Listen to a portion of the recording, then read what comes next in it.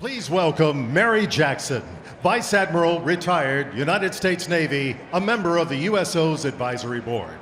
Retiring from the U.S. Navy after more than 30 years of service, Vice Admiral Jackson served as 6th Commander, Navy Installations Command, where she oversaw operations at more than 70 installations around the world. Vice Admiral Jackson is joined today by our Grand Marshal, U.S. Marine veteran and WWE superstar, Lacey Evans. Wow, what a day. This Memorial Day weekend, the USO and Coca-Cola are proud to salute America's military service members and their families, especially those who have paid the ultimate sacrifice. Remember, freedom is not free. Here with me today is United States Marine Corps veteran and WWE superstar, Lacey Evans. Woo! We are proud to be here in honor of those we remember and in gratitude to the men and women now serving our great nation in the United States military. Please join Lacey in saying the 4 most famous words in motorsports. Driver, start your engine!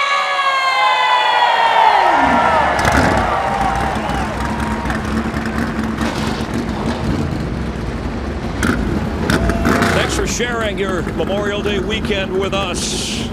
600 miles, NASCAR on Fox. The race is on the way. Amidst the pageantry, we're high atop the start-finish line at Charlotte. I'm Mike Joy, along with Charlotte NASCAR Cup winners Jamie McMurray and Clint Boyer. 600 miles. It's always been, since 1960, the longest race on the NASCAR schedule. Sure, it's physically demanding, but how is this race mentally? Well, you said it, Mike. Physically, you can train for it, though. Mental side of it, it's hard to put all that together for 4+ hours. We saw guys running right up against the wall yesterday. You don't want to tear your car up. You don't want to get into somebody else. You don't want to lose your composure on the racetrack. You got to save your car so it's going to be there at the end. No mistakes on pit road, Clint. Make sure you put your car in a position the last half of this race that you have a shot at winning. You know, for me on this special holiday, it's, you know, you think about a fallen hero, and then when you think about that, for me, you think about family, the family behind that service member. And for me, the families being here represented and being honored just alongside that fallen hero, it's so special to have them riding on board with us on these race cars, and it's just something you always remember, and you look forward to meeting those family members every year.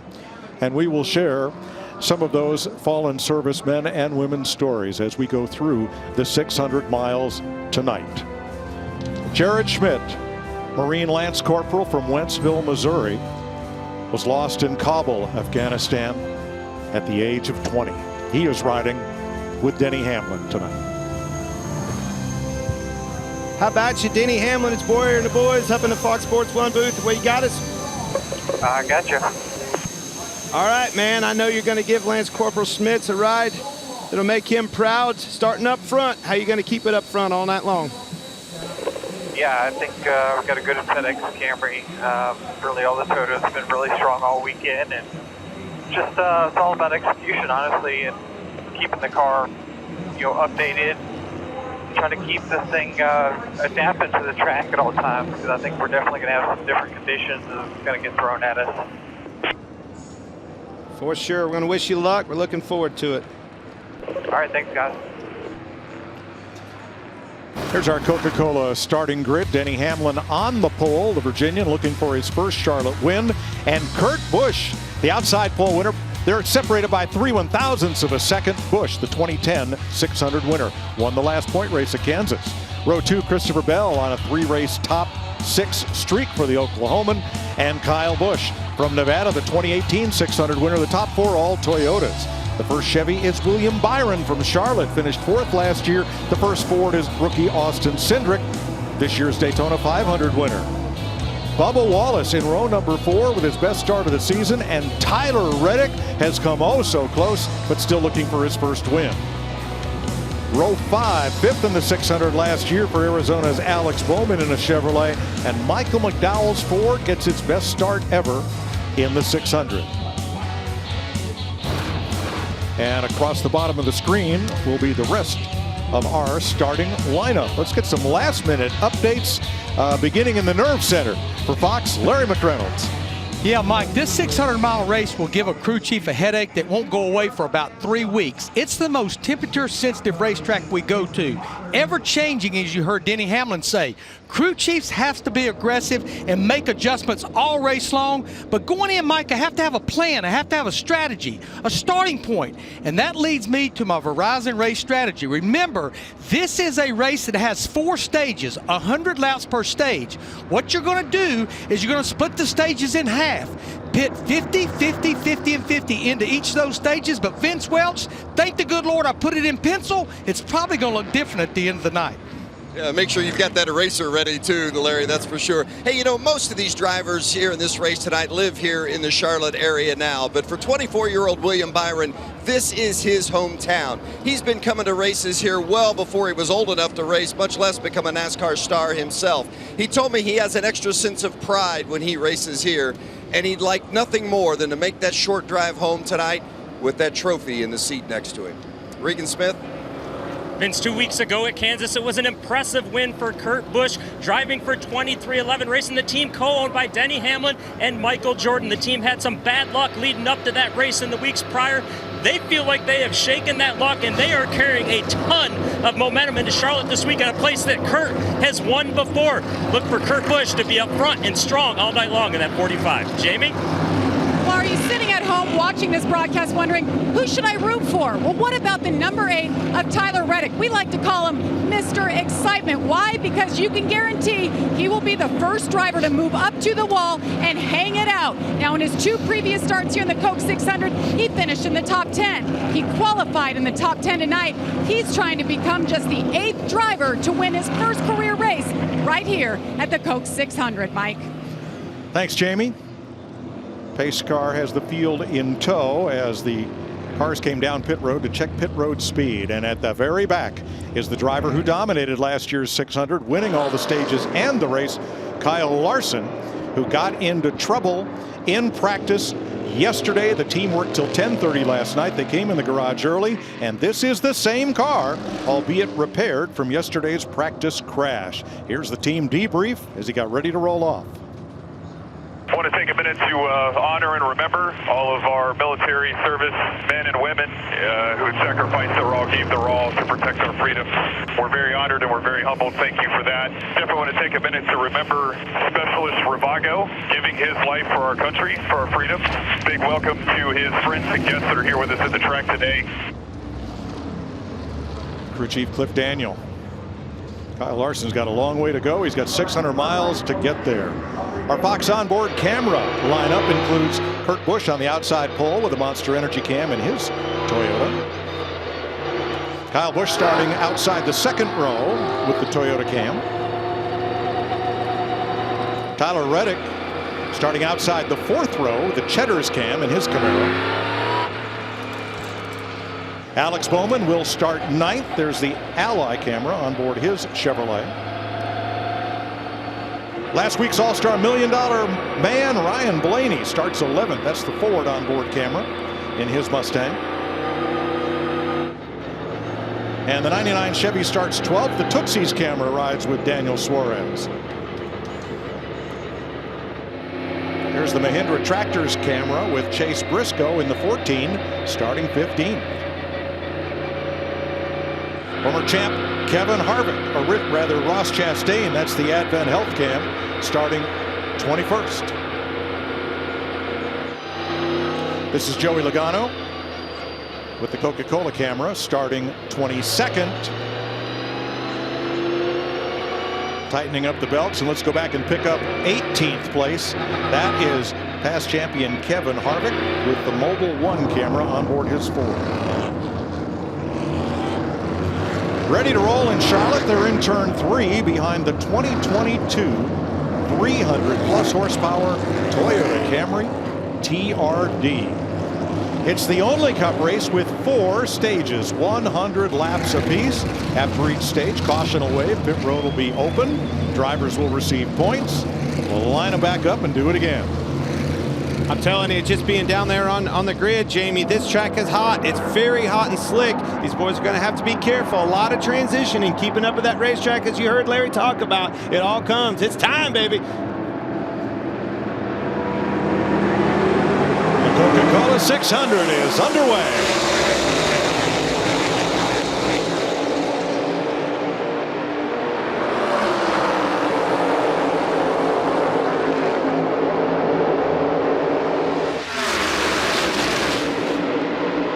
Neither one of us has help by 1.5. It's Chris Lambert, Denny Hamlin spotter.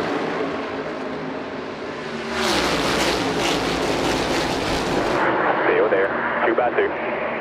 Who will lead the first lap? Hamlin by 1/100th of a second. I think you're going to see the battle with these Toyotas all night long, but already what I like to see, that Tyler Reddick up there 3 wide, exercising that outside line, Jamie. Yeah, the one thing that stuck out to me, Clint, was the start of the race. Denny Hamlin chose the outside, but it appears that the inside's just as good. The way they have this resin on the track for both lanes, right now it looks like there's not really a lane that's is better than the other. Top, bottom, middle, 3 lanes wide through turns 3 and 4. Well, the resin is applied, and it wasn't reapplied, more importantly, but it is applied for traction compound, if you will. It is making traction in different parts of the racetrack, opening up those grooves to the outside, and then enabling those guys to get to the outside and make passes.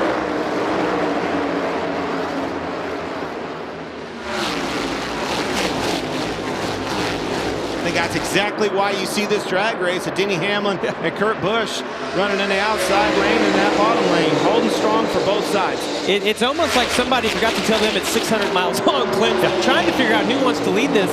It just appears that the bottom lane is good through the middle of the corner, but Denny then gets that big run on the exit. It looks like he's finally going to clear him.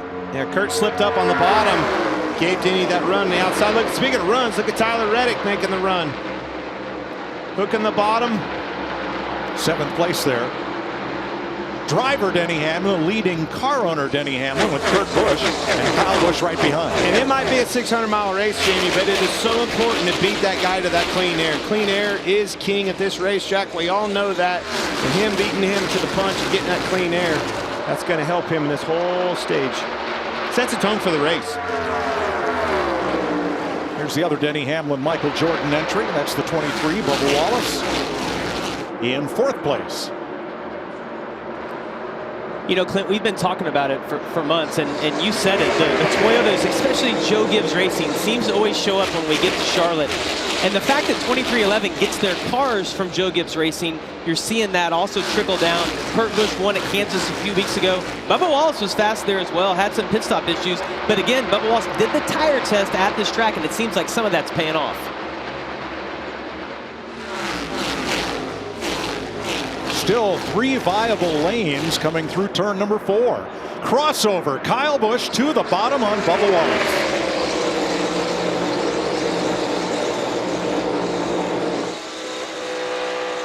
Candyman going all the way to 2nd place, maybe off turn 2, but Kurt Busch has the top and the run.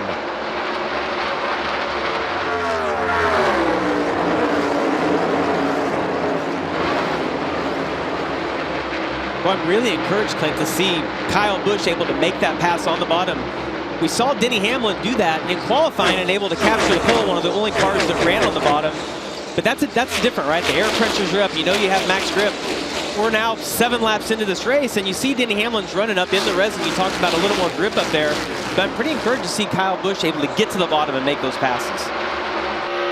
Christopher Bell in that indigo-colored Toyota trying to shoot the middle. These guys are very aggressive. You see Christopher Bell slip up. Now he's in the middle of the meat and the sandwich, 3 wide. one of the hardest things to do in managing this long race, especially how it starts in the heat of the day and ends at night, is managing that air pressure, right? As a crew chief and the guys on the box trying to get away when it's hot and slick like this with as minimal pressure as you possibly can, but don't get yourself in trouble. Over the course of the last few races, we've seen some guys have some tire issues, and I think that's a big cause of it. Yeah, that's a great point. That you want as low air pressure as you can get, and you want as much camber in that left rear tire. And we did see one car, Corey LaJoy, have an issue in practice earlier with that. You see Kyle Busch going for the lead on the bottom again. Everybody's going to take note of that he's able to make those passes on the bottom. It doesn't look like Denny Hamlin put up much of a fight there. I don't know, neither did anybody else, man. He did that at will. Car was extremely fast yesterday in practice, last night in qualifying. I think you're going to see these guys fighting each other hard. But I'm telling you, if anybody can be a dark horse and surprise them, it's that 8 car right here at Tyler Reddick.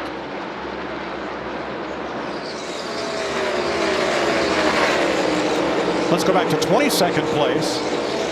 The 5 of Kyle Larson, all repaired after starting out back. He started 36th, now running 22nd ahead of Ricky Stenhouse, Ryan Preece, Chris Buescher.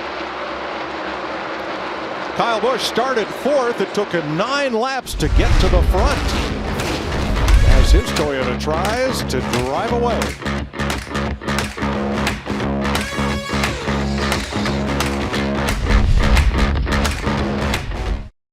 15 green flag laps complete. Kyle Busch has been out in front for the last 7. Denny Hamlin led the first 8. Kurt Busch led a lap. All Toyotas at the top of the board. How about Bubba Wallace up for 2nd from 7th starting spot? In fact, the drivers who started 1, 2, 3, Hamlin, Kurt Busch, and Bell, are now running 5th, 8th, and 7th. Tyler Reddick right behind him has picked up a few as well, but doing it in a different fashion, Jamie, running really high right up against the wall. Trouble turn 4. One car around and another slams in. Chris Buescher, Ryan Preece, and Ryan Preece, who had almost won the truck race Friday night and finished top 5 in the Xfinity race yesterday. And now Preece and Buescher are together. Well, if that also involved Noah Gragson, that would have been the 15, 16, and 17. And I believe it did.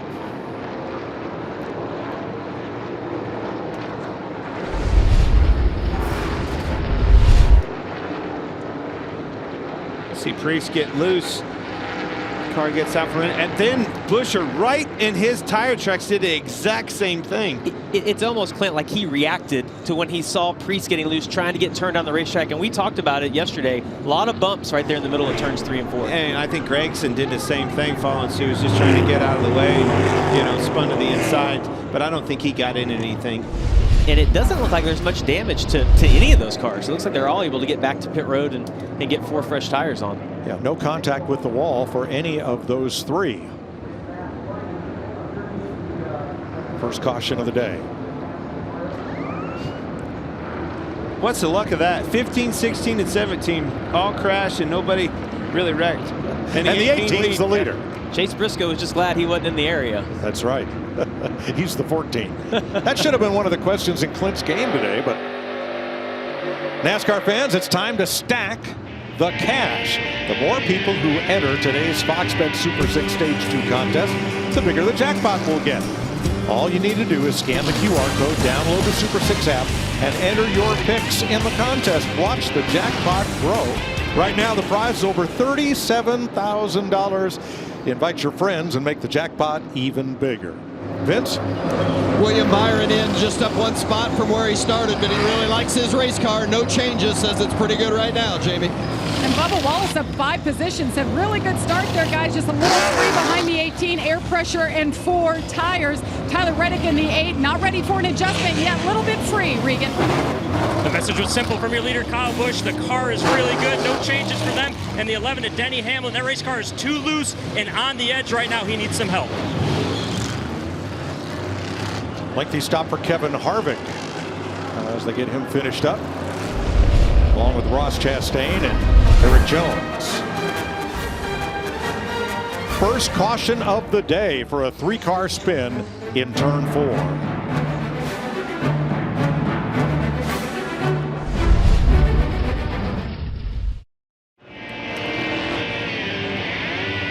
ready to restart. Race leader Kyle Busch chose the inside of row 1, and after the choose, here's how they'll line up. You won't see. Oh, you will. All right, we're ready to roll here with Martin Truex too fast exiting pit road, and Todd Gilliland having an uncontrolled tire during his pit stop. Several cars were struggling on pit road, blocking, having trouble. Seen it all year. It's going to be a big story to keep up with in this long race. Look at this crowd. Sellout of Charlotte Motor Speedway. Also Ryan Blaney too fast entering pit road. He restarts in the back.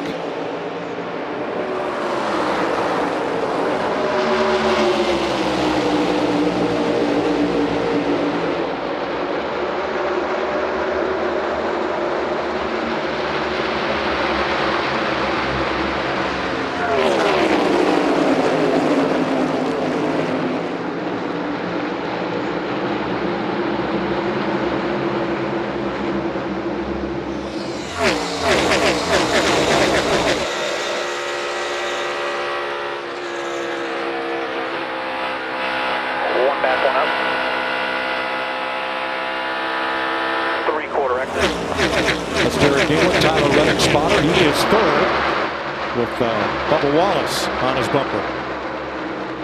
And now drifting up high.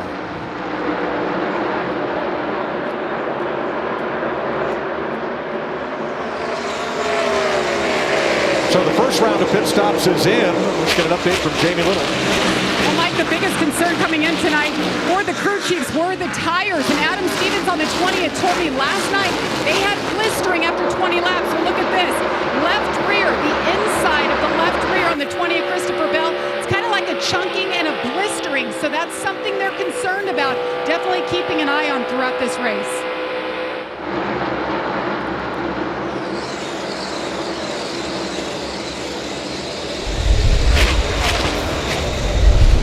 Look at the wrinkle on the left rear of William Byron as he fires off after this caution period on new tires. Well, you can see that tire's low. The other thing is it's tilted out at the top. So all of the weight is on that very outside edge where you see the yellow of Goodyear is. That's what's breaking the tire down, is you got so much load on it and all of the camber that's in the tire. Bubba Wallace to second place now. Larry Mack, how much pressure will these tires gain over a run? Yeah, the left sides probably will gain anywhere from 12 to 15, Mike. And Goodyear says, please do not go under. Do not start under 22 PSI. But there's just a combination of things. How aggressive they are with the setups, the camber that Jamie McMurray mentioned, and just the higher loads that this car has on the left rear versus the old car. It just all stacks up. To Jamie's point, it hurts it in the beginning and doesn't show up too well into a run. You see these guys racing side by side, the 5 of Kyle Larson and the 47, Ricky Stenhouse Jr. I'm telling you, I expected that 5 car to get up through the field, make pretty work out of it, but that 47 is following suit just like him. Moving, boys. Them guys are getting up through the field. Larson restarted 18th, up 23 since the start of the race, up 5 since this restart. Now, Bubba Wallace has raced his way up to second place. He and crew chief Booty Barker talking tires. Freddie, you got slight chunking on the inside of the left rear. I don't know what he does to be non-abusive to it. Obviously, it's a hot racetrack, you know.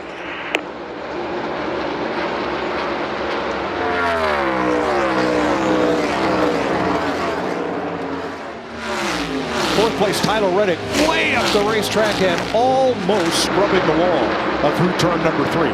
Well, and I saw Reddick run the bottom for the first couple of laps, and as soon as Bubba Wallace got to his outside past him, he immediately went to the top. We know Reddick, Kyle Larson are as good as you can get going around the top of the track. As we right along, now he tries the bottom. At the end of the day, you can't go through him. You know, William Byron's up there in front of him running the outside. Tyler Reddick, he's got that dirt background. I love that. Searching around this racetrack. But this is what we were talking about, folks. You can see him rolling into the corner high, runs the wall all the way down, comes off of it just a little bit. Well, and the one thing about running high is it's better when the sun's out. When it's hot, like we saw in the Xfinity race yesterday, we saw all those guys run the top. When the track is hot and slick, it just seems like the top of the track is where you want to be. As it cools down and as we get closer to the night, I think you're going to see all those cars start to migrate back to the bottom. Well, turn 3 gets the most sunshine of any spot on this racetrack. Turn 1 the least, and the difference in temperature of the asphalt can be more than 30 degrees one to the other. Yeah, but look at the glare. That glare is something that really hurts you. It's very blinding, but also you'll see the rubber starting to build up on the windshields. And as that gets worse and worse and that sun keeps going down, I'm telling you, turn 3 gives these drivers fits. Yeah, and it's not just the rubber building up on there. It's that the tear off that's on the front of that car. It gets like sandblasted from the small stones on the track, and that makes it even more difficult to see. Vince. The 24 of William Byron just a tick snug, so they're going to make a slight air pressure adjustment. Otherwise, pretty happy with that 24 right now. Jamie? Tyler Reddick in the 8 just said he was much tighter that run. They figured they'll just make an adjustment. Little problem on the right rear there, Regan. Denny Hamlin started the race too loose. Good adjustments on the last stop, though. Happy with that race car right now. Some concern from the driver, though. He feels like he is down on power. Maybe something not right there. Another problem for Kevin Harvick. They had a slow stop the first time. This time he had to back up to get a clean launch out of his pit stall.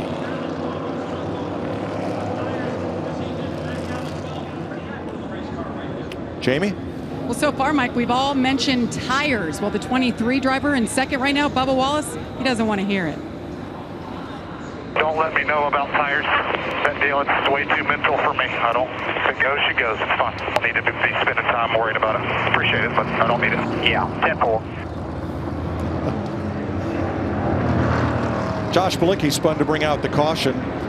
Racing to Remember, Marine Lance Corporal James Ray Davenport from Danville, Indiana. Lost in Iraq at age 20 when the Humvee he was driving ran over an improvised explosive device, killing him and 2 other Marines. Out of race, Ryan Preece, involved in the first incident. He was racing to Remember Army. Sergeant First Class Gary Harper of Verdun, Illinois, who was lost in Iraq at age 29.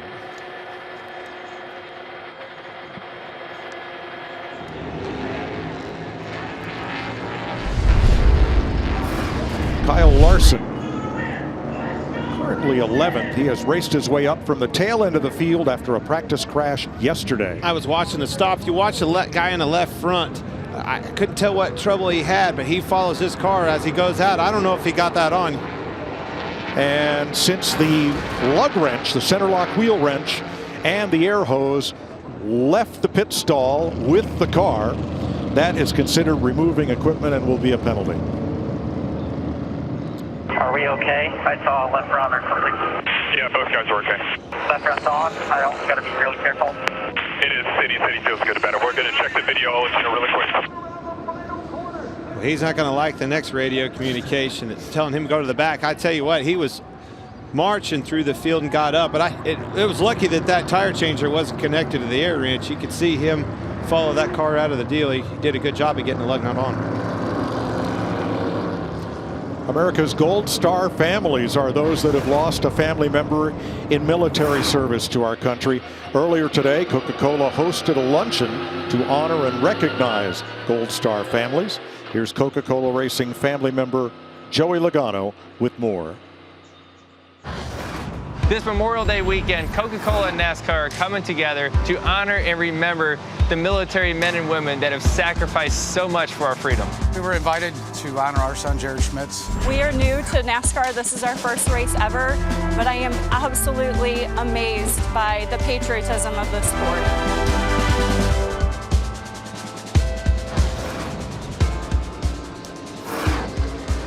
Cleaning up the second caution of the day for Josh Bilicki's spin.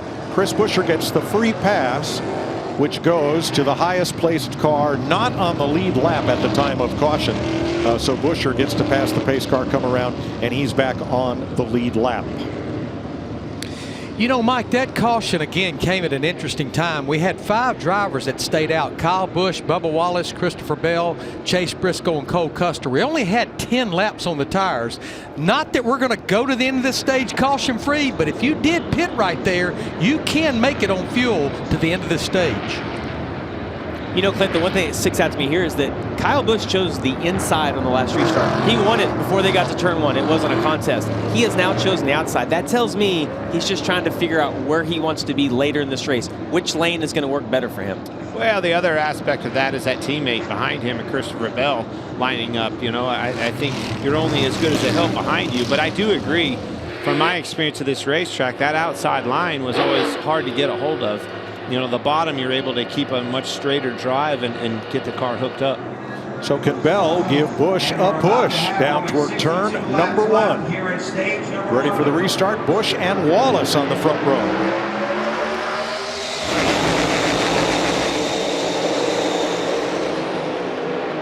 Well, there's the push we talked about, but it isn't enough. Bubba Wallace gets a run on the inside. Man, the 14's really shot up the racetrack. Chase Briscoe 4 wide as a result.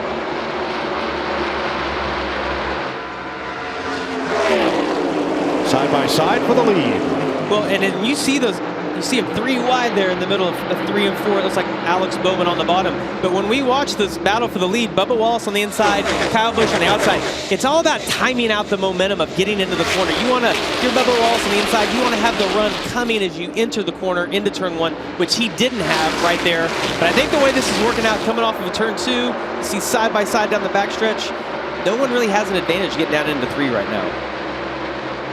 Now in turn 1, Kyle Busch came down the track to hold Bubba Wallace to the bottom lane. Here, Busch runs up high, gives Wallace lots of room. Well, I tell you what, with the 14 of Chase Briscoe, I've seen all I need to see. He stayed out right there, and that's why he shot up the racetrack on those old tires. He was in trouble. Something to keep an eye on as we move on through the night. Daniel Suarez up underneath Denny Hamlin. This is for 3rd.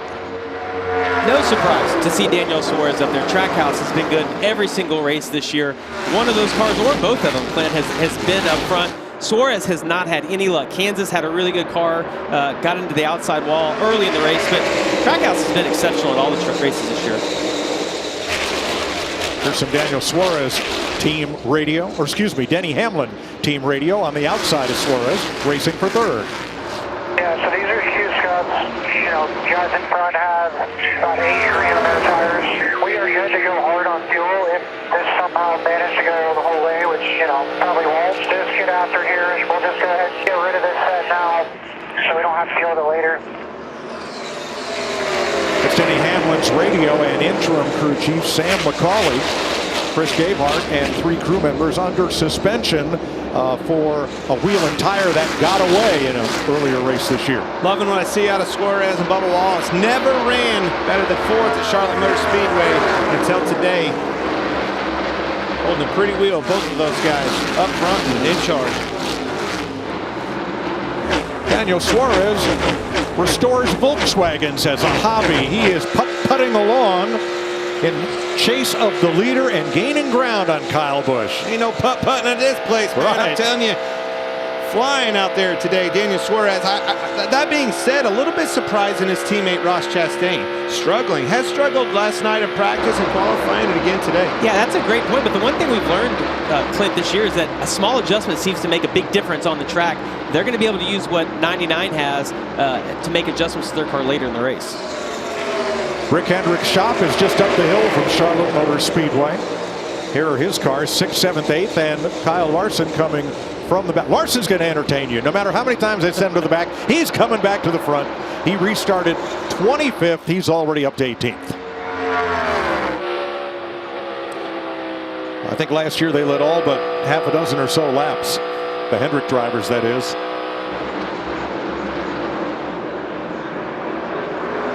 For the lead, Monterrey, Mexico's Daniel Suarez restarted 8th. He's first. Well, Kyle Busch is holding tough on the outside. Oh, he's loose into the wall. He's around. And it's like he squirted. It's a little more throttle trying to hang on his outside. That thing got loose and away it went. And the crowd goes wild when they see the 18 go around. Wow, did not see that coming. The thing that I noticed with Suarez is that he wasn't running the bottom, he wasn't running the top. He was kind of in the middle, and he tried to run that same line when he got inside of Kyle Busch. And like you said, Kyle tried to squirt the throttle to get back to his outside. Well, if you wondered where the limit is in turn 2, Kyle Busch just found it. Here's our Goodyear aerial coverage. And he always does. You can see Suarez trying to move him up the racetrack. He got, man, he just got close to trying to hang on his outside, and away it went. That was kind of a power move by Suarez trying to get to the lead, and just two guys fighting for position. But in result, Suarez to the point, and Kyle Busch spun around.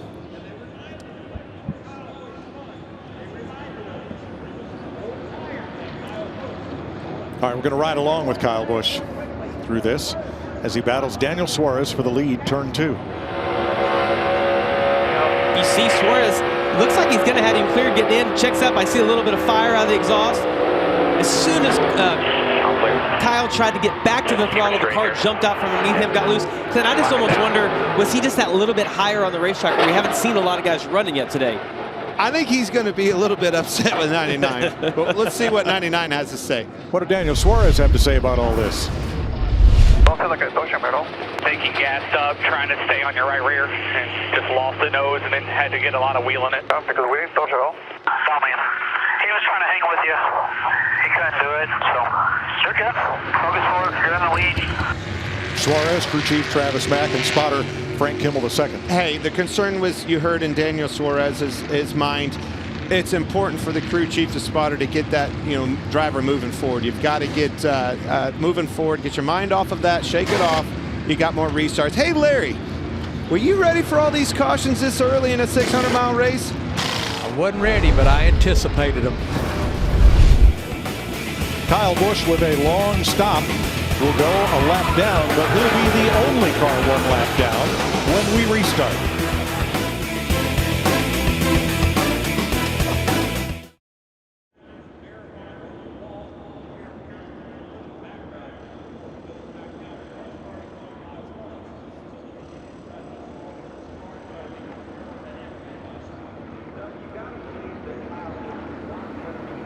Things are heating up here early at Charlotte Motor Speedway, race fans, as we've seen the 99 of Daniel Suarez take the lead early on here in this 600-mile event. Trackhouse Racing has been up to some interesting stuff lately as they announced Project 91, a new racing venture of theirs, as an opportunity to give talent in the motorsports world a crack at the highest level of stock car racing. Their first driver appearance, Formula One champion Kimi Räikkönen. He'll be making an appearance for the first time in a NASCAR stock car since 2011, running what could be a one-off race in just a few weeks at Watkins Glen. A lot of talks of what other motorsports stars we could see taking to the Cup Series here with Project 91, but rumors so far, Kimi Räikkönen is the only certified driver who will be taking on that project for the 3-time winning Trackhouse Racing. Keep an eye on Daniel Suarez as he's currently pacing the field.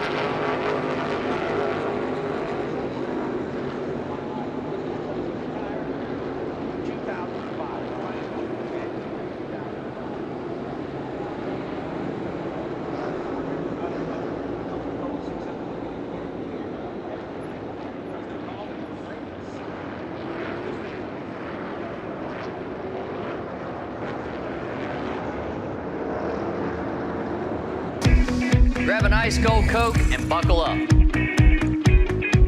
You're watching the Coca-Cola 600 on Fox.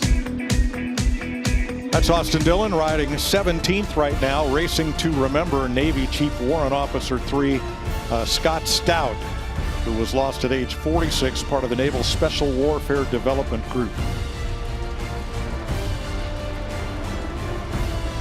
Ready to resume after 3 early caution flags. Daniel Suarez in a Chevy, Denny Hamlin in a Toyota is your front row for the restart.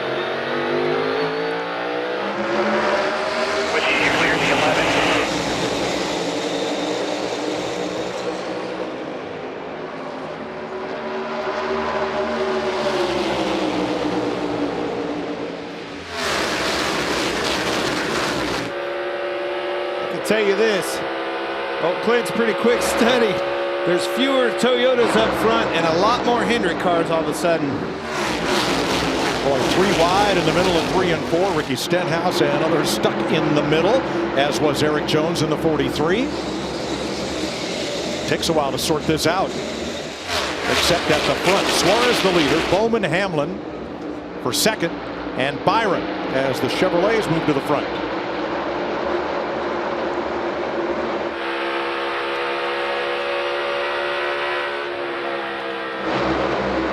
Jamie Clint, both of you have won here in the October race. How important is it to be really good and up front early? Oh, it's so important. But this track transitions. We all know that. You're going to transition 20 degrees as you fall off into the night. Trying to set your car up and, more importantly, keep up with that racetrack. Almost every single pit stop, you have to make an adjustment because this thing just keeps transitioning into the night. Well, the track is definitely going to change. The unknown, I think, this year is that we have this brand new car. The diffuser, the way that works. Car in the wall. The wall. It's Larson. He was driving off into the corner. The 45 moved up, took his line. Just a little bit. Wasn't hard, not like practice. Well, that's the whole side they just replaced, spending most of the night to do it. Well, and if you heard them right there, they referenced it was hard, but not as hard as practice. That kind of gives Cliff Daniels and the guys an idea what they repaired yesterday for what the damage could be right now. Last year's winner who won every stage, running 11th. He was doing it on the outside, much like you see Brian Blaney right there. And as soon as the 45 moved up in his wake, he lost the nose and shot up into the wall. William Byron now running right behind teammate Chase Elliott, Vince. Well, and they like their race car. They've made very small adjustment with air pressure last time through when they got 4 tires, but they approached this race, Rudy Fugle, the crew chief, told me earlier today, as 4 100-mile races. And we're just halfway, a little more than halfway through this first 100-miler, and they like where they sit, looking for those stage points, running 5th. 8th place right here. Kurt Busch, Ryan Blaney. Let's go back and see what happened to the 5. I watched this big run he has getting off into the corner. You can see a huge run. He gets off running high. The 45 moves up. Kurt Busch just the least little bit, takes the air off of him. He makes an adjustment and gets into the wall. It happened that fast. Just squeezed him a little bit, Jamie. Well, it's almost a combination. There's some bumps getting in. Larson hit those bumps, the back started bouncing, and the 45 sliding up in front of him. He had passed about 8 or 10 cars the 2 laps prior to that, doing the exact same move. As we're looking, though, at Chase Elliott right here, he was doing the same move on the restart. The 9 car has come to life the longer this race is playing out. It's starting to cool down a little bit. Look, Chase Elliott has been as good here the last 3 or 4 times on the oval and the roval as anybody. Well, I'm going to say it. Chase Elliott's a patient race car driver, methodical, takes his time. That 5 car probably should have had a little bit of patience. He got up through the field not once but twice extremely fast. A little bit of patience would have went a long ways there. I love what you're saying right there, because when I watch Chase Elliott drive, I feel like he always gives me about 95%. And then when he needs to give a little more at the end of the race, he's able to do that. Super methodical, and it's like you say, it's the opposite of a Kyle Larson, who you know is always about 105%. Now, in the group right behind them, look at this 2 of Austin Cindric. Xfinity champ. Whoa, he about took the nose off of Tyler Reddick's car. That's the one you're talking about? Yeah, that one. Wow, that was close. That was extremely Okay, close. we'll get it 2, then keep by 2. You know, we talked about Cindric in the pre-race show and winning the Daytona 500, biggest race of the year, but it almost sets those expectations a little too high for a rookie coming in. Only has 20 starts in the Cup Series, Clint. doing a great job. Ran well at the All-Star race last weekend. Obviously having another great day today in 6th place right now. Of course, one of those starts was winning the Daytona 500 back in February. Vince. Well, and to that point, Jamie, Austin told me this afternoon that he's just starting to feel comfortable. He feels accepted within the Penske organization as a driver who hasn't had a teammate in a long time. Now he's got 2 of them, and he really likes what he's got. He's up 10 spots from falling all the way back to 16th. He started 6th, went to 16th, now back up to 6th. Here at second place, 2 of the Hendrick Chevys, Elliott and Bowman, Byron behind them. So 3 of the 4, of course, Larson is the other. And Kyle Larson's bout with the wall in turn 3, if that had been last year's, the last generation car, that would have been sheet metal in against the tire, would have been a crush panel problem. He would have had to pit. But with this composite body, just pops right back out and you keep on trucking. 100%. What a difference a few laps make, Jamie. I'm telling you, going into this race, I thought it was going to be a Toyota dominance. And turn 2, Gibbs got one around and in the wall.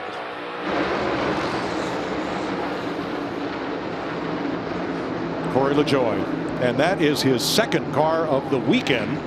Crashed one in practice. All right. Now last. Yeah, if the first one didn't do it, the second one really felt good. Only 4 total cautions in last year's 600. We've already had 4 today. Hit yesterday as well, really hard. And that's the worst hit you can have. That when that car spins around and you hit driver's side first. He talked about yesterday. He's like, it didn't look bad, but it hurt. You're going to see right here again that tire blows out, spins around, driver's side first into the wall. Almost the exact same point that happened yesterday.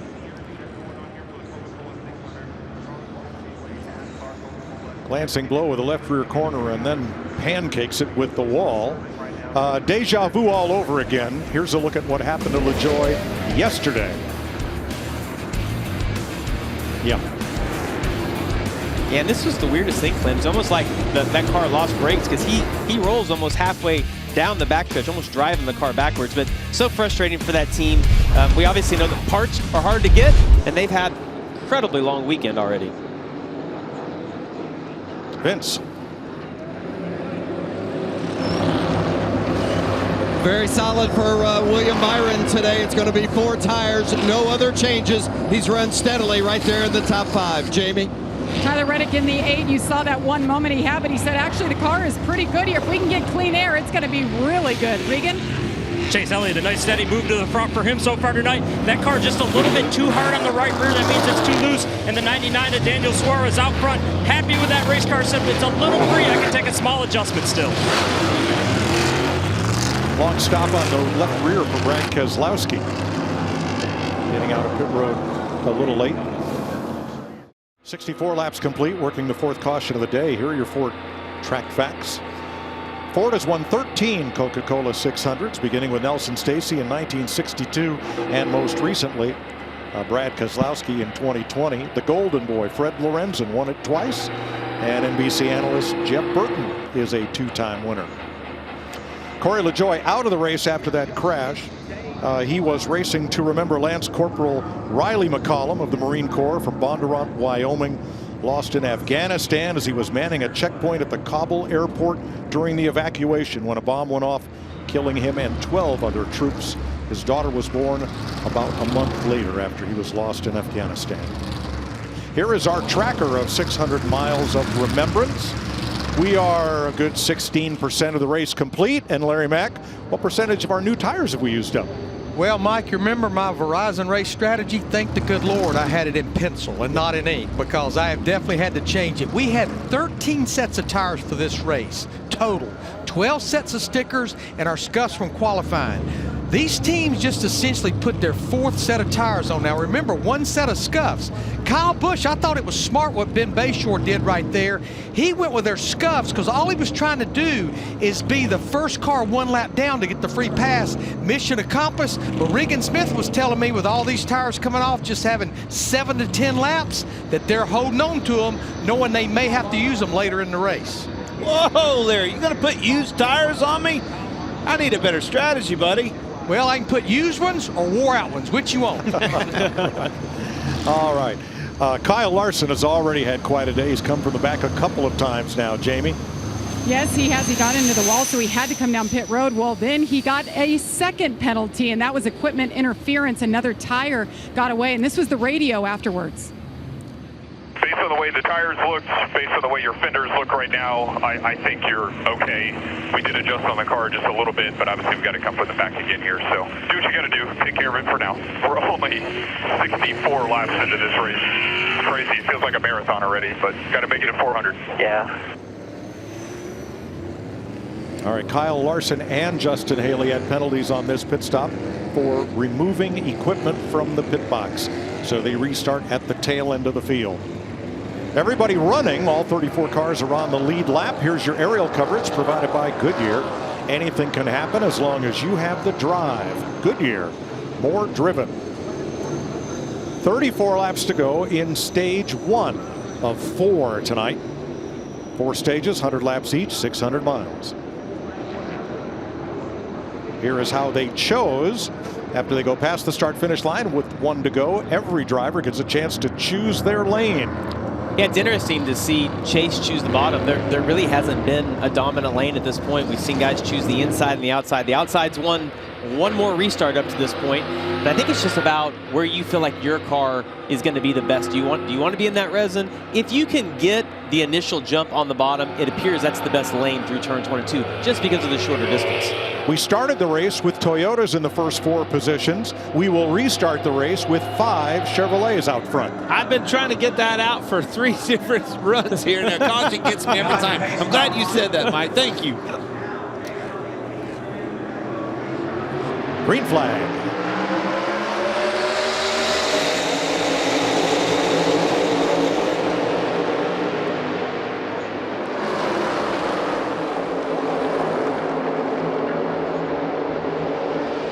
Chastain on the outside, already making it 3 wide. These guys are not paying attention, don't care about how many cautions. We're going for it. Need clean air. He's outside Joey Logano, who did not get a good roll through turns 1 and 2.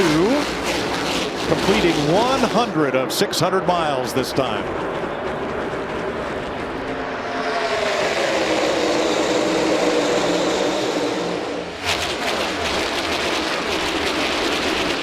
Packed infield seats and suites sold out.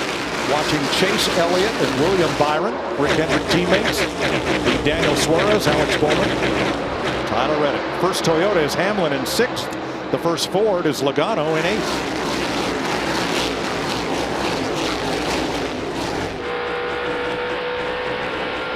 Coming to your bumper here, clear.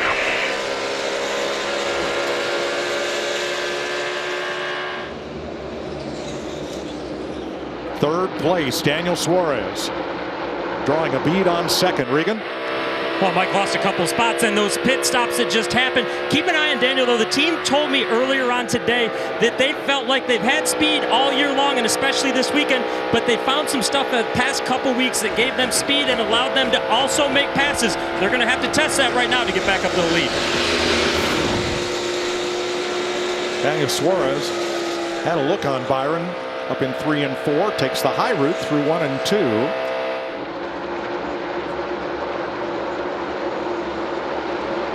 And there might have been a little contact between Ryan Blaney and Christopher Bell last time by. Let's see, the 12 and the 20.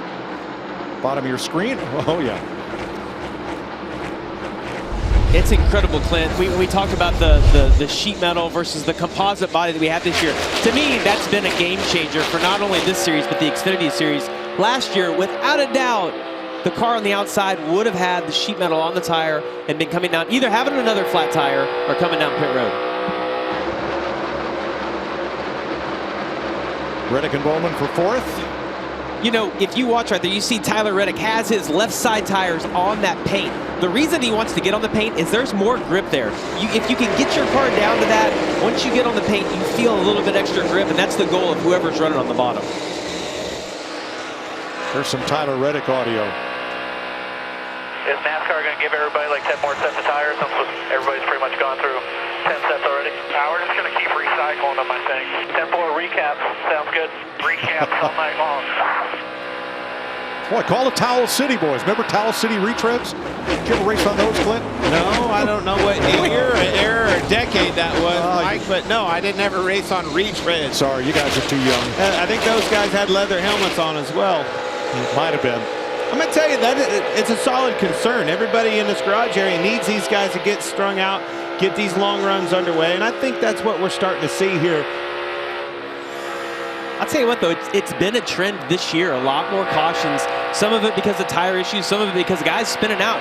We didn't see guys spin out over the past few years. When the cars would get hung out, it seemed like the side force they had on the car would allow the driver to catch it.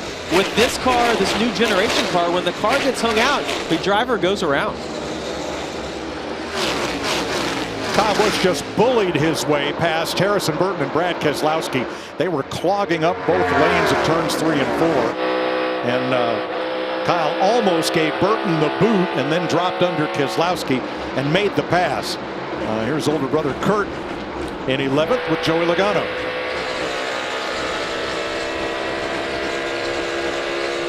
Each year, Fox Sports remembers all of the servicemen and women of the United States lost in action during the last year, since we last brought you the Coca-Cola 600.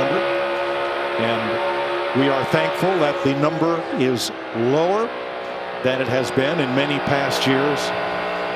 And we want you to look at their names and remember their service and their sacrifice too.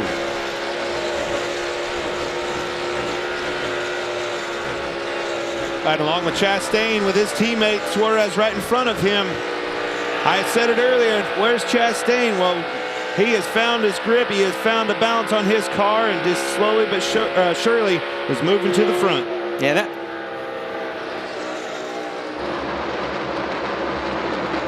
You know, Clint, we talked about it with Logano a few weeks ago. Struggled at Dover, won at Darlington, and I feel like we're kind of seeing a similar trend here, but it's almost manufacturer-based. We thought Toyotas were going to be dominant, but when you look, top 6 cars are all Chevrolets right now.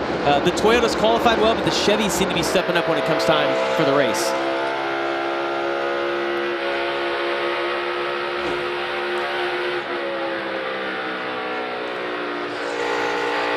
Sixth place here. Chastain inside of Bell. Ooh, tight. You hear him backing out of the gas. His car was tight and moving up. Moving up right in front of Ryan Blaney.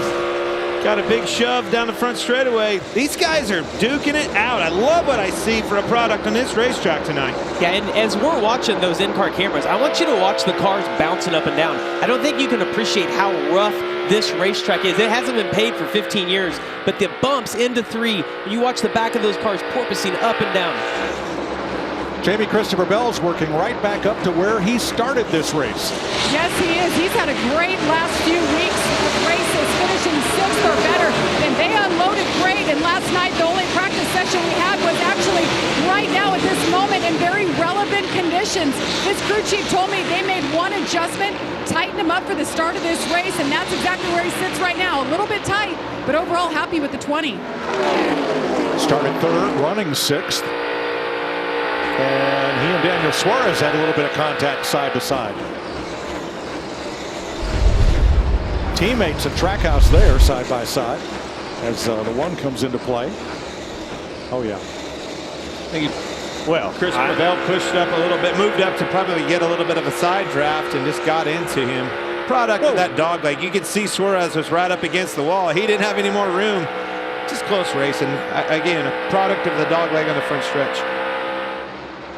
Kind of a 5-pack right here of cars with now Suarez in the midst of Wallace on the inside, Blaney on the outside. Here comes Hamlin in the 11th and Kurt Busch.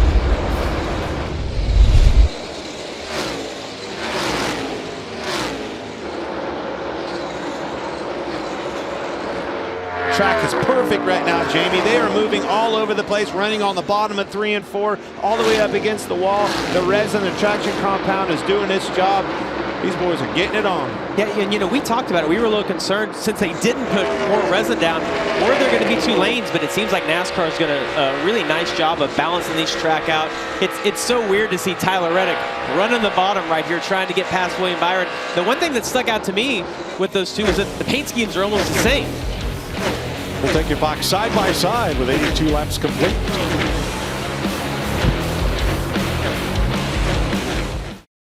Welcome back to the 63rd Coca-Cola 600 on Fox. This is the longest green flag run of the race. 12 laps to go to the end of stage 1. They'll wave the green and white checkered flag to end the stage, award points to the top 10. Then we'll have pit stops, line them up, and begin stage 2. Hard to Chase believe. Elliott, your leader.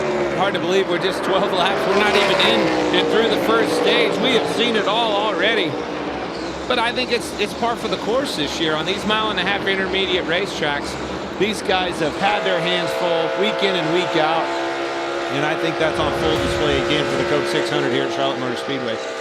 Daniel Suarez has dropped to 17th, ran that car really hard, raced it up front, restarted 4th, now in 17th position. Everybody on the lead lap except BJ McLeod and Kaz Grala. Ricky Stenhouse has moved up to the top 10. After a pit stop penalty, Martin Truex has climbed up and into the top 10 now in 9th. Denny Hamlin has dropped to 12th. Ricky Stenhouse Jr. has done a phenomenal job. About the last month, they have really come on strong, found consistency, something that they've really struggled with over the years. I'm telling you, knocking on the door. They keep this up, they'll be in the playoffs. Vince?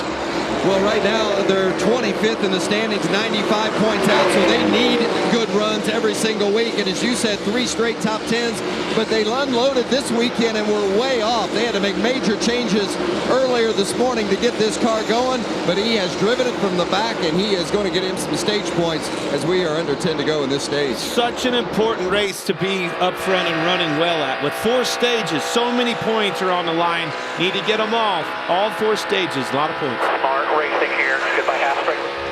Well, I love that information that they just gave. Smart racing right here. You just said it. Tyler Reddick's just on the outside of the playoffs.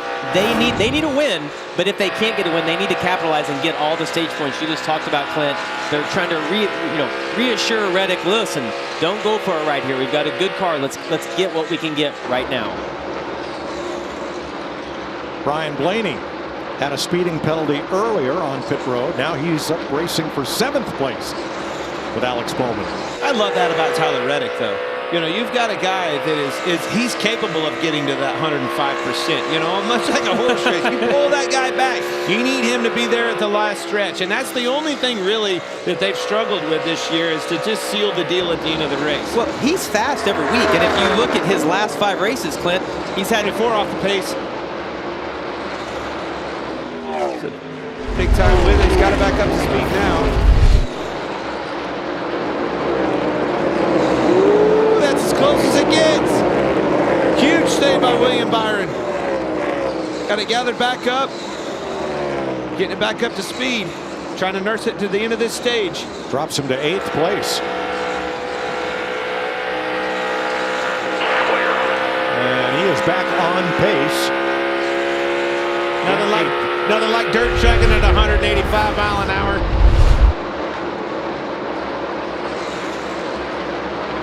All right, Regan, how about Daniel Suarez? Mike, it's been a rough go of it this run so far. The team put scuff tires on the last pit stop. Had a little bit of contact as well. They are trying to figure out what has happened to this race car. Take a listen. Look at it. Simple. We're looking at pictures, trying to understand what happened. We're trying to look at the diffuser flap, trying to understand. We put on scuffs, but a couple other guys did as well. We didn't make no adjustments. This is something bigger. Something happened to this car. Yeah, he is way back to 27th. Kyle Larson 3 spots behind him. They put on scuff tires on the last stop, and Larson has not passed any cars since the restart. 5th place here. Good friends Bubba Wallace and Ryan $1 Million Blaney. You just can't sit there and just keep firing off sticker tires. I mean, we've heard Larry talk about that. You know, eventually you're going to have to sacrifice a little bit. And you see the 5 and the 99 doing that. The Ryan Blaney Family Foundation held a great fundraiser at Top Golf in Charlotte the other night to raise money for concussion research. William Byron was there, Ryan, of course, Daniel Hemrick, and others. Yeah, I saw Christian McCaffrey actually came out. Hey, well done. Balls with those guys. Yeah, Ryan. Bet that boy big can hit the names ball. at Ryan's events. 7th place, Bowman and Truex. One name you're not going to see in the top 10 at the end of this stage in 3 laps is Kyle Busch. Kyle Busch's worst finish in a stage in any Coca-Cola 600 is 6th until tonight. Larry? But Mike, it was not that long ago. He was spinning off turn 2. It was a lap down. He got the free pass back on that last caution, and he's working his way back almost to the top 15 before the end of this stage. And on scuffed tires, no less. That's exactly right. More importantly, on scuffed tires, the only one that can do it. 2 to go in stage 1. Stenhouse 8th on the high side there. Chase Elliott, Tyler Reddick, about half a second apart.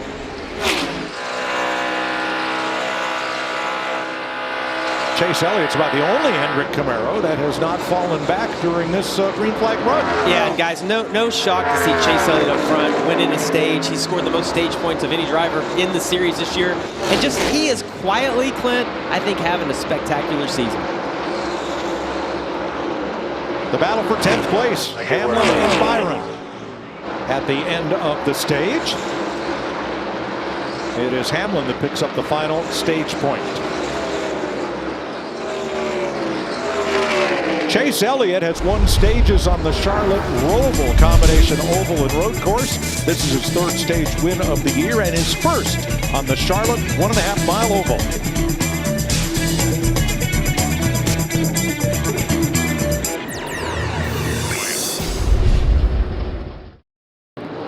Pit road is open, and here comes almost everybody. Jamie. Good stage for the 23 at Bubba Wallace. Ended up 5th there. Said he was lacking grip overall. Just fell off too hard, so they're going to make an air pressure adjustment. 4 tires here. Also had a vibration. You see the 20 at Christopher Bell. Car was freeing up as the sun went down. The 8 of Tyler Reddick. Pretty happy with it. No adjustments. 4 tires, Regan. Stage winner Chase Elliott. Pretty happy with his race car. Brady's hurting the right rear too much, though. Wants to continue to keep an eye on that. And the 1 car, Ross Chastain, balance is not good for him. Too loose on the wall especially. Here's your Ram race off pit road.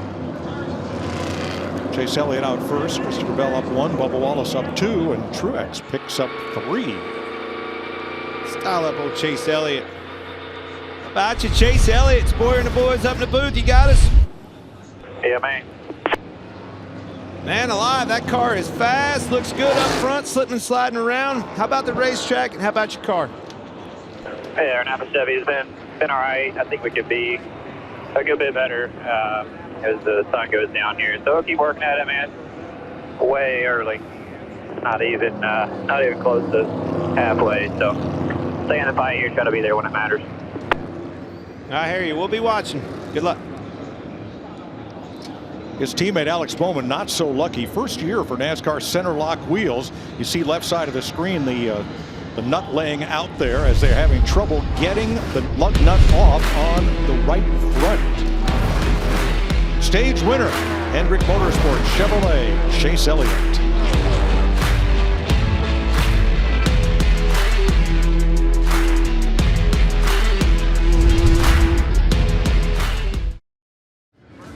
Getting ready for the start of stage 2.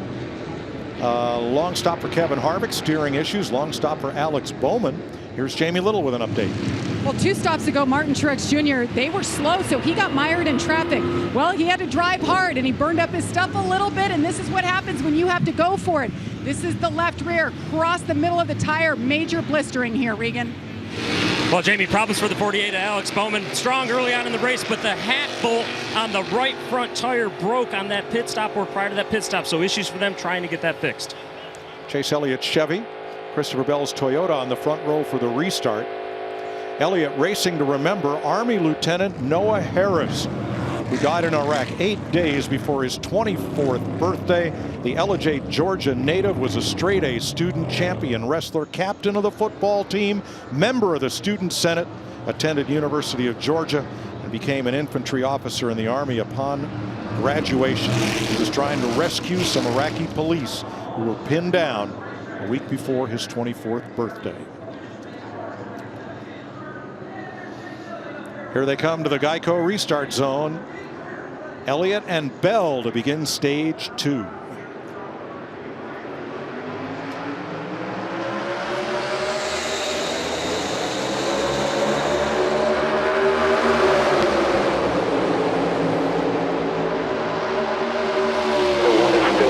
now off you.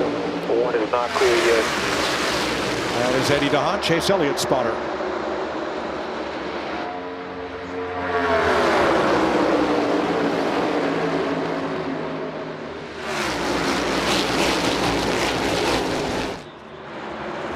Chastain being super aggressive right there, driving on the inside of Christopher Bell, sliding up in front of him. Then I love the push that he was able to give Chase Elliott down into turn 1. He got so close to him, you could actually see the cow flap starting to fly up on his car, which signifies that you're just almost to that rear bumper. Well, the truck's certainly cooling down. Everybody on fresh tires. Look at this cat. He's liking what he sees with this one of his 9 car up front. But that 20 degrees cooler, it's enabling these guys to be way more aggressive. All right, that's not Jeff Gordon. The first guy was the Hall of Famer and now vice chair of Hendrick Motorsports. Harrison Burton got a piece of the wall coming off turn 4 on the outside, but continues. You say Ross Chastain being very aggressive in the 1? That's the only Ross Chastain I know. 7th place, Byron inside of Hamlin.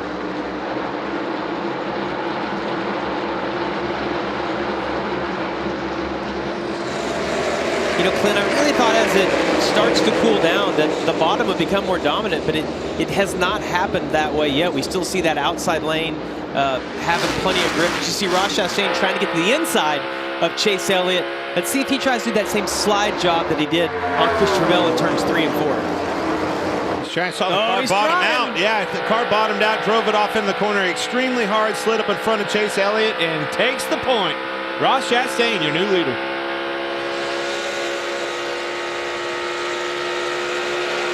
Ross the boss, 2 wins already in this young season. That man's wanting to see a watermelon smash tonight, Mike. 11th place. Here he comes. Slowly but surely getting back up through the field from a spin. Literally spun out, folks.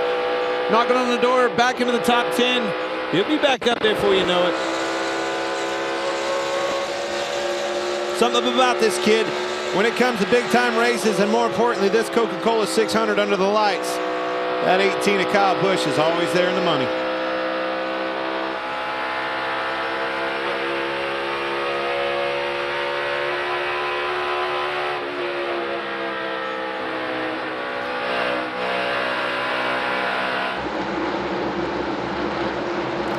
Ricky Stenhouse restarted 7th, trying to hang on to a top 10 spot here as Denny Hamlin just ahead. Right behind him, Chris Buescher, who was involved in the first caution of the day when he spun along with Ryan Preece and Miller Gregson. Nice recovery for Buescher, who got a free pass to get back on the lead lap. And that 18 car, Clint, he's been good top or bottom. We saw him run top, get by a lot of guys here on the restart. And now you see Buescher's kind of running that preferred lane. Kyle Busch is going to try to make the pass on the bottom. He's going to slide up right there in front of Buescher. But look at Tyler Reddick coming on the outside. He's been getting huge runs off of 2 with this outside run. And you see that momentum that he got right there. Moving to the inside of Kyle Busch. Now he's going to try into turn 3, running the bottom.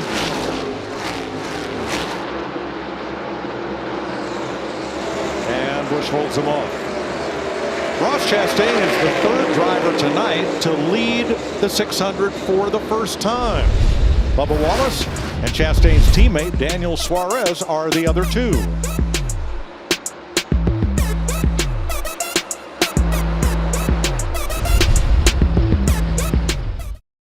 "120 laps, 180 miles complete in stock car racing's longest night, the Coca-Cola 600. 20 different drivers have been in the top 10 so far in this race. Martin Truex, Denny Hamlin doing it for the older crowd. Look at how young that top 5 is. They're all under 30.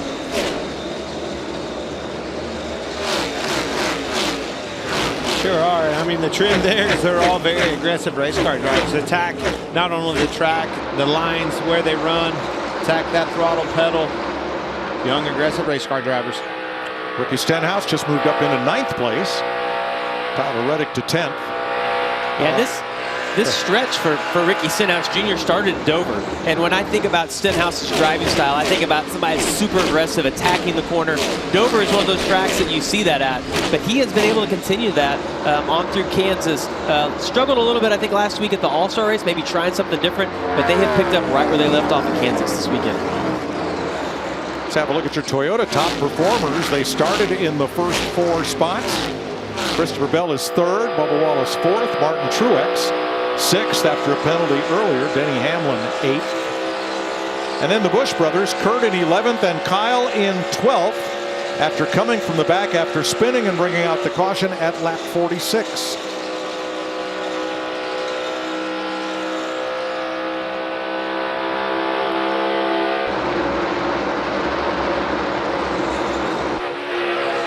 Ninth place. Tell you, I don't know if it's the resin that they've applied on the racetrack, guys, or if it's this new car at this racetrack. But this is some of the best racing all over the racetrack that we have seen in years at Charlotte Motor Speedway. Tyler Reddick, Ryan Blaney are right up against the wall. Kyle Busch. Then we've seen some guys be able to run on the bottom as well. I'm really impressed with the type of racing that I'm seeing. I know it's a 600-mile race, Clint, but it just seems like everybody's being so aggressive even early on.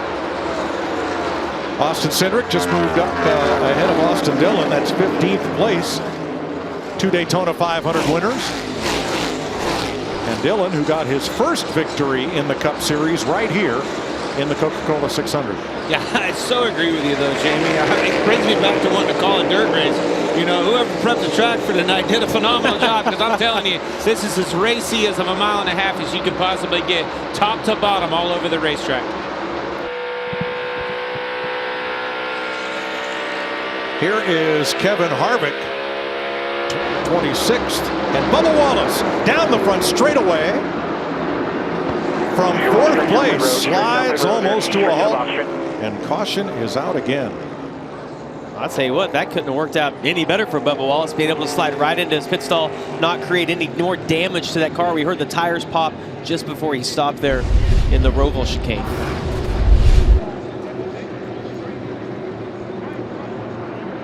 Down on the bottom of the racetrack, it just came around on him. Did a good job of keeping it out of the wall and staying into the throttle, running it right down. Now, I will disagree with you, Jamie. It probably could have worked out a little better, but if you're going to do it, rolling right into your pits is a pretty good spot. Tire went down. I think it went down in a good place. Thank gosh they have the turf right here on the inside of the racetrack. That 2 years ago, or what was it, 3 or 4 years ago, when that was grass, that would have ripped the whole front end off this car. So hats off to Marcus Smith and team for putting that turf in this racetrack. And he slid mostly on the asphalt. Where he slid through was the chicane before the start-finish line that is used for the Roval course here in October. Well, he's been in and out of the pits already. Just after 2 replays we've shown. That's fast work. I can tell you this. I don't think I've ever seen people spin out this often at Charlotte Motor Speedway, and we don't have one totaled car yet. Clint, everybody keeps saving them and driving underneath them. I was just saying the same thing. We've praised this new car with the body, but I also like the fact of how hard it is to drive. These guys, car gets out from underneath him. Last year, you would have saved that. He would have caught that, kept going. You see the tires are going to pop right there. It's pretty amazing. The guys are ready. Watch him drive right into his pit stall. It almost fits his sponsor, Clint. It's almost just like a drive-through service. Pit road closed. He'll have to start at the tail end of the line. Good news is he's got an extremely fast race car. And pit road is open. Jamie. As they all make their way down, everybody wants tires as soon as they can get them. You see the 19 there on the right-hand side, Martin Truex Jr. He's had an eventful night, had a penalty earlier. Just saying he's way too loose, needs to adjust on that car. They'll do it with air pressure. The 12 of Ryan Blaney, pretty close there. He's kind of been on both ends of it, tight in the front end, and the 20 of Christopher Bell's. And man, if we could get the lead, this car balance is really good, Regan. And Chase Elliott fired off tighter on that run. Doesn't want to be any tighter than what he was, though. And the one of Ross Chastain, been working on a loose race car all night long. They finally got that cured some. You see the flames top of your screen. That is Kyle Larson's pit. His car's still on fire, rolling down the pit road. Left rear is still on fire. 130 laps complete. That was the 5 pit stall and a little residual spill outside of the fill neck for Kyle Larson. A hot time in Charlotte tonight for the 5. We are 130 laps into the 400 lap Coca-Cola 600. Lap 18, Ryan pre-spun. Lap 33, Josh Bilicki. Lap 46, Kyle Busch. Lap 62, Corey LaJoie into the wall. Chase Elliott won stage 1 over Tyler Reddick and Christopher Bell, who just had a very bad pit stop. And we're under caution for Bubba Wallace, spinning off turn number 4, ready to go back to green.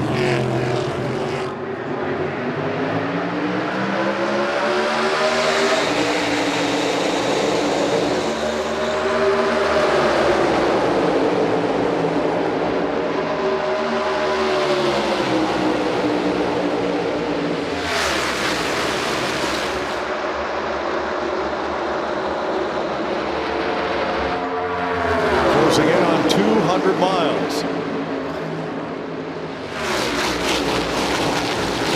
Man, it looks so much further when you see it on that lap bar graph down at the bottom of the screen. Long ways to go. Christopher Bell had trouble on the left rear on their pit stop, so he restarted back in 14th. Cody Ware got the free pass. He'll be back on the lead lap. He's carrying the Gary Sinise Foundation on the hood of his car.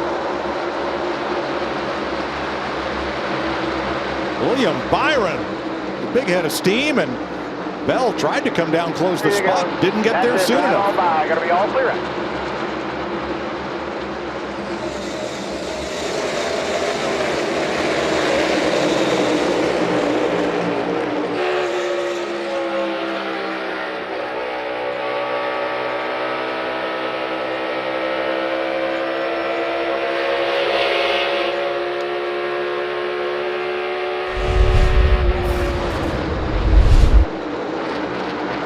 Watch the 14 here. Whoa, squeeze through the middle. And here comes Byron in the 24. I think the 3 slipped up in front of the 14 and luckily moved up out of the way. The 14 got that huge run. Those runs make you feel so good, Jamie, when that's how you pass, right? You capitalize on somebody slipping up, making a bobble. Yeah, absolutely. And it wasn't even so much that the 24 had a big run until those other guys got checked up a little bit, and then William Byron was able to time that out. Here's tonight's Xfinity fastest lap. Chase Elliott, 182.7 miles per hour. Ryan Blaney, Reddick, Kurt Busch, and Ross Chastain. Larry? Well, Mike, you mentioned 8 p.m. Eastern time here on the East Coast, and now the track has cooled down substantially. It's gained a lot of grip. In fact, those fastest laps, they all just came in the last lap or two because the speed is picking up, the grip level's picking up. And the sun is going down, the track is cooling, grip level. This has just not been Kyle Larson's race. You saw that fire in the pit and the fuel filler of his car coming out of the pits during this last caution, Jamie. Mike, there's a lot of Kyle Larson fans out there going, what in the world has happened to the guy who won this race and dominated a year ago? Well, he got in the wall yesterday in practice, had to start in the rear. Then he had 2 penalties on pit road today. Then he got into the wall again. Then he had the fire. So he's still driving through. But this was his reaction moments ago on the radio. Like, this has been the worst race of my life, and we're not even halfway. Oh boy. That's as much emotion as I've ever heard out of Kyle Larson, and it's probably warranted. I mean, it's been a tough go so far, but the key word is so far. Hang in there, hon. The old 5 ball ain't done yet. Well, here's the thing with Larson. He went 10 races last year, the All-Star race, but he had a little bit of luck on his side. Things played out in his favor a lot. This year, it just hasn't been that way. He's had pretty fast cars. He's made mistakes. We saw him make the mistake at Kansas. Obviously, getting into the wall tonight. They've had some troubles on pit road. It goes in waves, and you have to enjoy it while you have it. Right now, they don't have things going their way. Now, that can turn around, but right now, it's not going his way. Well, glass half full. Yeah, it's been the worst race of my life, but we're not even halfway. We got Still plenty got of time to turn it around. Yeah. Look at this race for 14th place. Yeah, that's the biggest part about a glass half full. It can get worse. It can get more empty in a hurry. I remember losing a cylinder here, Jamie, and I'd like 10 laps into this race, and that thing limped around the whole race.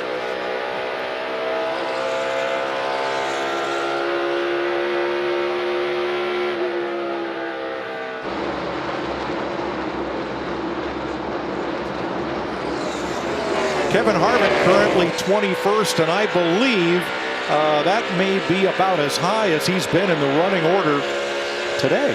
Yeah, and Mike, it's been a tough day. We've seen him on pit road numerous times. The report is that he doesn't have any power steering. And Clint, I cannot imagine trying to run the longest race of the year with no power steering. I'll say that we've praised this new car, the composite body on it, the splitter not getting ripped off. The one weakness so far, though, has been the rack, the steering mechanism. We saw 3 cars go to the back for adjustments earlier today to start the race. It seems like the teams are, that's a finicky item, and there's a lot of work to be done on that area.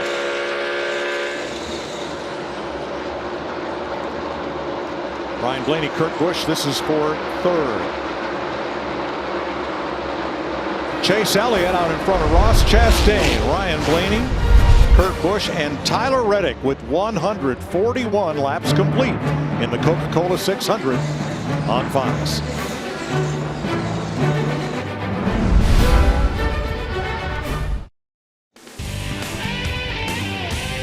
Rookie and Daytona winner Austin Cindric, big trouble into the wall, bringing out the 7th caution flag of the night with his Penske Ford. And he'll come into your frame from the right. There he is. Tired, left rear tired.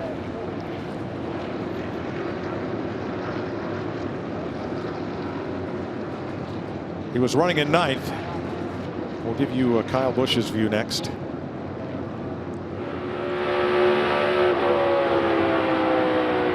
Yeah, there's nothing you can do if you're Austin Cindric in a position like that. If the left rear tire went down, it gets on that rub block, and you're just along for the ride.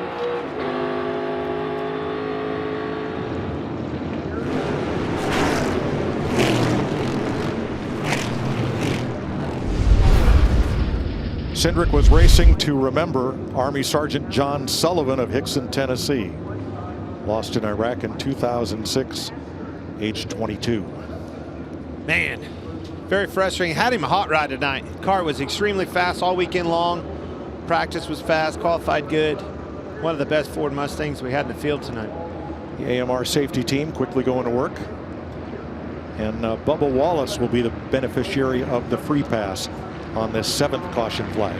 So that was 18 laps into that run with a tire failure. You know, Larry, does that make you nervous?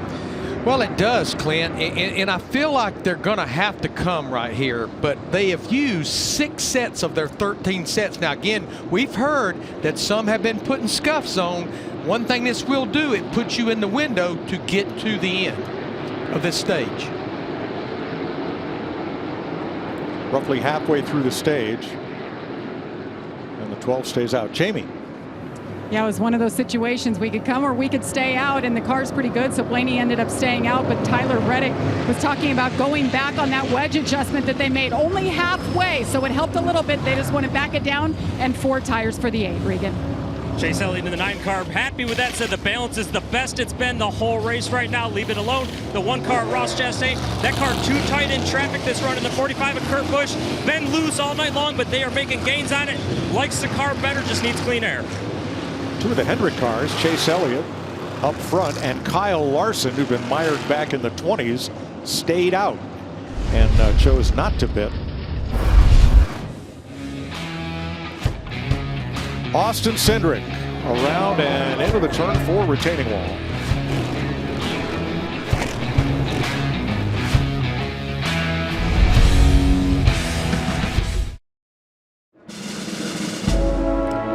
A number of relatives of our Fox family have also served, and here are some of them through the years. We are quite proud of their service.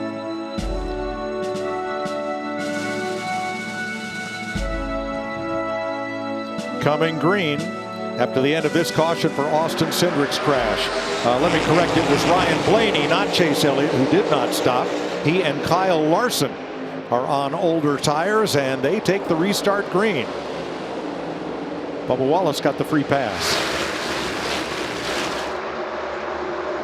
Penalties include Todd Gilliland too fast entering, Martin Truex's crew over the wall too soon, and Ricky Stenhouse too fast exiting. Wait, Clint, look at what a difference new tires make. You see the 9-car Chase Elliott able to drive right by those guys. All right, here's the discussion from Ryan Blaney's team about do we pit or do we stay? If I get front row, if one car stays out right, if everyone comes in front of me, you want to come? Or you say front row no matter what, Smith? Yes, sir. Let's stick with that. Which state for you are the only one? Yeah, we need to be more clear about that. Damn it. We'll be all right here, man. Everybody's really tight on tires, so. Well, you can understand the nervousness. Obviously, you don't want to be the only car out there on old tires, but more importantly, it was his teammate that had that trouble with the left rear of the last caution. Yeah, the one thing he's got going for him, though, is he can run that high line right against the wall. And we've seen it numerous tracks when you stay on old tires. If you can run high, you can keep that momentum up. To me, for having 15, 18 lap older tires on right now, Ryan Blaney is able to hold on. And I liked how his crew chief sold him. Look, everybody's tight on tires. We have 247 laps to go in this race. Tires are going to be a story from now to the end. Austin Cindric just brought out this caution with his crash. Here's Vince. Well, and Austin's been checked and released from the care center. Saw the left rear go down. Any indication that that was happening? No, I mean, it went down right when I turned into the corner, so I hadn't even slowed down yet. So really bummed. We had a really fast car down Menards Ford Mustang. Had to go to the back, drove all the way back up to the top 10. I wanted to get all 600 miles today, but man, I'm probably the most pissed I've ever been not finishing a race because I wanted to do it all, and I thought we were really good today. Mike had a fast car, that's for sure. You know, Mike, he mentioned that tire cut down on the entry to the corner. We saw at Kansas and some of these other races when you cut that tire down the straightaway, they're able to save the car, come in, get tires. You know, no issues with the car. When it cuts down on the entry to the corner, though, you're Austin Cindric. You're just along for the ride. Now, Christopher Bell had an extended stay on pit road during that caution. Jamie? Yes, and Christopher Bell thought he had a loose wheel. He pitted, and sure he did. It was the left rear that was loose for him. He also had some damage from contact earlier, and they were able to repair that. You see the work going on right there, Mike. Wow.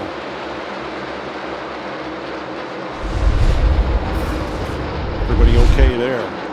Which usually the driver goes when the jack drops. I'm going to say that someone was probably on the radio a little bit panicked, thinking they were going to lose a lap right there, Clint. And as a driver, you start panicking inside the car, and you're like, I got to go. Yeah, but it almost looked like a jackhammer hit the jack guy right in the face.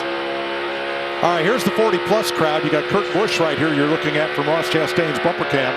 Kurt in third, and Kevin Harvick has made his way to the top 10. Well, he just got passed by Daniel Suarez, but this is definitely as far to the front as Harv has been tonight. Yeah, flip side of that, the 5 of Larson battling with Denny Hamlin, staying out on those old tires, trying to hold on, trying to dig out of the hole that they've been keep putting themselves in. You heard him say the worst race he's ever had. Long race to go. How about this question? Pole sitter position at the end of stage 2. Well, that would be Denny Hamlin. He is 8th right now with 42 laps to go in stage 2. A lot of money on the line, stacking that cash this weekend. Over $40,000 at stake in Clint's game. If you downloaded the Fox Bet Super 6 app. Tells me we had a lot of fun in the infield. Had the Fox and Friends crew down there. We walked the infield and tried to find some new campers and get new involvement in that. Started around 25,000. You said it grew to 40,000. Pretty happy with that. Daniel Suarez has climbed back up through the field and into the top 10, passing Denny Hamlin for 8th. Yeah, that's incredible recovery, because he felt like something must have been broken on his car, Clint, but it's almost like maybe he had some blistered tires on that run and the handling just went away. We saw something similar, I think, with William Byron. We saw him get really loose on the exit of turn 2, but Suarez has recovered. Car looks as good as it was at the beginning. It wouldn't surprise me if they were blistered. He was blistering fast. His lap times were definitely blistering. Now you watch Ryan Blaney. He is running the high line at both ends of the racetrack. less scrub, less tire wear that way? Well, one thing's for certain, and Jamie alluded to it earlier, it blocks that channel off. Those guys are coming on tires. They need that line. That's a preferred line for momentum, and when he takes it, that forces them to put their tires down on the bottom, scrub more, and try to do something. You can't guard through them. You got to try to go around them. Here's Chase Briscoe up 4 spots since the restart to 6th. Standard rear view mirror in the upper right, and then that's a video monitor rear view that he has there on the lower left inside. You can put that anywhere in the cockpit that you want. Drivers have had it over below the other one, kind of the standard area. But I noticed Kevin Harvick, his teammate, and the SHR boys are running it right there on the left side. I like that, especially going down pit road. You can keep an eye on what's behind you, keep an eye on that RPM, and moreover, your guys in the pit road coming. I like it being on the left side as well, because when you go into the corner and you go into this banking, you're looking out of the top left of that windshield. So all you have to do is move your eyes just barely up or down. You can see up ahead, and you can also see what's happening behind. Flip side of that, you got to learn how to trust it. That's the hard thing. You're so used to seeing that old, analog mirror up there. You get into that digital world. Mirror. You got to get in that digital world. You need to be in the video game world, which is why all these 20-year-olds are doing it. Uh-oh, Ryan Blaney off pace, back straight away. Slipped up pretty big in 1 and 2.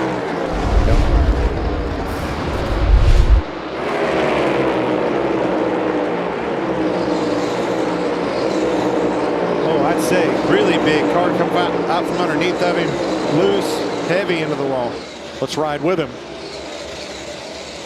Down into turn 1.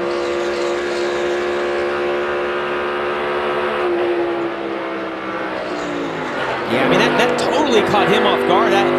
You would think something's wrong, but he's still running right now. But you just don't see cars get that loose, snap out from underneath you. You get in a rhythm on the track. You know your lifting points, especially running high like that. Typically, you're back in that corner. Turn 4, one goes around. It's the right at the head end of pit road, and it's the other driver that stayed out and did not take tires. The tires are up, still trying to come here. Kyle Larson. Great point, Mike. There it is. There's 2 drivers that had old tires on. Yep, tires on. Both of them spun within a lap. Yeah, Takes you back to the communication you heard of the 12, the miss of coming on a pit road. You know Ryan Blaney's going to be very frustrated. Well, and the big difference here between Bubba Wallace and Kyle Larson is that Bubba blew his tires out. He had to pit right there, so he didn't tear his car up. Larson's tires aren't down, so he's not going to have to go to the tail end of the long slide when they do their pit sequence right here. Larson was 10th. Wow, so fast. That car was light on its feet. Got down to the bottom, come out from underneath of him in a heartbeat. Let's ride with Kevin Harvick through this. It's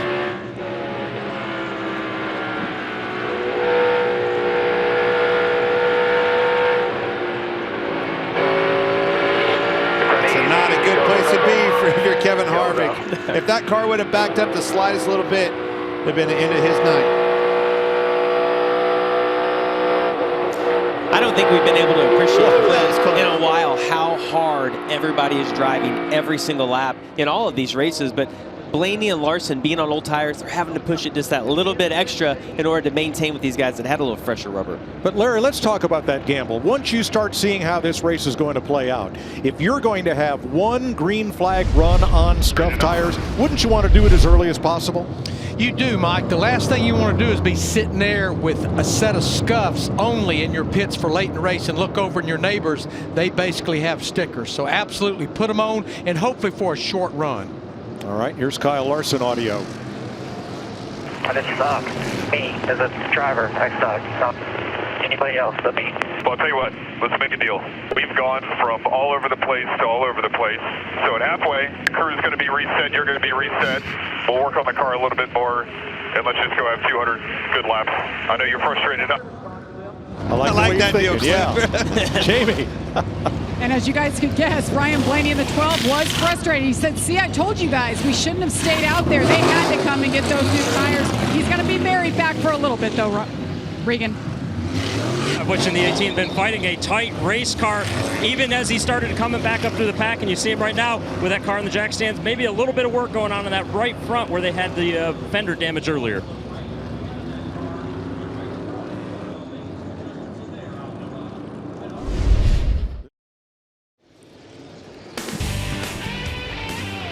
Charlotte Motor Speedway beginning to gleam in the night. From our aerial coverage provided by Goodyear. For those that push the limits of possibility, Goodyear, more driven. Chase Elliott, Ross Chastain will restart on the front row. Kurt Busch and Tyler Reddick, Briscoe and Suarez, Logano and Hamlin, Byron and Bowman, the top 10. BJ McLeod gets the free pass on this, the 8th caution flag of the race. Yeah, it's so interesting to see that the 9 shows the outside right here, Clint, because the last 3 times he's been the control car, he's been on the bottom. Yeah, guys, staying out here is probably going to work out because we had 20 drivers that stayed out. Same number of laps as the last run, 14 laps. But remember, we only had 2 stay out the last time. That's the reason it did not work out for Ryan Blaney or Kyle Larson. 20 drivers on the same number of laps on their tires up front. They'll race 30 laps to the end of stage 2 and halfway. Elliott outside Chastain. Here we go.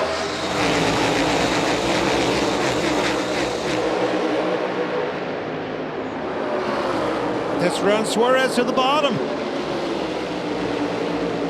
And Elliott did not get going. Car did not turn when he asked it to down in turn 1. Got in the corner, washed up. Chastain to the point. Then Suarez going to get him another couple.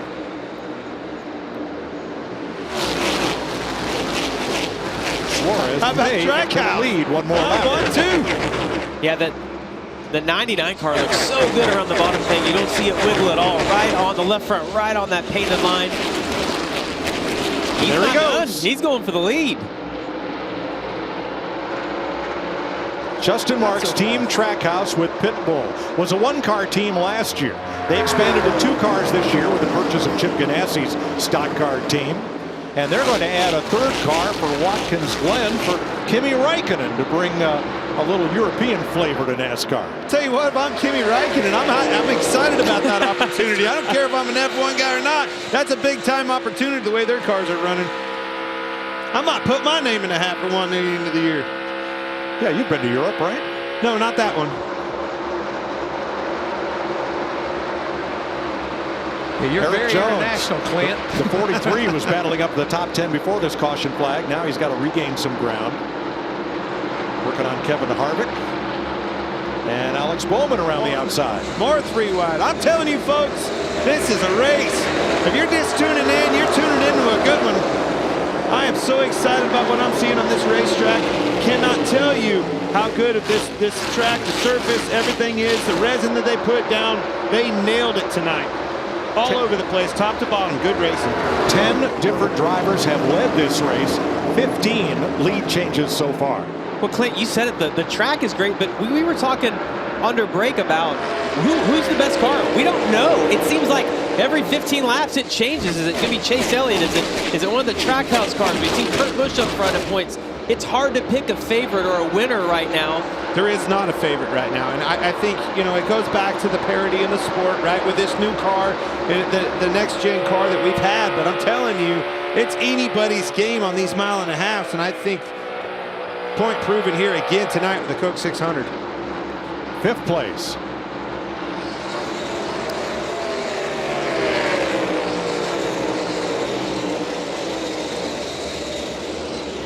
Reddick to that high line that he likes so much, and look at the launch it gives him off turn 2.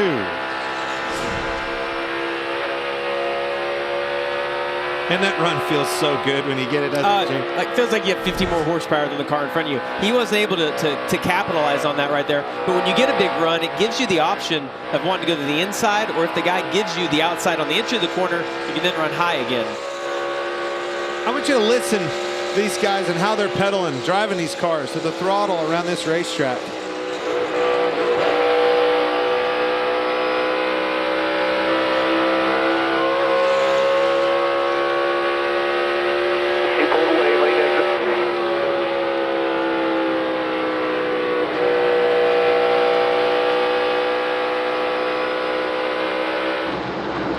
Now last week on a similar 1.5 mile, Texas Motor Speedway, we saw shifting during the All-Star race.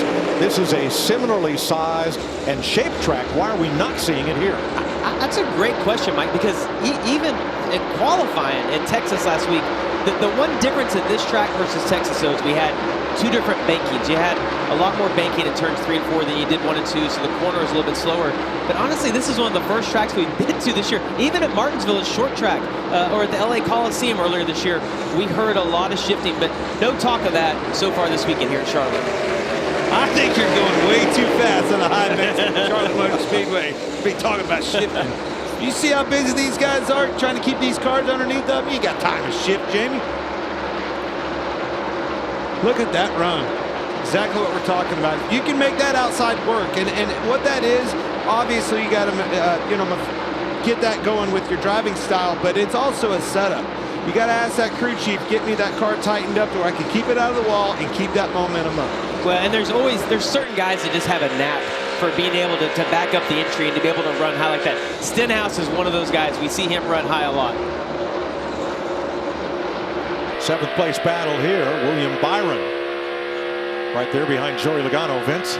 Well, and if the competition and the track aren't challenging enough, Byron's having some radio issues. The team can hear him fine, but he's struggling to hear crew chief and spotter. And as hotly contested as the racing is on the track, when you're not hearing the spotter, that can be a big problem.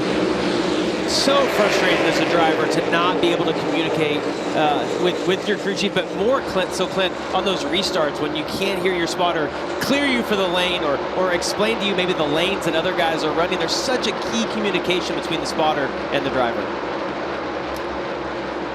Ryan Blaney pulls down on the 47 and shoots the middle as we take you, Fox, side by side.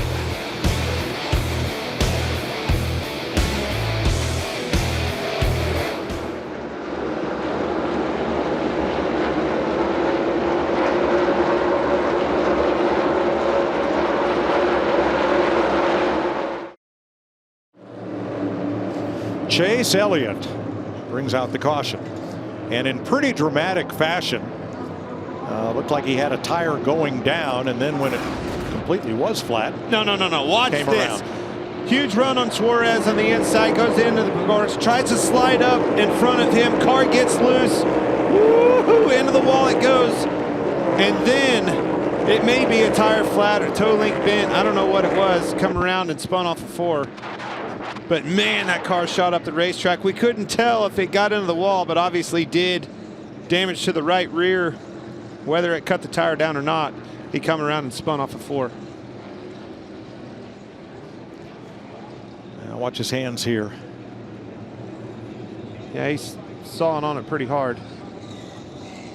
Makes the same slide Bubba Wallace did down into the chicane area that is used for the October Roval race, and then goes around. Well, the tire's not down. Well, getting into the wall, what are the possibilities? Bent toe link in the rear, perhaps? It just didn't look like it was a bent toe link in California earlier in the year.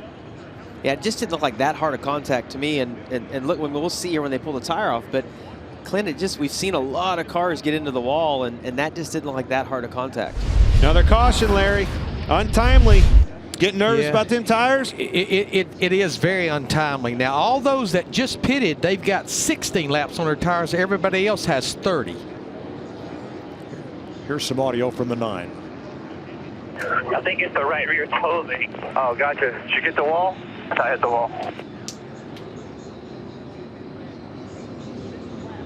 So a mixed bag on pit stops. Kurt Busch leads them down pit road. Regan? Well, Mike, there was a discussion on the 45 car on whether or not to pit. Ultimately decided to pit here and go ahead and put the scuffs on. They felt like it was their best opportunity to go out and win the stage right now.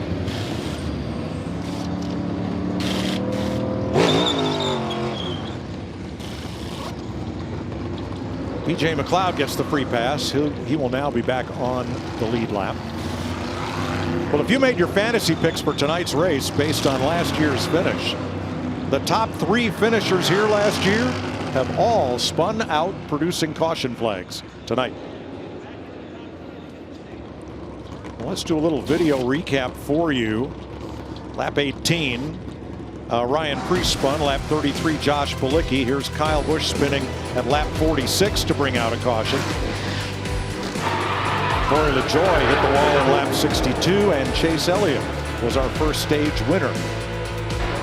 Bubba Wallace spun at lap 127. Austin Cindric in the wall, lap 146. He is in the number 2. 20 laps later, Kyle Larson spun. Ryan Blaney going by after having made a big save. Those were the 2 cars that did not take tires on the previous caution.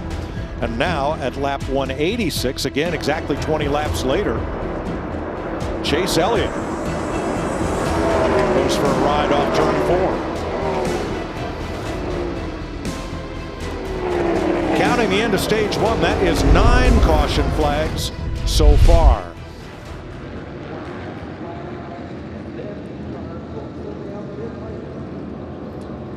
I can tell you, they're replacing that. Yeah, that's exactly what they're doing, is replacing the toe link on that car. You heard him say it. They beefed those things up. They did make it kind of an addendum to that part, beefed it up a little bit from earlier in the year, but they still, you make pretty heavy contact, it will bend that piece still. Well, I like what they're doing right here, though, guys. We've seen a tremendous amount of cautions today. They're working on this and going to go ahead and lose 1 lap, maybe 2, but they're going to get this fixed, and then we know that that car is going to be fine once they get the toe link replaced. So let's explain what's happening here with our Ford Performance car and Larry Mack. Yeah, we've heard a lot about the toe link this year, and there's one on the left rear and there's one on the right rear. And because of being independent rear suspension now and not that solid rear axle, it's almost like a miniature tie rod. You see it right there. They use it to adjust the toe on the rear tires just like they do on the front, and it seems to be the most vulnerable piece on this next-gen car. And there you see it right there. That's the toe link. But you want something to bend back there. If something doesn't bend, then you're going to hurt a lot of suspension when you hit the wall. So this is definitely the weak link. That's exactly right, and that's why I like that being the weak link. I mean, we've seen it over and over again this year, that piece bending, and they replace it in a simple 2-bolt system. You see that, 2 bolts on that wishbone, get rid of it, put a new one in, and that thing is race ready again. Well, 3 of the 4 Hendrick cars have had issues today. William Byron is the only one that's issue-free. All 4 were top 5 in last year's 600. Team Trackhouse, Suarez and Chastain among the 5 drivers apparently who did not pit. Chastain, Suarez, Briscoe, Reddick, and Buescher. Also Cole Custer and Harrison Burton are listed as having not pitted during this caution. I'll tell you what, knowing what we saw in the last restart with Suarez being so good on the bottom, I don't think that I would have given him the inside lane here. It seems like that lane has been definitely better for the 99 car. We'll see here. Being on older tires does make a little bit of a difference. So. 10 laps to go in stage 2. With a number of cars up front that did not stop and take tires, so they have, what, 20 laps on theirs. 20 more than drivers who came in at 167. The first car that just got tires is Kurt Busch in 17th place.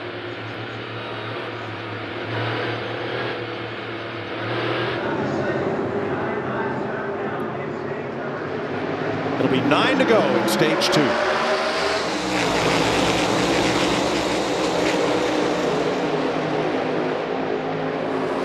A lot of blocking on the bottom. Reddick tried to get underneath Suarez, and Blaney's around again. And he gets nailed by the 11. And it's the big one in turn 2. I was just about to say, look at the 12th car, already back in the game from his spin earlier, causing the caution. I hear you, buddy. Man, he was just getting back into it. Brad Keselowski's had a tough week. It's kind of a chain reaction. Reddick made a move to the inside of Suarez, got blocked up, choked that line out. You see Harrison Burton with left front damage. Kurt Busch getting out of his car. You saw Noah Gragson also involved, and we'll get a full list for you because so many are involved. Probably the best first look is going to be from our Goodyear aerial coverage. Watch the yellow car, Blaney. Watch the 8 first, makes a move on Suarez to the bottom, hits the grass a little bit, and then gets blocked, backs up. It looked like Blaney just got on the apron a little bit, Clint, and the car snapped out from underneath him. That really did block off the racetrack. Hamlin and Wallace with a good bit of damage too. A lot of good cars in that one. Wallace again. And it seems like if you've had trouble, if you've been having adversity, I agree, he was on the apron right there. But I think he was watching the 8 car. You know, he was reacting to those 2 cars stacking up in front of him, got on the apron. And Kurt actually drove up on his right front a little bit. William Byron involved also. There's Hamlin. Both of the front row cars as McDowell gets turned around.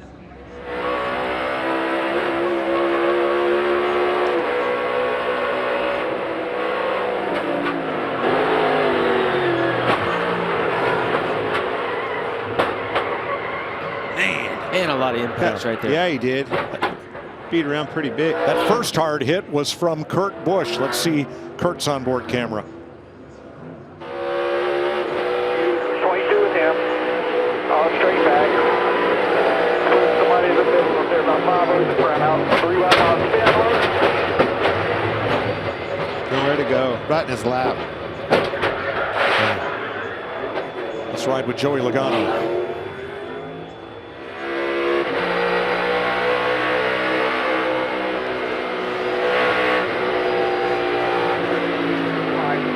Reckon up ahead, stay low, low, low, low, low, low, low, low, low, low, low, get low, get low, get low, get low, turn down. That's a good feeling when you can make it through. I was just waiting to hear the crunch from Joey Logano, but barely made it through that wreck. That was his spotter, Coleman Presley, with some good advice there.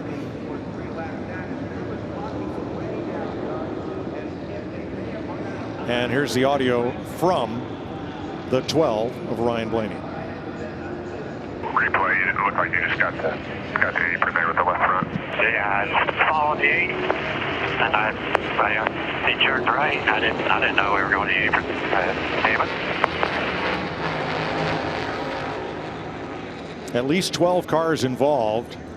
And you said they caught the grass just a bit. This is a quad oval, so after the start-finish line, there's that little dog leg right there. Yeah, and the grass isn't as big of a deal with this car because the splitter is not on the ground, but the apron, that transition from the apron up into the racetrack, you see Ryan just barely clip that. That car hooked, shot up the racetrack. It's just along for the ride, kind of like losing the left rear tire with Austin Dillon earlier, and then once the cars start piling in, you just can't get slowed down. Joey Logano, his spotter, the Coleman Presley, come on, screaming low, low, low, low, just repeatedly saying that, gave him the right direction to go. Oh, he's frustrated. Jamie?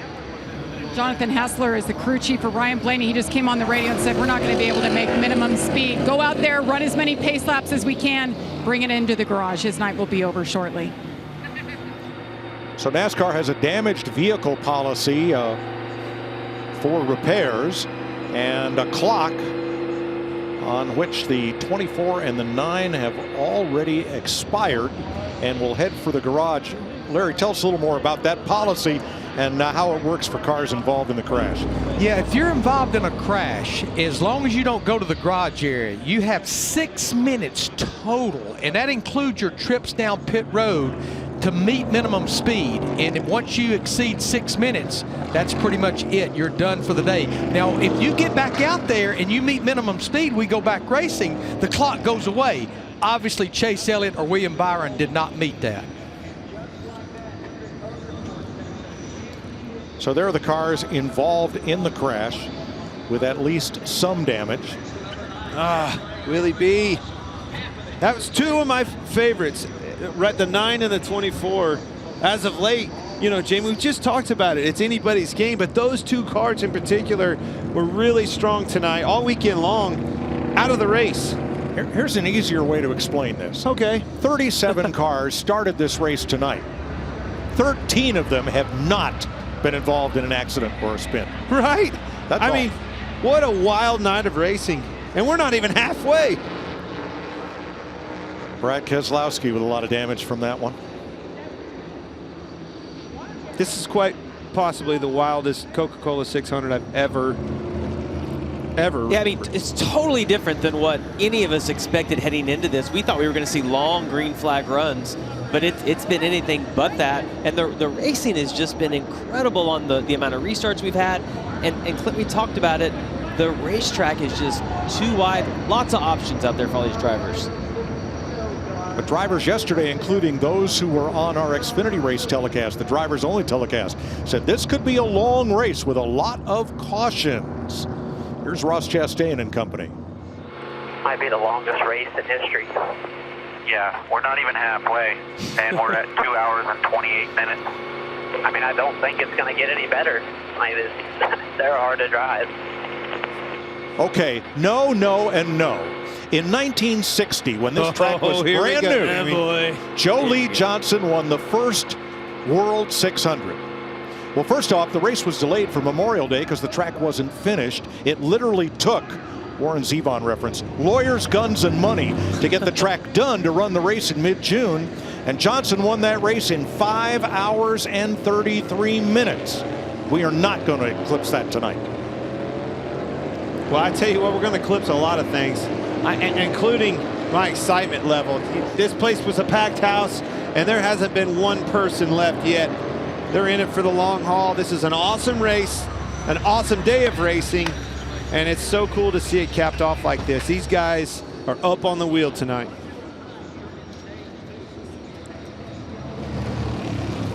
So, guys, it was the perfect or the unperfect storm for Chase Elliott in the 9. He was still on the DVP clock from the last caution when he spun out, but because they never got up to speed, the clock didn't reset.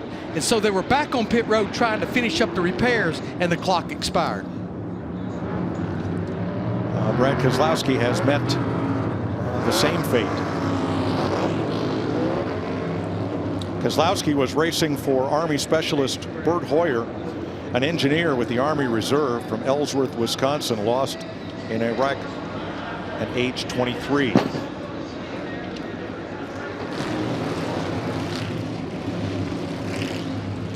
Getting ready to go back to green. Keselowski, Kurt Busch, William Byron in the garage, and Blaney trying. If he gets to minimum speeds, like Larry says, the damaged vehicle policy clock is off, and then they can make more repairs. No, but one thing I will say, you want to know why you hear us talking about toe link being bent, what it does? That's exactly what it does. That's a toe link bent or broken. Chastain and Suarez on the restart. And they both want the lead. Suarez got a little better restart this time, Clint. They're going to have a drag race down into turn 3. See who's going to time this out. Looks like Chastain's ahead a little bit, head down into 3. Suarez has been so strong on the bottom. Looks like he just missed the bottom, though, a little bit. Going to try to slide up right in front of his teammate. It's the lead. Keep it in your mirror. 3 wide with 3 to go in stage 2. And look who it is, the 5, back in the game. Of course. Well, the 5 teams got 3 laps to go, Clint, before they completely reset the pit crew and the driver. Yeah, the halfway mark. You heard Cliff Daniels talk about. At this point, I'm telling you, it's all about attrition. Get this thing to the end of this thing. No more mistakes. Clean them up. Ride a little bit, if you will. 85, 90%. Let's lock some laps and see what happens. And Ryan Blaney has taken his car to the garage. 2 laps to go, stage 2. Fighting for the last stage point, Truex Almirola. What about Aaron Jones, guys? That team has done the most with a small team. And think back to Fontana, the laps he was able to lead there. Here we are at Charlotte Motor Speedway, and the 43 battling for second right there. Hey, another bubble guy, right, for the playoffs. He needs to battle back, had a little bit of trouble at Kansas, and this is exactly what he's looking for. Logging them laps and getting them stage points, getting back in that game. Yeah, and the one thing that he's got going for him right now, he's got a little bit fresher tires, about 15 lap fresher tires than what some of those other guys that he's battling with. Final lap, stage 2. He's got to go. Thought better of it. I like that. Hey, went for the move, wasn't quite there. Let's survive to get another day. Let's get these stage points as many as we can. We still have 2 left. Daniel Suarez wins stage 2, his 3rd career stage win and his 2nd of this season. Be partying tonight at Tootsie's. Look at that. Team Trackhouse 1-2 at halfway in the Coca-Cola 600. So we're halfway. Normally, when the field comes around, the pit road would be open and we would service the cars to get ready for stage 3. This being Memorial Day weekend, during our 600 miles of remembrance, we will take a very special pause, and that includes all of NASCAR's teams and pit crews and the drivers.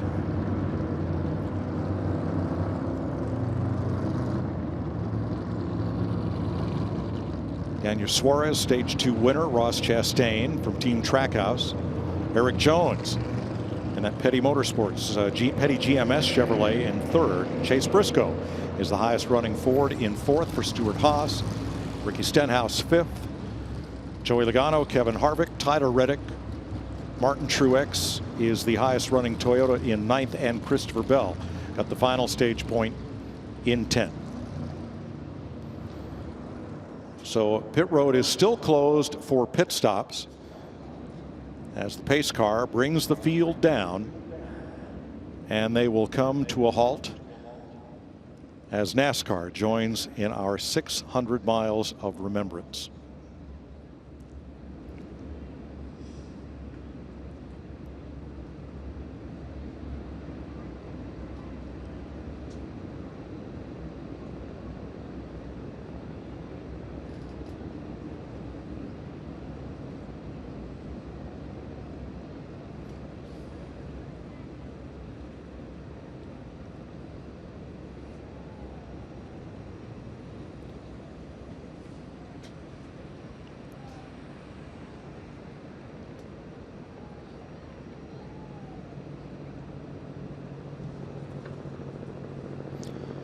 Ladies and gentlemen, please stand if you are able for a moment of remembrance to honor our servicemen and women who have sacrificed their lives so that we may enjoy our freedoms this Memorial Day weekend.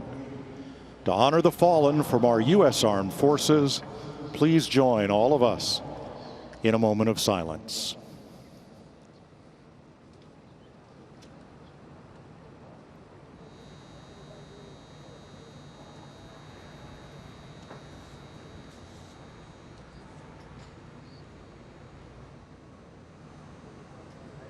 Thank you.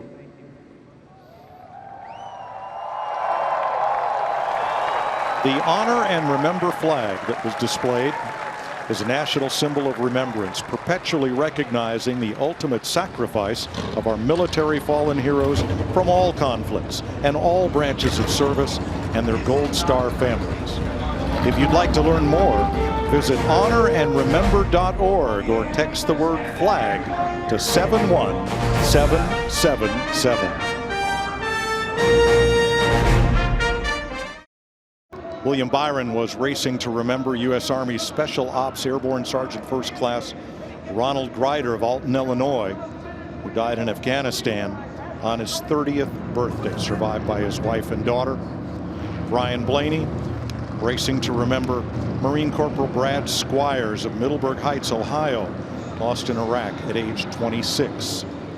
Kurt Busch remembering Oswego, New York's Senior Chief Navy Petty Officer Shannon Kent, a cryptologic warfare specialist, lost in Syria due to a suicide bomber.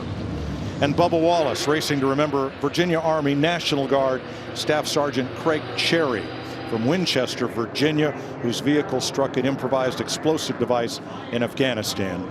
He was 39. Vince Welch. Ricky Stenhouse Jr., remember, he had to start at the back of the pack. His car was awful yesterday in practice and qualifying, but oh, Brian Patty has tuned it up. Pits from the 5th position, just 4 tires, Jamie. Been such an impressive run for the 14 of Chase Briscoe. He said, leave it alone. I don't want anything here except a drink with some sugar in it. Regan. Eric Jones on scuff tires, 1 run to go, 2 loose. Better on this run, gonna leave it alone. The 1 car, Ross Chastain. That race car was tight and stayed tight the whole run. In the 99 of Daniel Suarez, they've got that car right where they want it right now. Up front, there's your Ram race off pit road. Suarez and Chastain with Briscoe gaining a spot. Tyler Reddick up 2. And Austin Dillon picks up 6 spots on pit road. More trouble on the 5. Long pit stop for him, for Harrison Burton and others. A lot of miles to go. How about dialing up our Stage 2 winner? Hey, Daniel, this is Jamie Mack up in the Fox booth. You got me? Hey, amigo. How are you doing? Hey, amigo. Clint told me not to say that, but I was thinking the same thing, buddy. Look, your car really good at the beginning of this race. It looked like you faded a little bit in the middle, but you're right back there, won that stage. How do you feel about the rest of the night? I feel pretty good, man. All my team have done a very, very good job all night. They brought a very fast car. Already we were making some adjustments, keeping up with the track, but overall, very happy with the balance. Our 99 Chevy Camaro Comps Cup is it pretty good, and hopefully we can keep making it a little bit better to stay up front and keep fighting these guys. Yeah, buddy. Hey, you look great tonight. We wish you the best of luck. Enjoy the rest of the night. Thank you, amigo. Appreciate it. You didn't tell him. I'm glad you did that interview, because every time I do one, it jinxes everybody. Look, just because you pass the buck off on me when you don't want to talk to someone. Check this out.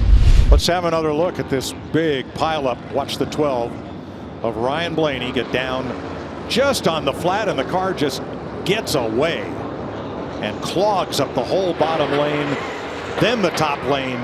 A dozen cars involved, and many of them are out of the race due to damage as a result. Here's a list of the cars involved. That includes William Byron, who's with Vince Welch. William Byron checked and released from the infield care center. What happened tonight? Yeah, just I thought we were in the catbird seat there. We were the first guy on new tires, had a good restart through 1 and 2, or through 1. And got ahead of the 45. We're gonna cycle out really well there. So, and then they just started wrecking on the bottom and cleaned up into us on the top. So, just sucks. It's chaos out there. I mean, the car, you can't drive the car. Any slight bit sideways is wrecked, and so somebody gets a little bit sideways and we all wreck. So it either takes out other people or just they spin to the infield, but just chaos. Well, Ryan Blaney did have to drive his car back. His night is over. What exactly happened with you there at the front of the field? Yeah, we're all pretty tight there, kind of pushing, and I was kind of following the 8. He kind of ran through the grass, and I did too, and then he was going to be on the apron and kind of turned right last minute. Next thing I knew, I was on the apron and just turned around. So I hate it. It makes you feel pretty dumb doing that. I just couldn't see nothing. So I hate it. Tore up, our car and a handful of others. Buddy Armor Edge Ford Mustang was decent tonight. I felt like we were getting a little bit better, but hate it ends that way. Just judgment, not really a judgment call, but just kind of spatially, I didn't really know where I was at and just made a mistake. Brian Blaney, one of 10 cars now out of the race, 27 running. Kaz Grala will probably get the next 5 or 6 free passes. He's the only car laps down. When you have a big melee like that, take out a bunch of cars, it's somebody's fortune. Who that is, that 19 of Truex. Been very quiet so far in this Coke 600. Look for this 19 car to come alive. 11 caution flags so far, counting the stage ends. Coming to the Geico restart zone for stage 3 of 4. Only 9 of 62 600s have had more caution flags than we've had today. Joey Logano, Martin Truex.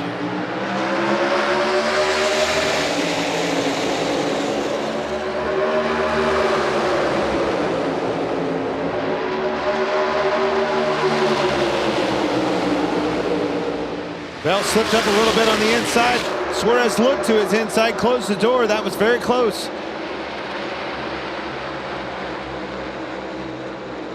Really backed up the inside, put him too wide. Suarez actually lifted out of the gas, gave him a gift right there. Cost him a couple spots. And it puts the Toyotas back to the front behind Joey Logano. Kyle Busch, Martin Truex, Denny Hamlin. 3 of the 4 Gibbs Toyotas. The other one, Christopher Bell, just a couple more spots back. Oh, by the way, in case you weren't tuned in earlier, Kyle Busch, he was spun around at one time in this race. Lap 46. You can't keep these Trackhouse cars back for long. See Chastain getting around Truex and making ground up pretty quick on the 18. Teammate Suarez following suit. Cars are just so fast. You can see Suarez wrapping that bottom, carrying that speed around there. That is asking a lot out of a car. Those cars are very fast tonight.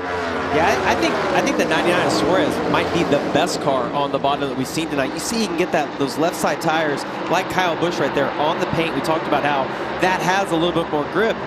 And we focused on some of those guys that are good around the top, like maybe a Reddick or somebody, but Suarez has been exceptional right around the bottom of the racetrack.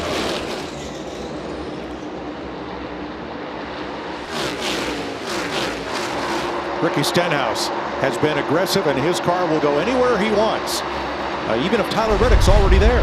That's pushing the envelope pretty hard. Yep. Check this 3-wide racing out. Oh, Kyle Busch thought better of it that time. That was a good decision. That's exactly how he spun around with his teammate of Suarez on the inside of him earlier in the race. Lifted a little bit, learned something there. Well, and if you're Kyle Busch in that position, you got to look at who you're racing. We know that Ross Chastain is super aggressive. Always takes. There's not a lot of give in Ross Chastain, so really good decision, I think, by Kyle Busch right there. There ain't a lot of give in Kyle Busch either in his driving, but there is a lot of experience, and the experience let out right there. Meanwhile, Kyle Larson has had, what would you call it, Jamie, the most bizarre of races. Yes, that's an understatement, Mike. You could not script a night that has been any crazier. And what happened on the last stop, the pit crew right now, they're trying to cue it up, but the carrier, RJ Barnett, was running over the wall, and the 10 of Eric Almirola jumped over the wall and actually hit a tire out of his hand, and then he fell and another tire went into pit road. So it's been an unbelievable night for this team. And on the radio, though, Cliff Daniels, he's been a cheerleader for them. In the first half, all I want you to remember is how good a TV we made. We went from the back to the front more times than I can count. We hit the wall, we spun out, we literally caught on fire. We were also the most penalized team on pit road in the first half. All that means is that in the second half, already we're going to be starting way better than what we started the first half. We've got to go execute right now. I don't really know what the hell you're worried about, but I'm fine. The team's fine. Everybody down here is nodding their heads and giving a thumbs up, so let's go. Yep, I'm fine. I'm ready. You got to love Cliff Daniel. Oh, my gosh. What a speech. Well, but it's so true. Yes. I mean, how can you line up that much stuff happen in one race, let alone one half of a race? Yeah, he's got his own highlight reel, and we're only halfway. Unbelievable. The crazy thing is there's still time. What he's saying is not wrong. And he's convinced Kyle Larson. That's the most important thing. How would you know, though? His temperament's always the same, 10-4. You'll know because you'll see him passing cars. That's no change. Okay.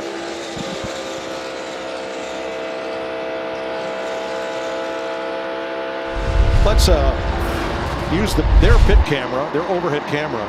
And there you see what happens as Eric Almirola comes in. Oh, I lost that tire. Well, he lost the one that came to the inside was thing, but he lost both of them. Yep. It ripped the other one out of his hand, and it went out into pit road. That's the one I saw. Yeah, and that's not Eric Almirola's fault, just so we're clear. He's trying to get in his pit stall. That carrier just jumped over the wall, trying to get around the car just a little too quick. Just what Cliff Daniels said, though. Let's calm down, reset, reestablish, and get back in this game. The problem was he said they were going to do that at the stage break. That was after the stage break. And you're still there. Leaders are pitting. Vince. Late call for Ricky Stenhouse Jr. to come to pit road. It's going to be a 4-tire change, but no adjustments. They like the way that car's handling. Regan. Daniel Suarez just a little bit better on this run. The car was freed up just a little bit more. They decided to go ahead and pit. Jamie? The Ford, Kevin Harvick, has had steering issues tonight. They wanted to go slow right now. Let's take a look at everything, make sure nothing is seriously damaged. He said his steering was a little off to the right. 12th caution flag, and it came out for Kevin Harvick. He and Ricky Stenhouse had been battling hard. I don't think they made contact, but Harv got up and into the wall. This was almost exactly like Kyle Busch and Daniel Suarez earlier. Got close to the 47, and car came out from underneath of him. But I don't think he was very happy. Drove up to the back of the 47. Here's a different look. Harvick's. It was almost exactly like Kyle Busch earlier in the race. No contact there. Just kind of took the air off of him. Yellow's out. Hold your line. This is what I was talking about. Rolling around under caution. I think he brake checked him a little bit. This didn't make Kevin very happy. He drove up beside him.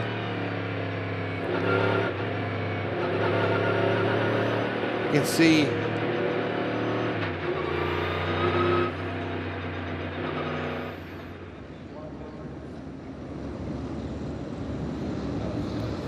Well, I've seen some waves that I know what they mean. I'm not 100% sure I recognize that one.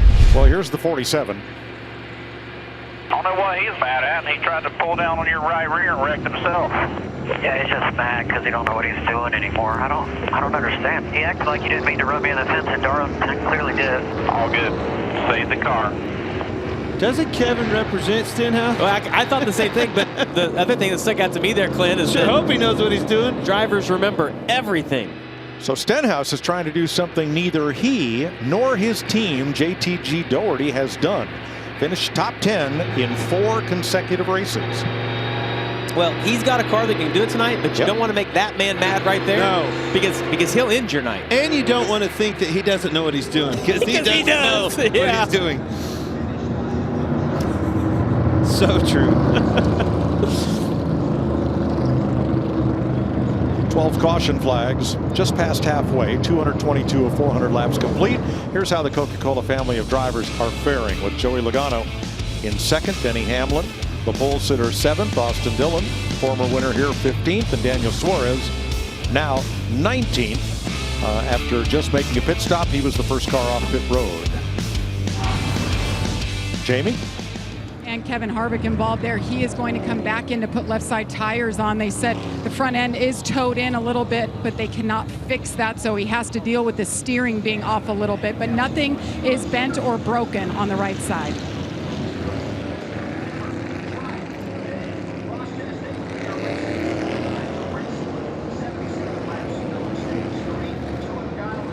.23 laps into stage 3. There's the choose. And on the windshield of leader Ross Chastain's car is the name of Army Reserve Staff Sergeant Joseph Ray of Asheville, North Carolina, who lost his life in Afghanistan at age 29. Outside, Joey Logano carrying the name of Army Sergeant Joel House on his Ford Mustang. From Lee, Maine, stationed at Fort Hood, Texas, 2nd Battalion, 8th Cavalry Regiment, U.S. Army Sergeant, as we race to remember on Memorial Day weekend.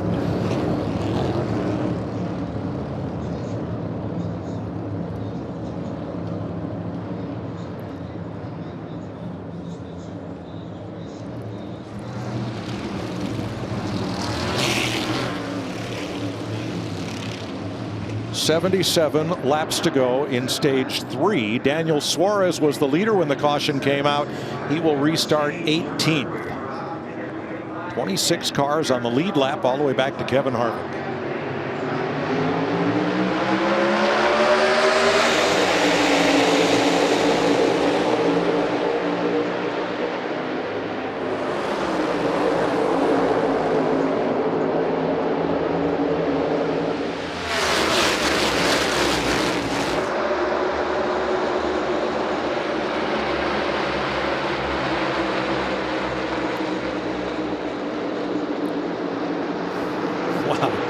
Busch sent it in, and then the car slid up the racetrack on him after he and Christopher Bell in the 20 had a great run down the backstretch. Still 3 wide mid-pack. Woo, that was very close. You saw the sparks fly off the left front of the 5, getting underneath Eric Jones, but Jones still holding tight on the outside. It's about as close as it gets without spinning. Kyle Larson almost had a Ryan Blaney moment down there in turn 1. Sure did. Got that nose down just barely and here on the apron. Here you see Suarez. Suarez is the one with only 11 laps on his tires, pitted that last time. Finds himself back to 13th, but that drug him all the way back to 18th. He's going to have to be careful getting up through the field, utilize these fresh tires. Sixth place, pole sitter Denny Hamlin with Tyler Reddick.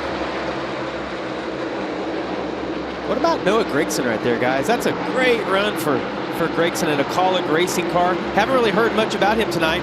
Was in the Xfinity Series race yesterday.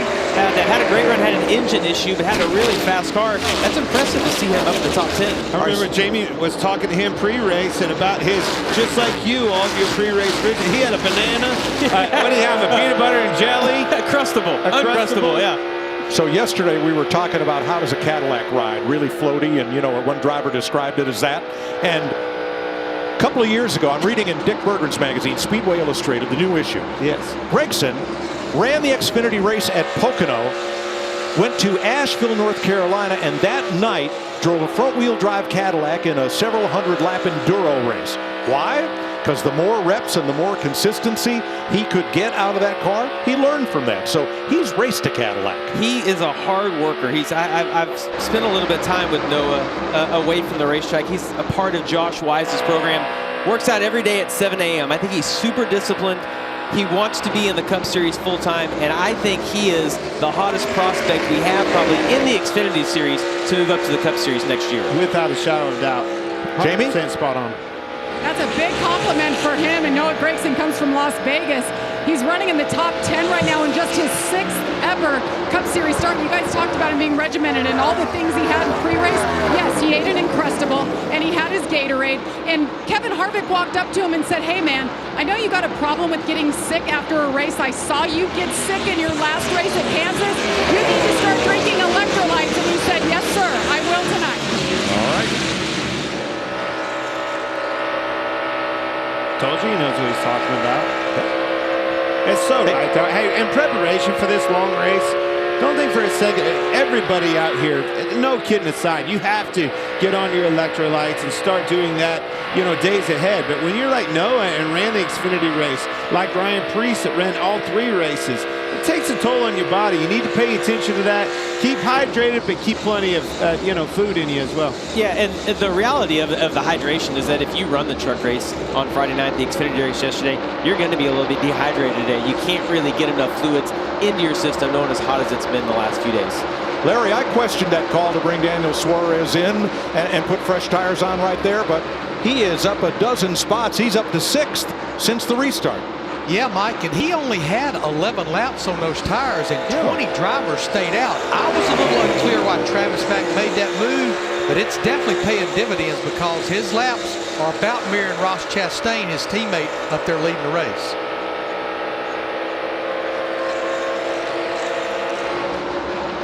Ross Chastain holding court in Charlotte. 32 complete in stage 3. That would be the league leaders, the Birmingham Stallions, Mike. Gosh, Larry Mack, if they play football and they're from Alabama, you're all over them, aren't you? It's all about that state down there. It doesn't matter what league. Okay. Ross Chastain leading Joey Logano by 2 seconds.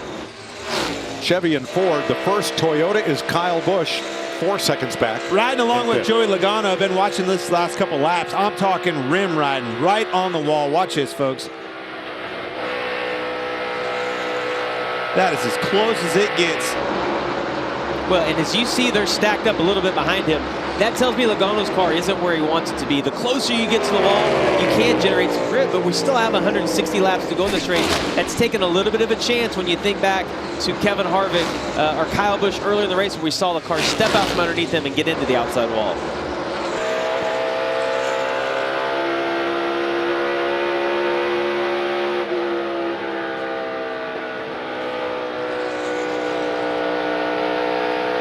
Boy, the attrition here is the highest we have seen all season and quite some time.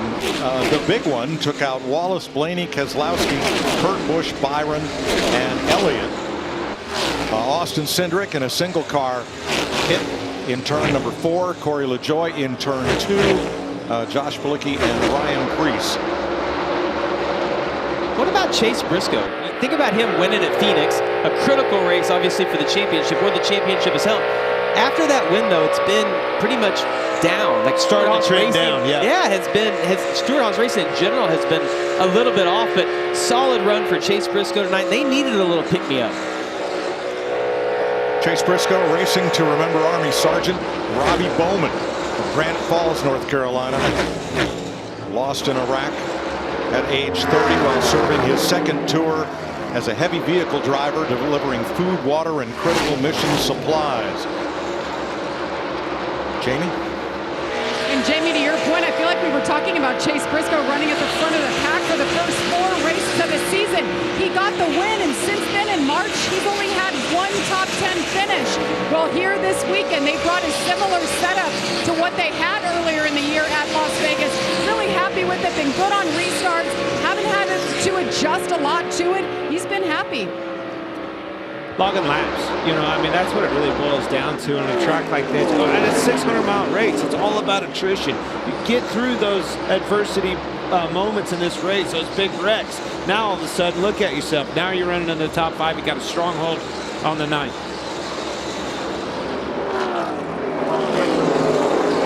Right side of Stenhouse's Camaro, pretty roughed up. You don't have to worry about that guy not giving 100%. Every single lap, Stenhouse is always giving it all he has. Especially when that track's right up against the wall like that. You know he's comfortable running up there from racing on dirt and things like that, and that's exactly where he is. A little bit of brush on the right side doesn't surprise me one bit. Toyota started this race in the first 4 positions, then Chevrolet went to the front and had the first 5 spots there at the end of stage 1. Now the Toyota's coming back, and they switch positions. I believe there's a bit of debris on the grill of Kyle Busch that he wants to get off there. Yeah, but that's not that big of a deal with this car. You know, with the car that we ran last year, when you would get some debris on the grill, you would see the temperature skyrocket. It's not as concerning here. That grill, actually, you're not allowed to put any tape on it, but it's not going to overheat the engine by having just a little bit of debris on it. One thing that I did hear, though, I think I heard a little bit of shifting right there. We had talked about earlier in the race not hearing anybody shift, but we did hear Kyle Busch shift right there. Now this is all for 10th place right here. Gregson, Harvick, Larson. All 3 have been involved in at least 1 incident tonight, and Kyle Larson has had several all to himself. Well, if you want to add one to that, here comes Chris Buescher, and he's been in a wreck. All 4 of those cars have been in a wreck at one point or another in tonight's race. Yeah, not surprised. We talked about Noah Gragson earlier, guys. You think about it, Homestead, he has been incredible at running right against the wall. He's comfortable running up against there, so not shocked at all to see Noah running up high. Looked like he pulled down low on the exit there because Harvick had moved up into his line, just trying to get some clean air on the nose of that 16 car. So cool to see all these guys right up against the wall like this. Honestly, it's been since, from what I can remember, the night I won here in 12, I remember it being just weird. We ran right up against the wall. It's where I ran all night long.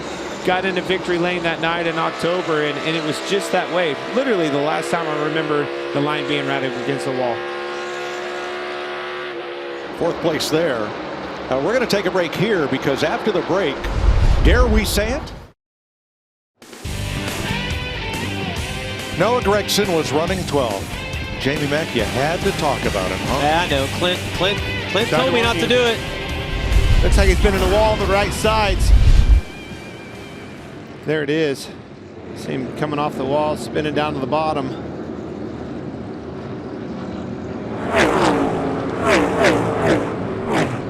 And that'll put us under caution for the 13th time. Gragson racing to remember Army Private First Class Samantha Huff from Tucson, Arizona. Military policewoman who fell in a wreck at the age of just 18. Now new leader Daniel Suarez took over the lead from Ross Chastain prior to the caution. Right there, we were going to be able to run it long. It's about 7 laps to go. Have everybody trapped a lap or 2 down, and you know, hit it with splash of fuel. But it's all good. We're back in it here. We'll reset. They were in good shape. Here's that lead change on his teammate Ross Chastain, just in the nick of time. Yeah, and Suarez had run him down from almost 3 seconds back. So I know that 99 had a little bit fresher tires, but he seems to have the best car at this point in the race. Pit road's a busy place. Jamie. And Chase Briscoe in the 14 pits from the 3rd position. Just starting to lose the rear a little bit, barely lose, so no adjustments here, just 4 tires and fuel, Regan. Ross Chastain starts the runs off too tight right now, but by the end of a long run, it starts sliding the rear tires. He needs a slight adjustment for the end of the runs. The 99 of Daniel Suarez still fighting rear grip just a little bit with that car, as you see a hang up on the right front and a slow stop there. And the 22 of Joey Logano too loose all the way through the corner right now.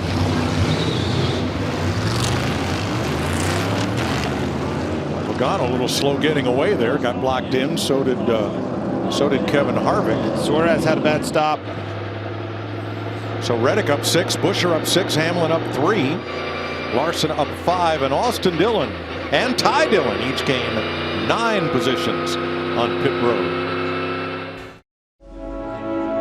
All of us at Fox take great pride in our family members of the U.S. military through the years, and we salute them for their service. Feels strange to be doing this Memorial Day race without Jack Simmons, Senior VP of Production Operations at Fox. I last saw him at the LA Coliseum back in February for the Clash. And Jack passed away this spring. He had strong ties to the military as an Army Reserve ambassador for the 63 Readiness Division and was always a big part of this Memorial Day telecast, and his love and support of the troops will always be a lasting memory of Jack Simmons. 42 to go when they get to the stripe in stage 3 of 4 in stock car racing's longest night. Only 5 Coke 600s have had more caution flags than this one. Here we go with Chastain and Briscoe up front.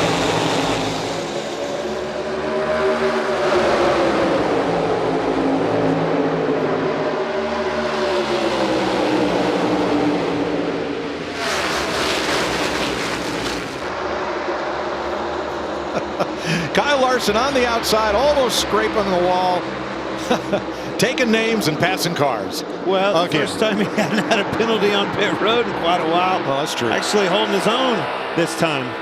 Speaking of holding his own, look at Chase Briscoe. Yep. Joey Logano in that yellow car was doing the same thing up on the outside last time by. And again, he rockets off turn 2 and gains a spot. Yeah, Logano's generating huge momentum off the top. New tires, old tires. It seems like his car likes to be around the top. He's got that little bit of run though on the inside of Denny Hamlin in turns 3 and 4. Logano's car looks like it has great short run speed. Woo. For the lead, Chase Briscoe to the bottom.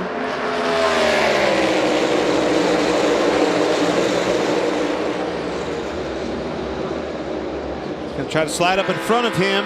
Gets cleared. Who, when that camera moves sideways, I thought he was loose, Jamie. Yeah, and you know, it's crazy, Clint, to watch Chastain, Briscoe, and Reddick go at it, because you think about those green-white checkers we saw at Phoenix, the exact same 3 Same cars. thing, slide job again. Mile track, mile and a half, doesn't matter. Same players. Here comes Reddick to the inside of Briscoe. This is 3 young, aggressive race car drivers going at it. Coca-Cola 600. Yeah, you think about at the beginning of the year, Clint, none of these guys had a win. Chastain's been able to get 2 wins. Briscoe obviously went at Phoenix. And we've said for weeks that we think Reddick would be the next guy to get the first win in the Cup Series. It's so much fun to watch all 3 of these guys. Had it won if it wasn't for the name of you said right before that. Man, that was a tough one to swallow. But hey, how about Chris Buescher bouncing back in the top 5, and then Larson? It's just insane to really think back of all the things that have happened in that first stage. And all of these guys are back in it and battling. Vince? Wouldn't be totally surprised if Buescher's good run here in the 600. 3 straight top 10s in this race. It seems to suit him for one reason or another. You did mention that spin back on lap 10, but they've had a good car. They just really haven't had the track position to show it. And how about that pit crew? Got him 6 spots last time with a stop under 10 seconds. This is Kyle Larson's seismic activity today. Look at that graph. That's what a heartbeat. It's been up and down. 90-0 with that guy. Well, and I think you got to give a lot of credit to his crew chief, Cliff Daniels, and the therapy session that they had about 100 laps ago. Cliff telling him it's all going to be okay. Look, we got all the bad luck out of the way early on. We're going to have a solid second half of the race, and so far it's happening. Whoa, that was Suarez didn't like that. Something happened with 47 he didn't like. Took a shot at him and missed.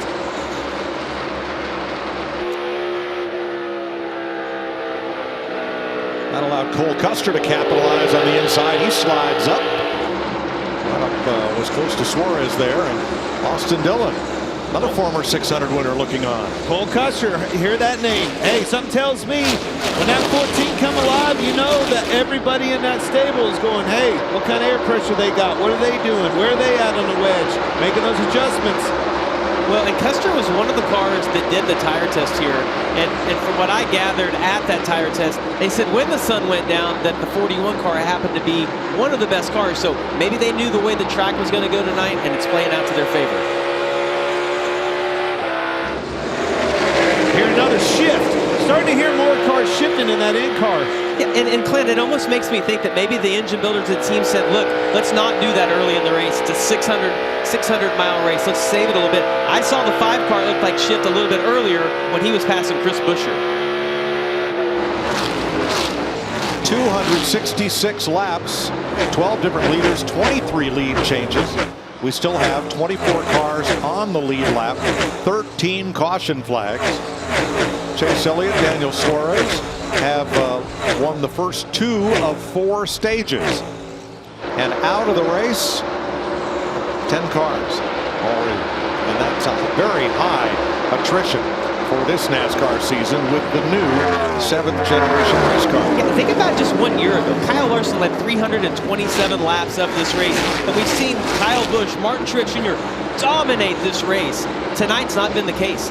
Ross Chastain's obviously been really good. We've seen Daniel Suarez good. We've seen numerous guys be able to lead. Chase Elliott, Kyle Busch, Joey Logano. It doesn't seem like anybody's really been a favorite, Clint. It's amazing to me, this car at this track, the way they prep the track, incredible racing. Not just this racetrack, I'm going to take it to the next gen car. It's been this way on these 1.5 mile tracks. This was the vision, this was the need, right? We needed these tracks to deliver better, and they certainly have all year long. I was so excited about coming here at Charlotte Motor Speedway for the 600, and these fans were too. Look at this crowd. It's still action-packed. These seats are full, and they're in for a good show. They've already seen a good show, and I can't wait to see the second half.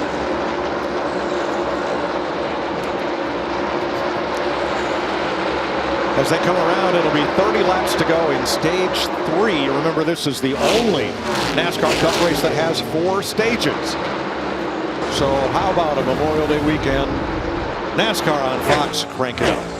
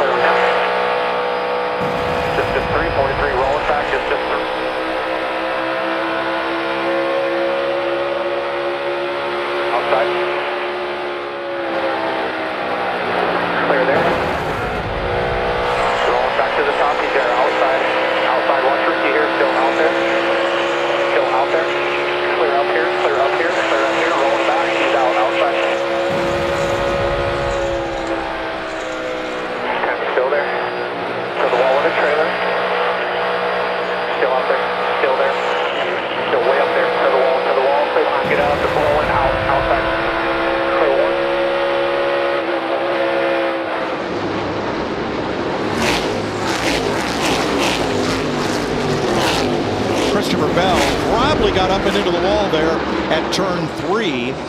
There were about 6 cars all but locked together going into turn 3 there.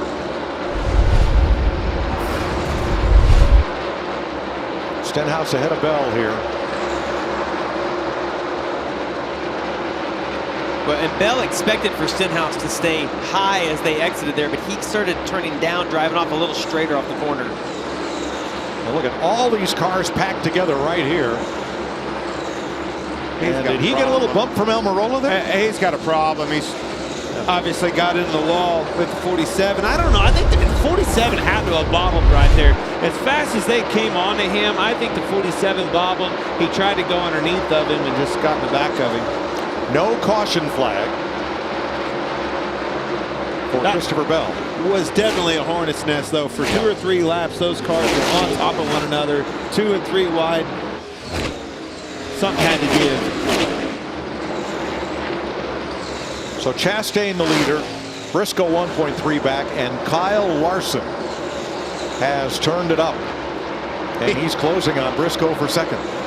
I'm going to admit it. I was thinking that was the fastest car on the track. He hit the wall and thinking, maybe not so much. Time and time again on pit road trouble, penalty after penalty. Just thinking, man, it's just not their night. Lo and behold, here he is. And less than a second behind Larson is Tyler Reddick. Where that 5 car's running in 3 and 4, he's been shifting down there every lap, just FYI. I don't trust this car enough to do that. So it sounds like he's a little scared when he does the downshift. It might upset the balance of the car. Maybe he's already loose on entry. A little bit nervous about downshifting. Car's light on its feet. And a downshift will promote that, right? You downshift that thing and it'll go up on the revs, could come out from underneath of you in a heartbeat. Definitely promote a loose. If it's already loose, I agree with Tyler Reddick. Better to be safe than sorry, especially at this point in the game. One thing I like as I watch him driving, he's relaxing his hands on the steering wheel, not death gripping the wheel. Looks like he's hot to me, Jamie. Might have a little bit of sweat in his eye right now. Well, that was a downshift in the fourth. He's trying it out, though. They've told him that. He ran a few laps, got comfortable. Yep. 12th place. Now this is the residual of that battle that included Christopher Bell a little while ago. These guys still going at it. Well, there'll be some tire residue on the side of it with the residual you were talking about. They just got together.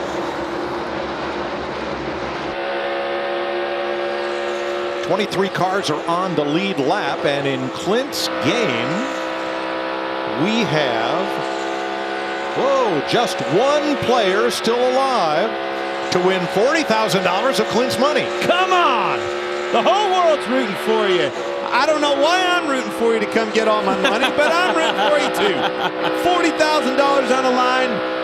One Fox Bet Super 6 player is still alive, and if he scores, it's going to be a party in Myrtle Beach tonight. Hey, I'm a huge fan of it, and I'm a huge fan of that fan. That being said, there's no way they knew what they were talking about if they picked what was going to happen in the first 2 stages of this race. No way. No chance. Teammates Almirola and Harvick.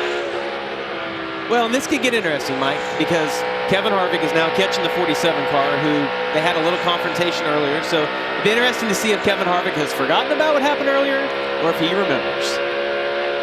Wait a minute. You used Kevin Harvick and forget in the same sentence. I don't think so.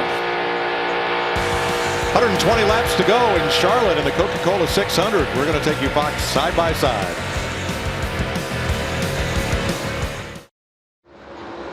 $600 miles. That's about how far it is to drive from Charlotte to the Indianapolis Motor Speedway.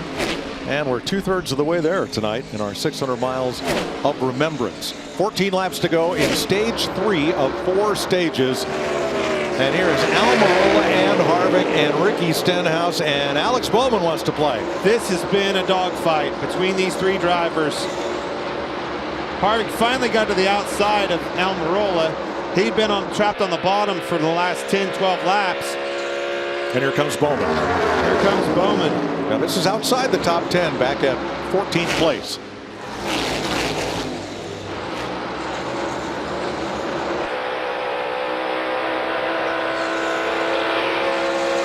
We know Harvick is not very happy with the 47.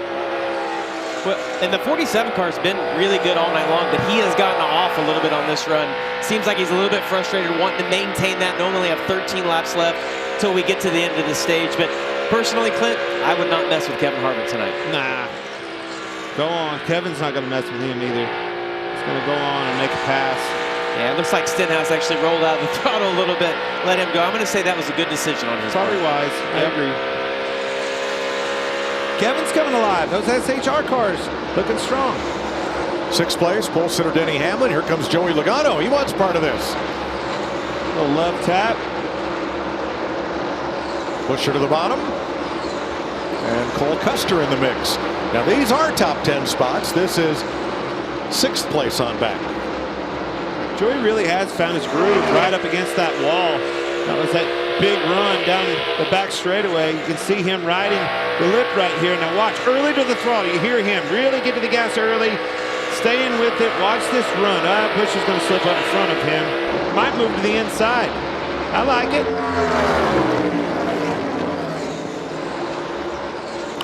Ten to go in stage 3 when they get to the line.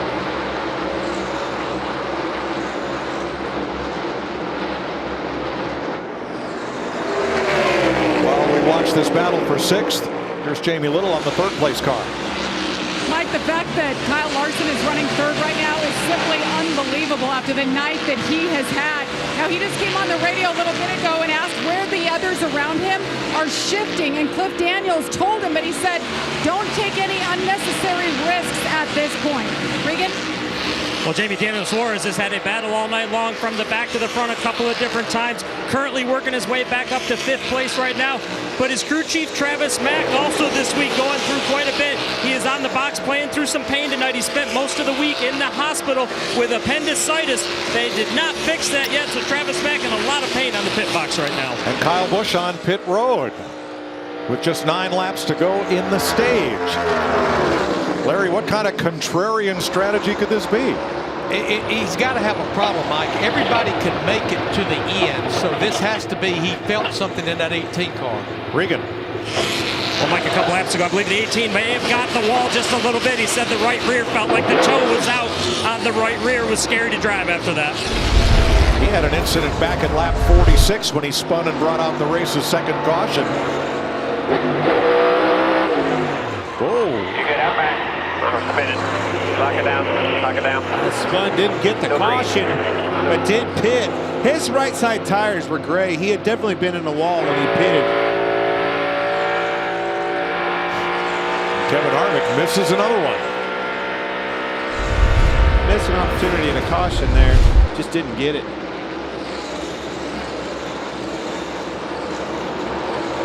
We're in the longest green flag run of the night, 35 laps, and we have not yet had a round of scheduled green flag pit stops, but still one 100-lap stage to go after this one concludes in 6 laps. Well, Mike, the last time you said that, the caution came out about 15 seconds later, so I hope you have not jinxed us. No, that was the last time you talked about Noah Gragson. The caution came out after I said that. 6 to go. This is when the wheels start falling off again. That last stage. I love the view, Clint, here from this visor cam, though. You can see how rough the track is, and this is so real. It's exactly what you see from the driver's seat. The thing I love is the different lines. You see how Chastain moves out, rolls into the corner high, diamonds down off of it, gets that huge momentum. 6th and 7th, Logano and Buscher. It's all good, Jamie. You know how this works. We don't jinx anybody. Cars turn left, we talk about it. Cars turn right, we show replays and talk about them more. That's just exactly right, and my point. Look at Chris Busch. I'm going to talk about him because he deserves to be talked about. This kid over-delivers in that race car, doing a great job again tonight. Already been backwards once, has this thing in the money. Great job, Chris Buescher.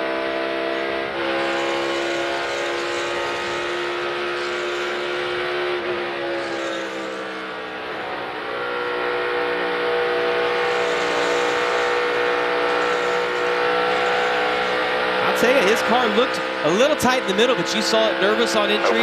Also a little bit of wiggle on exit. He has about a 2-second lead on Chase Briscoe, so you think he's probably not pushing the limit right now, Clint, knowing that we only have 3 laps left in the stage, but that car does kind of look like it's on edge.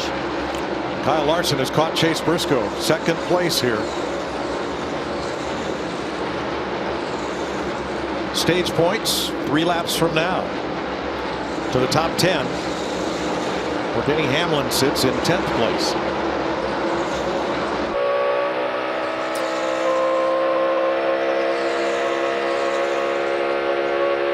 Justin Haley just came by with the engine sounding sour on his number 31. He is still on the lead lap, however.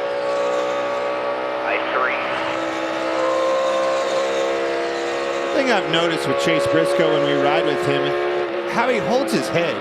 Almost looks like he looks out of the right side of his car at the right front, almost all the way around the track. That's something that's different than anybody I've ever seen drive. Everybody's a little bit different in their driving style, but certainly something I've noticed with Chase.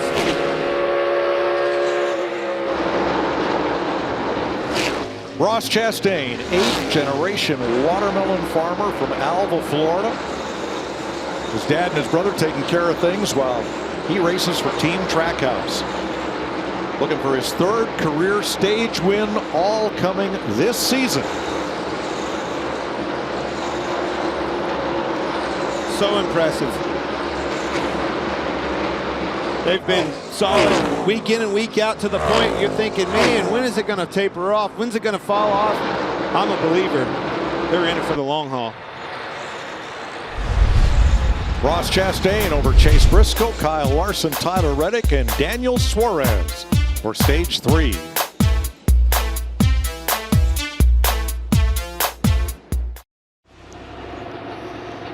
Stage 3 in the books. There's Kyle Busch. Pit crews getting ready to go to work. Mike, that's way harder than it looks. Yeah.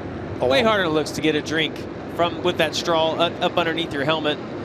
I usually ended up more than on me. Jamie, why is it always about hydration? How about driving these things? These cars have been a handful all night long. Kyle Busch, he literally spun on the pit road. I mean, obviously that was hard. I was talking about that because he was taking a drink. All right, pit road's open. Jamie? Chase Briscoe in the number 14 officially led 1 lap. That's his first lap ever led at Charlotte Motor Speedway. A little bit loose in 3 and 4. He almost spun out, but overall he likes the balance, so doesn't want to take a big swing here. The 8 of Tyler Reddick coming into his box. Team did a great job, gained him 6 spots on the last stop. Needs to turn a little bit better. And the little car that could, the 5 of Kyle Larson, they keep ticking. No adjustments here. Regan? Ross Chastain's race car is perfectly neutral early on in the run. At the end of the run, though, it goes a little bit free with the back of the race car in the 99 of Daniel Suarez. His car is good. He spent the time pumping up his pit crew for a good stop. Got Reddick. +3 for Tyler Reddick. Good stop. Everybody 4 tires. And let's hear from our stage 3 winner. Hey, Ross Chastain, it's Jamie Mack up in the Fox booth. You got me?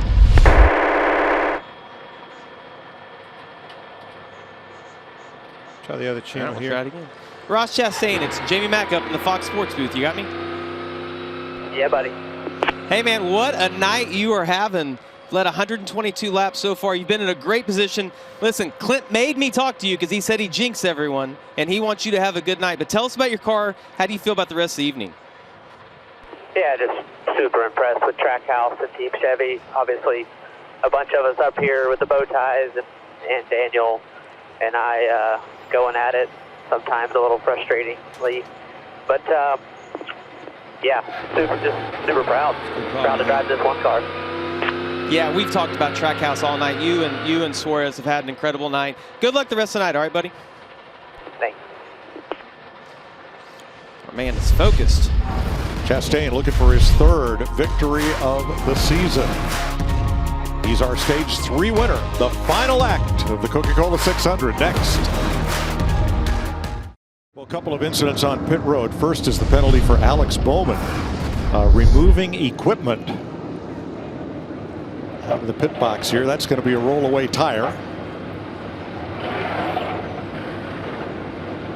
And the right front tire changer on Joey Logano's car having an issue. You see him get in position. Here comes Denny Hamlin, catches the air hose, and may have clipped his foot. Yeah, that right foot was hanging out when he got in there, but if it was, man, what a contender. Got right back in the game, got that air wrench right, hits it right there, gets the lug nut on. If that, yeah, you can see hobbling on it. I think he got run over. If he was hurt, he wasn't showing it, Regan. Well, Mike, that's exactly correct. He did get hit on that foot when Denny Hamlin came into the pit stall. That was Tanner Andrews, right front tire changer for Joey Logano. They're checking in on him right now to see if he's going to keep going tonight or not. Thanks, Regan. It was so impressive to get back in the game like that. Man, literally got run over by a race car, got right back in the game, got that tire changed, hobbled off. To add insult to injury, wearing a suit with somebody else's name on it. Well, I guess whoever's name that was is glad that he wasn't the one that got run over, I guess. How about this race? Kind of like the All-Star race, where a number of the early favorites are falling out, and here we are going into the last stage, whole new ball game. It's anybody's game, but if I'm got a favorite, I'm telling you, those Trackhouse boys, extremely fast. Chastain's leading all the laps. Suarez, he's spending some more time on pit road, but I think his hot rod's just as fast. Yeah, we got Reddick up front. Kyle Larson's made a really good recovery today, but what a difference a year makes what we saw last year in this race to what we've seen today. Kyle Larson called it the worst race of his life. Well, that was the first half. Second half has pretty well gone his way after everything went wrong in the first half for team number 5 that dominated this race and won handily last year. Stage 4. Reddick and Chastain on point.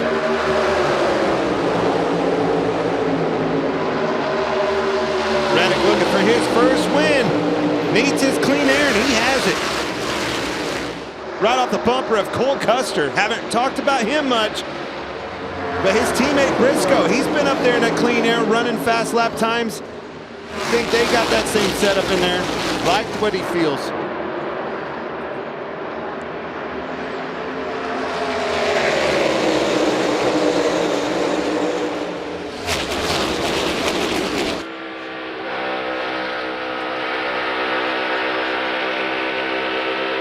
Richard Childress racing out front.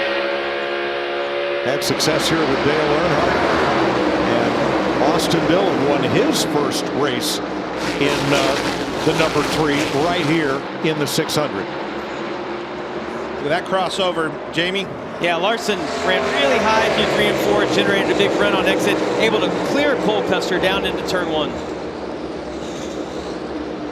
What I like about Larson's car, and I guess you just learned that from passing so many cars, is how he can ride that bottom. You know, and that's something that a lot of cars can't do. To be able to pass, you got to do something everybody else can't. And him making some hay down on the bottom of the racetrack, especially as this track starts to wear out, the traction compound on the outside, and the fact that it's cooled off. I like that his car's fast. That's my favorite part. Or it's just fast. Yeah. This group was 3 wide for a whole lap, and now they go right back at it again. You see Joey Logano on the bottom all of a sudden. We saw him up top most of the race. It's Kyle Larson's trying to work over Ross Chastain. If I'm Ross Chastain, though, I make Larson pass me on the bottom. I don't give the 5 car the outside because you know how good he is on the top. Kyle tried to pass or move back down to the bottom and do exactly what you were just saying. Briscoe was there, elected to get out of the gas. Very lucky. Yeah, Briscoe was coming hard on the bottom there. Larson and Chastain made some contact last time by. Here's a look at it. This is off turn 2. Quite a bit of contact. I think the 5 was thinking that the 1 was going to be up a little bit higher and probably should have. Got some smoke off the right rear. Teammates getting after it. You know, the one thing that we've learned from this new car, contact's not a big deal. Like, you have light contact like that, the body pops right back out. We don't see those tire rubs. Any issue with the 5 or the 1 car right there. Briscoe tries the bottom again. Suarez in the middle.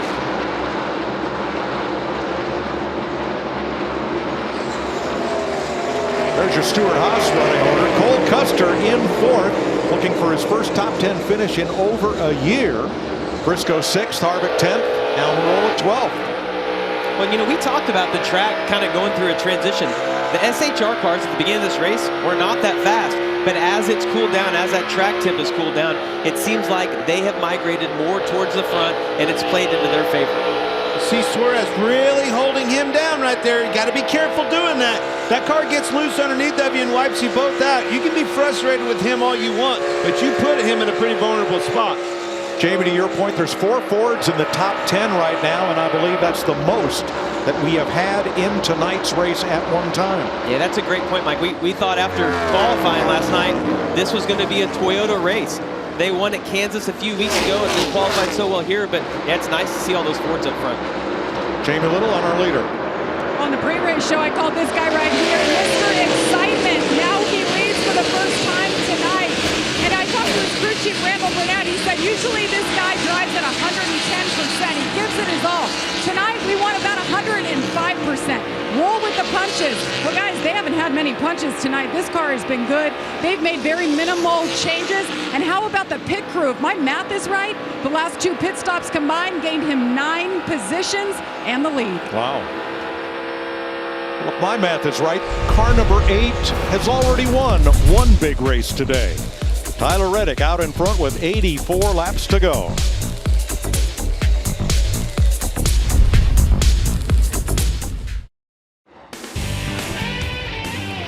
Tyler Reddick, Ross Chastain, 80 laps to go, battling for the lead in Charlotte, North Carolina in the Coca-Cola 600 on Fox. It is that close. What a great time to look at tonight's Credit One Bank ones to watch. Well, up first, and listen to this, folks. 3 penalties on pit road, a spin and a fire, and my man is still in it. The 5 of Kyle Larson, it's got to happen. If there's adversity, if that has anything to do with it, he's going all the way. Clint, my man Ross Chastain, his best finish at Charlotte prior to tonight was 21st. Didn't even have a top 20 finish. He has led 122 laps, back up there battling for the lead. But remember, for every driver, there's at least one more pit stop. Well, Larry, I'm going to go with the guy leading this race, Tyler Reddick. The Coke 600 has produced 7 winners to get their first Cup win. I think number 8 makes it 8 tonight.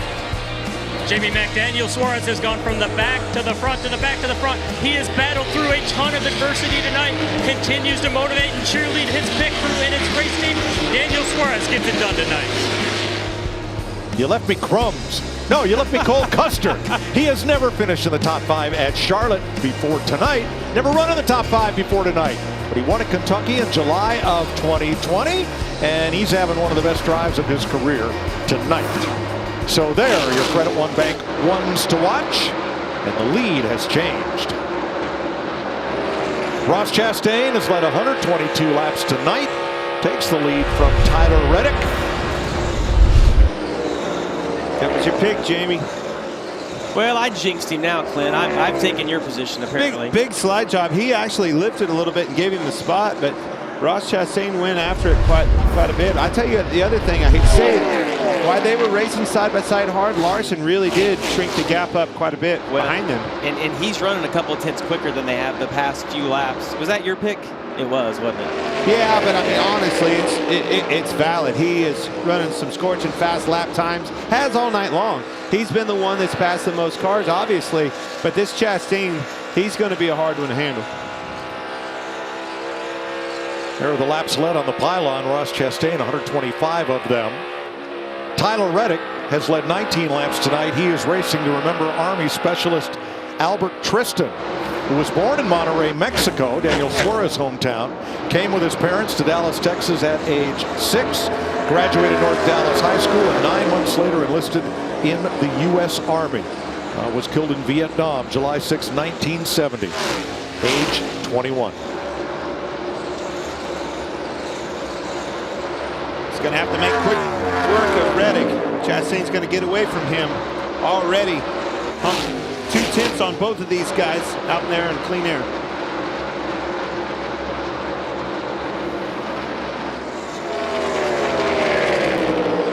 Really has been a great race. Shaping up to be a good finish. Wouldn't expect anything less. Oh, he slipped up behind Reddick.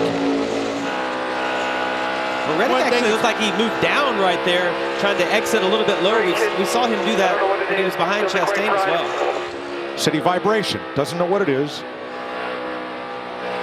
yet. But you were right. When he moved down, that channel of air behind these cars is so defined behind them. When they cross that wake, it takes the air off, and that nose takes off. You hear him talking about it. Be ready if he comes in. Well, he's leaving that up to Tyler to make that decision. How bad is the vibration? If you need to come in. But if you can stay out, we need you to stay out. It's getting bad. Didn't hear it. Last lap, barely heard it. The lap before this lap, I really hear it. If you hear a vibration, I'd say pit. I agree with that. When they get bad enough you can hear them, they don't get better. I don't think it's rubber. Sounds like it to me. So what he's referring to right there is the rubber builds up inside of the wheels, and it makes the tire feel out of balance, and so you'll feel like a vibration. If it's in a front tire, you feel it in the steering wheel, but if it's in a rear tire, you just feel it all over in the car. So hard to tell yourself to pit, though. You know the consequences. You know what you're up against on both sides of that equation. Well, and we're 25 to 30 laps since they pitted. We've seen some tire issues tonight. You would think it would have already happened if it was going to happen, but that's the fear, is that if you blow that tire, your night's over. If you pit, it might be over. So to show you what we're talking about here, Kyle Busch had a big rubber buildup inside the wheel well, and earlier, watch on the left rear of Kyle's car. Some of that built-up rubber is going to get loose and fall off, but it piles up in there. And that's a lot of rubber. That's a substantial amount of rubber. That will make a vibration. Yeah, and it doesn't take that much inside of the wheel for what Tyler is. Oh, that was a squeeze play right there. Wow. Almirola got up into Eric Jones off the Ford, puts him in the wall pretty hard. Not pretty hard, really hard. Take another look at this.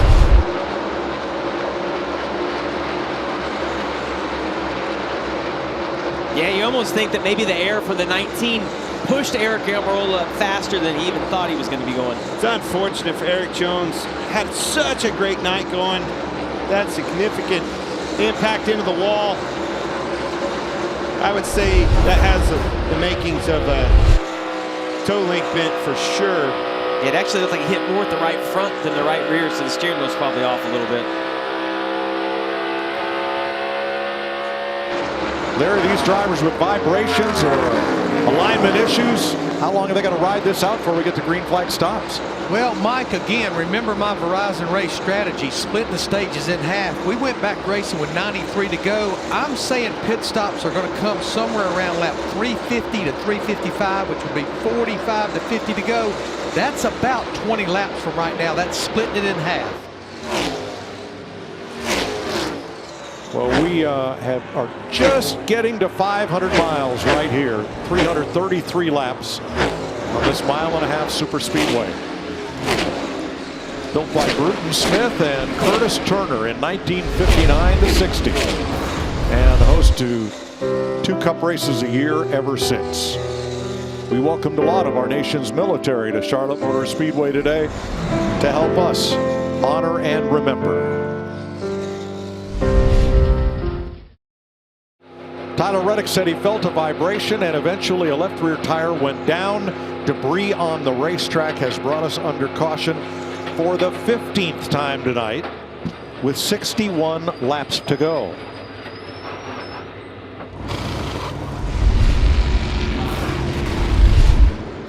Watch the 8 car.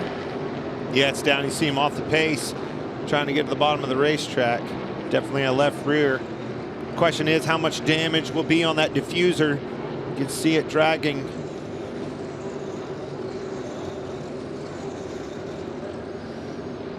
Tough break. So many times this year, been in the running at the right time, and just bad things seem to happen. You keep knocking on that door, I'm telling you, baby's gonna open, and when it does, this kid's gonna find victory lane a lot of times. Well, and the frustrating part, as from a driver's perspective, is he didn't do anything wrong. You can't help it. The left rear tire goes down. So it's not like the team did something wrong. Or the driver. Look at that. Wow. What a catch. Tyler Reddick trying to give Richard Childress Racing its 7th victory in the Coca-Cola 600.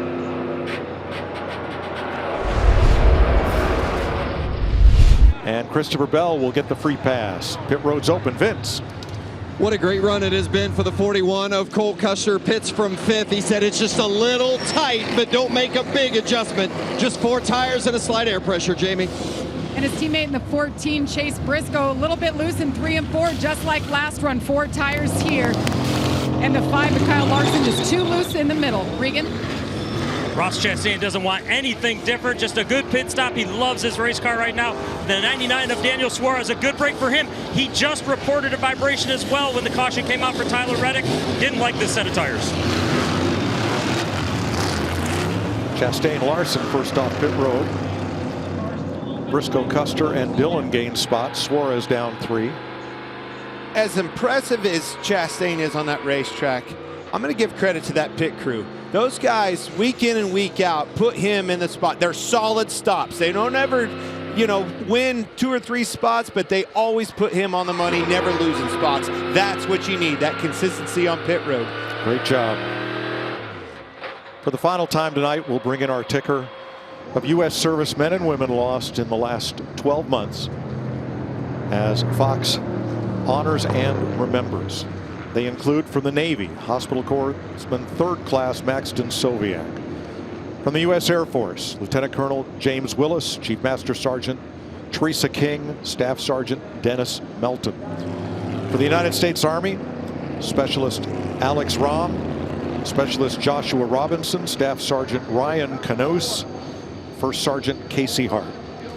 And from the United States Marine Corps, Lance Corporal David Espinoza, Sergeant Nicole G., Staff Sergeant Darren Hoover, Corporal Hunter Lopez, Lance Corporal Riley McCullum, Lance Corporal Dylan Marola, Lance Corporal Kareem Nikuyi, Corporal Dagan Page, Sergeant Johanny Rosario Pecardo, Corporal Humberto Sanchez, and Lance Corporal Jared Schmitz.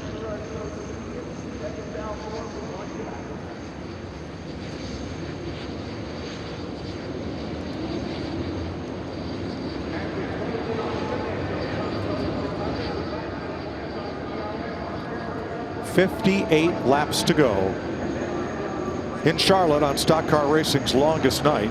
All the drivers said this would be a long race, not because it's 600 miles, but because they expected a lot of caution flags. We've had 15 of them.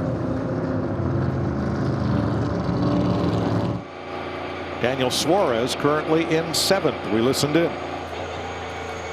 But it's tough. We're in a bad situation with that 11 and the 22. It's kind of stacking up to us. We got this, man. You got the best car out here. You've been doing a great job. We've made you work for it tonight. You know how to pass these guys. No problem. I got it.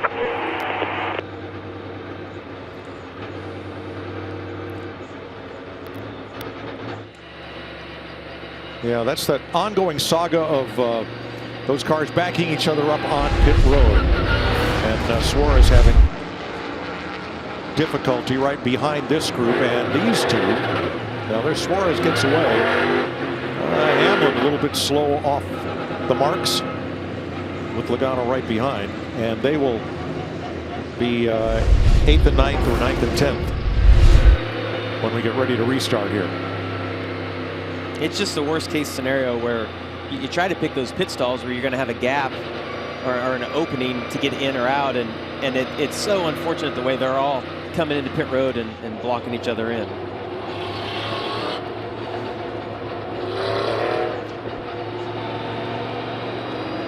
Look at Kyle Busch's night. After a spin, came back from that in stage 1, was all the way down to 24th in stage 3. And now finds himself in 7th and in contention after an uncontrolled tire penalty back at lap 254. He's worked his way back. Charlotte Motor Speedway like a jewel in the night.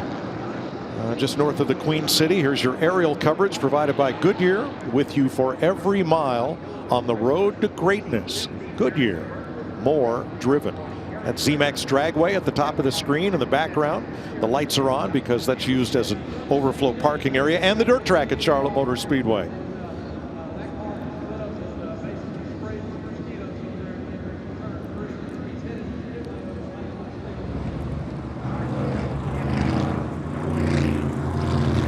Well, NASCAR on Fox rolls on next week. Now for something new and completely different. This week in St. Louis is the start to an exciting new venture for these drivers. Watch as they forge through unfamiliar territory east of the Golden Arch. Many strive for victory lane, but only one can conquer this alluring asphalt. Be part of the exploration on FS1. St. Louis next Sunday on FS1. Michael Waltrip goes from the grid walk to join Clint and me in the booth for St. Louis. And Sonoma, Tony Stewart makes an encore performance. Remember his last visit to Sonoma where he dueled Denny Hamlin right down to the finish and won. His last win. Famed St. Louis native, former Busch Series Cup racer and now dirt track ace, Kenny Wallace. Going to stop by in St. Louis and say hi. Looking forward to having Mikey in the booth. Kind of completes the package for us, Mike. We've had them all. Jamie, Larry, M-Dub. Everybody. It's been a fun year, hasn't it? Yes, it has. Chevy's on the front row for this restart with 55 to go. Ross Chastain and last year's winner, Kyle Larson. Ford's on row 2, Custer and Briscoe. Then Suarez and Austin Dillon, Kyle Busch and Denny Hamlin. Here we go.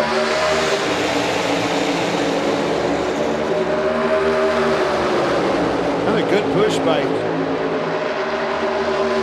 Custer on the bottom. Same result. Puts that one car back out front. 20 cars on the lead lap, including Christopher Bell, who just got the free pass.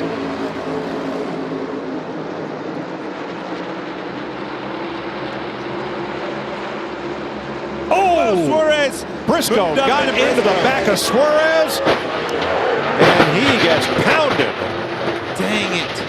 Oh, Busch is upside down. I think he hooked a drain.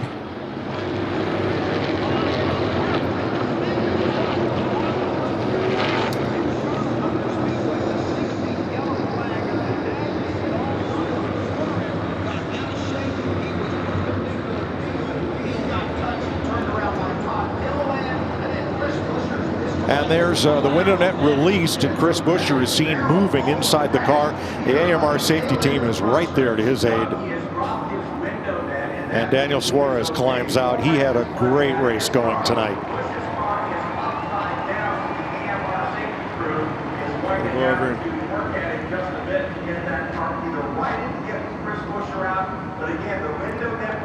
Yes, he did. And I agree with his crew chief, Travis Mack. One of the fastest cars we've had just kept having trouble on pit road. One too many times for him. Came up in front of the 14. Briscoe got into him just at least a little bit, put him in the wall. And man, Chris Buescher over and over. What a wild wreck that was. Jamie, I'm with you. I believe Buescher hooked something there in that infield turf that sent that car tumbling. He either hooked a drain or it's where the turf and the asphalt meet, because it looked like the car was just sliding, then all of a sudden it just dug in. And once it did, it started rolling and wouldn't stop. But they're dispelling energy as they take place. I think that's the only second time we've had one of these cars over. Thinking of Harrison Burton at Daytona.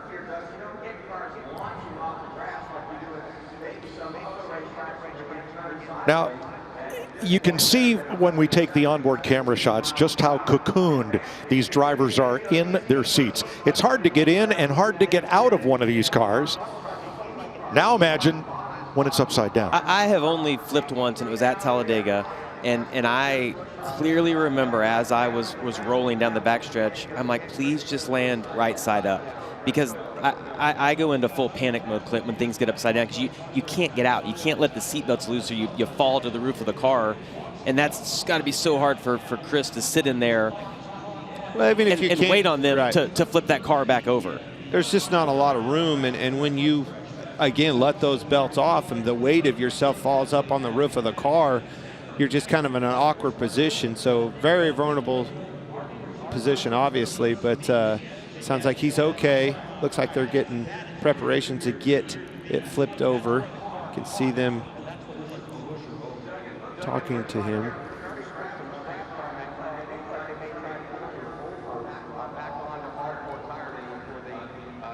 There's what dug in. So the race has been red flagged. The cars are stopped on the front straightaway just prior to the start-finish line.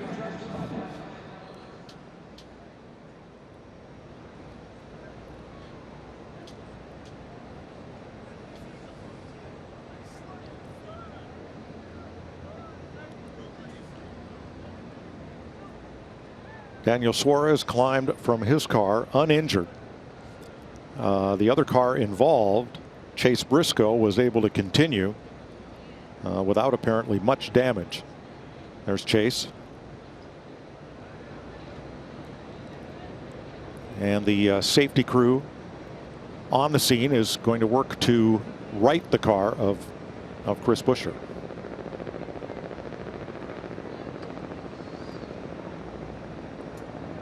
They've got a strap on the right side on the rocker panel. Going to hook that to the cable, and then everybody out of the way as they bring this thing over, up and over, to make it much easier for him to get out of that car. Look at the damage to Suarez. That was just one hard hit.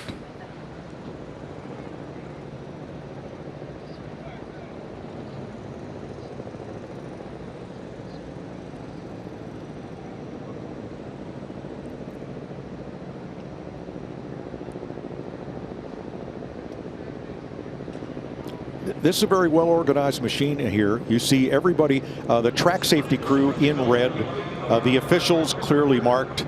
The record drivers are in a different color, and the AMR safety crew, they're in white with red and white helmets. So everybody knows who everybody is and what their responsibilities are. Yeah, and the key here is that when you roll it over, you want it to go over softly. You want it to land on all four tires and set down slowly.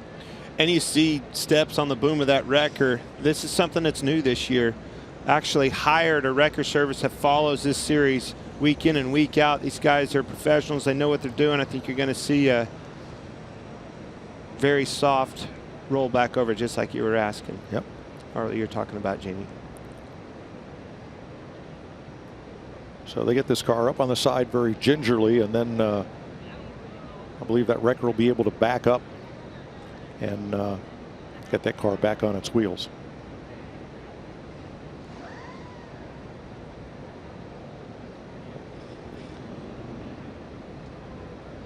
More importantly, I want to see him get out of that race car. Absolutely.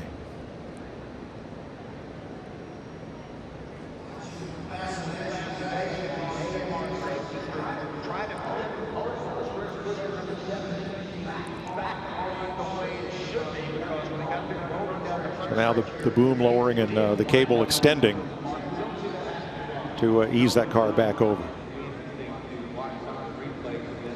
See his hands moving right there. Yep. Unhooking his helmet. And a very controlled process, and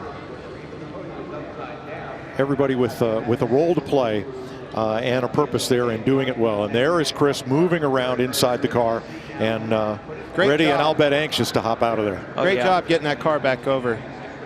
Absolutely.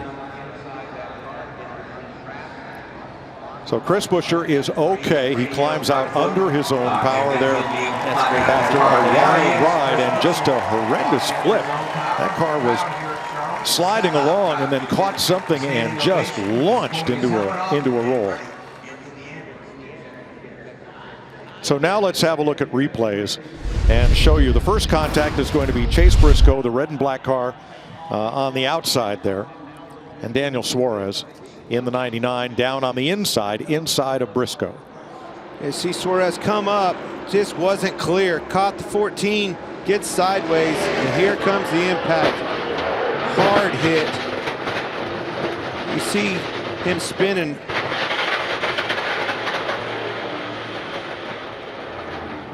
The more you look at that, the whole right front suspension was broke off. I think it rolled underneath the car, and that's what flipped the car. The upper A-framers broke. The whole right front suspension dug in. That was Todd Gilliland, tried to go high and just didn't have enough room. See that right front wheel dug underneath the car, and that's what dug in and caused it to start flipping. Violent crash. Now let's ride along with Daniel.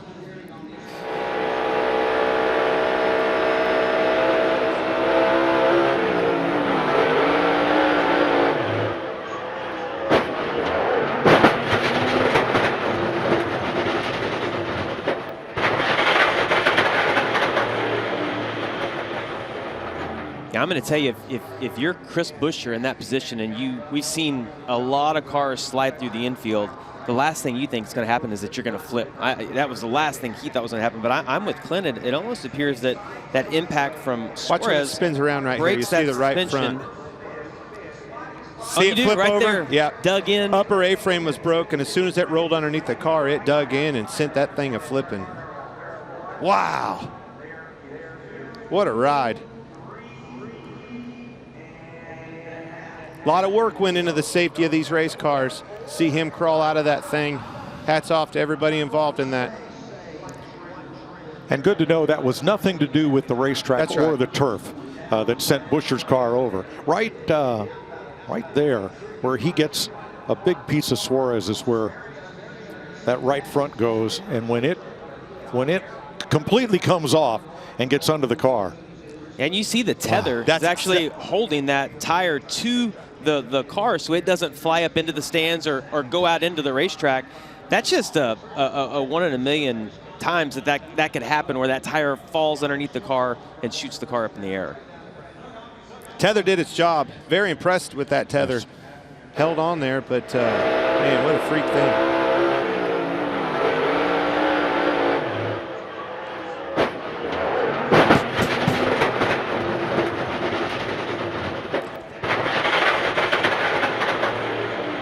And now here's Vince Welch with Daniel.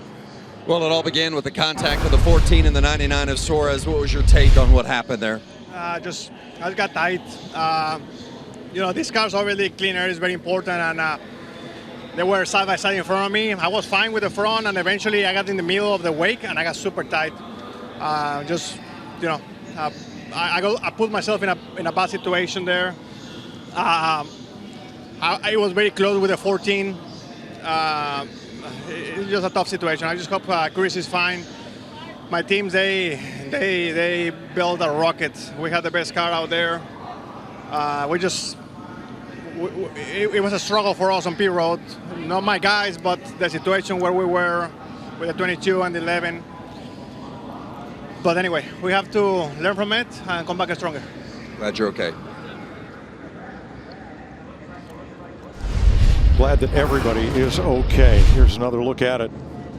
And watch for the contact from the 99, from the 17 on the right front of the 17 of Buescher's car. There's Todd Gilliland sending him spinning. And there was the hit right there that caused the big damage to Buescher's car that ended up launching it up and over. You know, that's one of those instances with Suarez and Briscoe that early in the race Briscoe lifts, but there's 50 laps to go in this race. You're trying to generate those runs and get the track position you can. You heard Suarez talk about, you know, how important clean air is.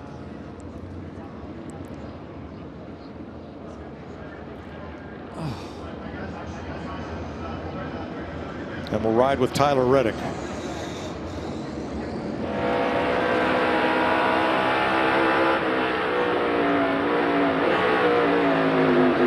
You can hear him on the brake, start downshifting to make sure he can get the car slowed down. Great job by Tyler to get his car slowed down, and heads up spotting by his spotter to kind of give him a direction of where to go. Here's Kevin Harvick.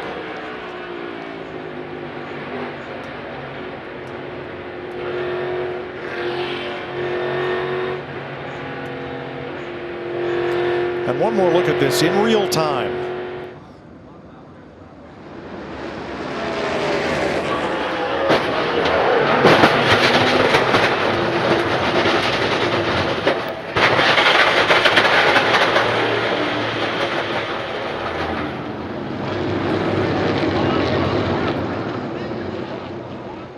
And the best shot of all is Chris Buescher climbing out of this car uninjured.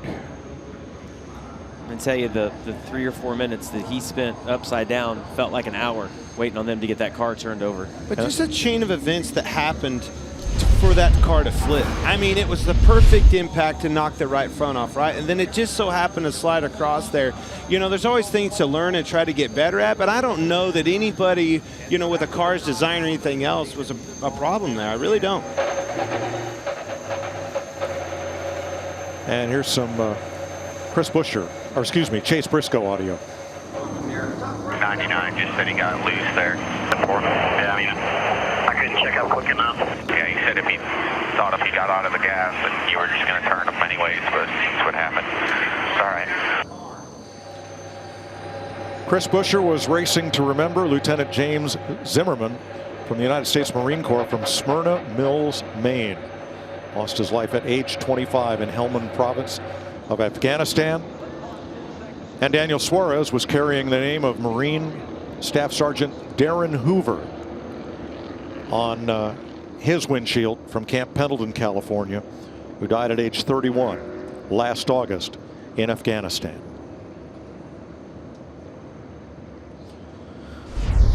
Red flag with 52 laps to go. The cars have refired. A grinding crash for Daniel Suarez. Got hit 3 different times. Chris Buescher up and over and ending on his roof.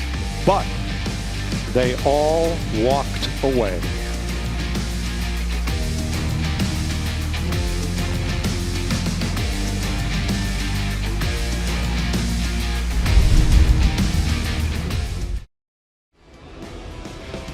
A wild night in Charlotte. 15 cars out of the race. 16 caution flags. Started on lap 18. Ryan Preece spun. Then winning the stage. Chase Elliott won the stage, but his night ended early. Ryan Blaney got down on the apron and up in front of the low, and then the top lanes. 12 cars involved, half of which went to the garage. Daniel Suarez wins stage 2.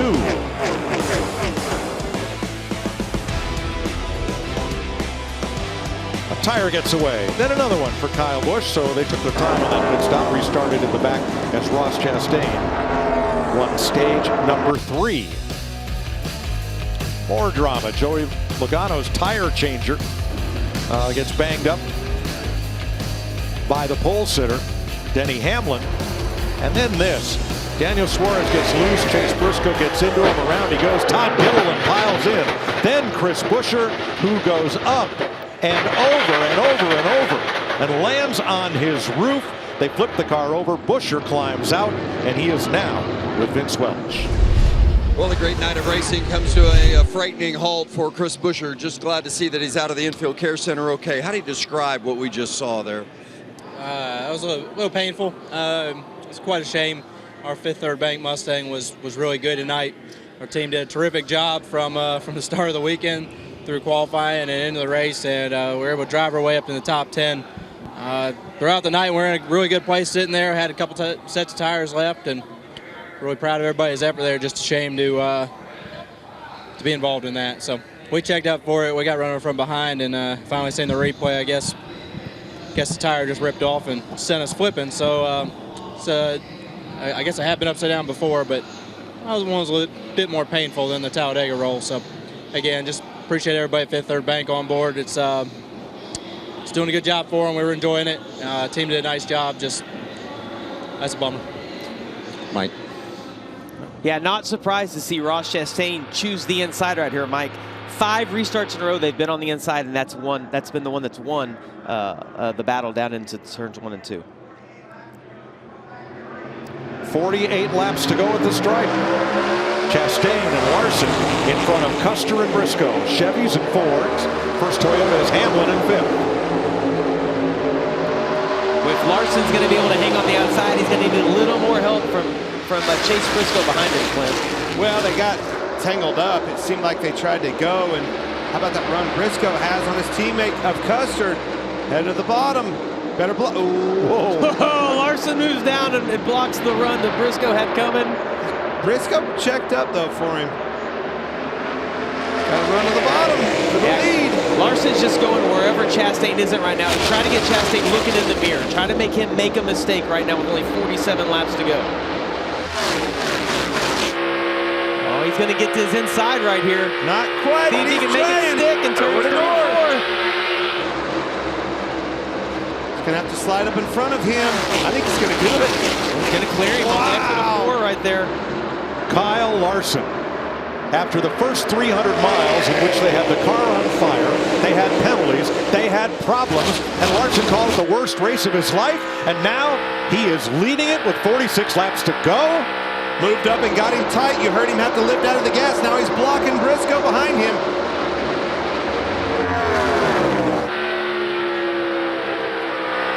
Bottom white line inside. Briscoe's going to be shooting to the outside. Clears. Crossover coming. I don't know what happened to Chastain, but his car is not good after this restart. Yeah, it's either it doesn't like this set of tires or they've made an adjustment that just doesn't seem to have the speed. I mean, he's been the best car the last 200 laps of this race, but now clearly it looks like he's off just a little bit.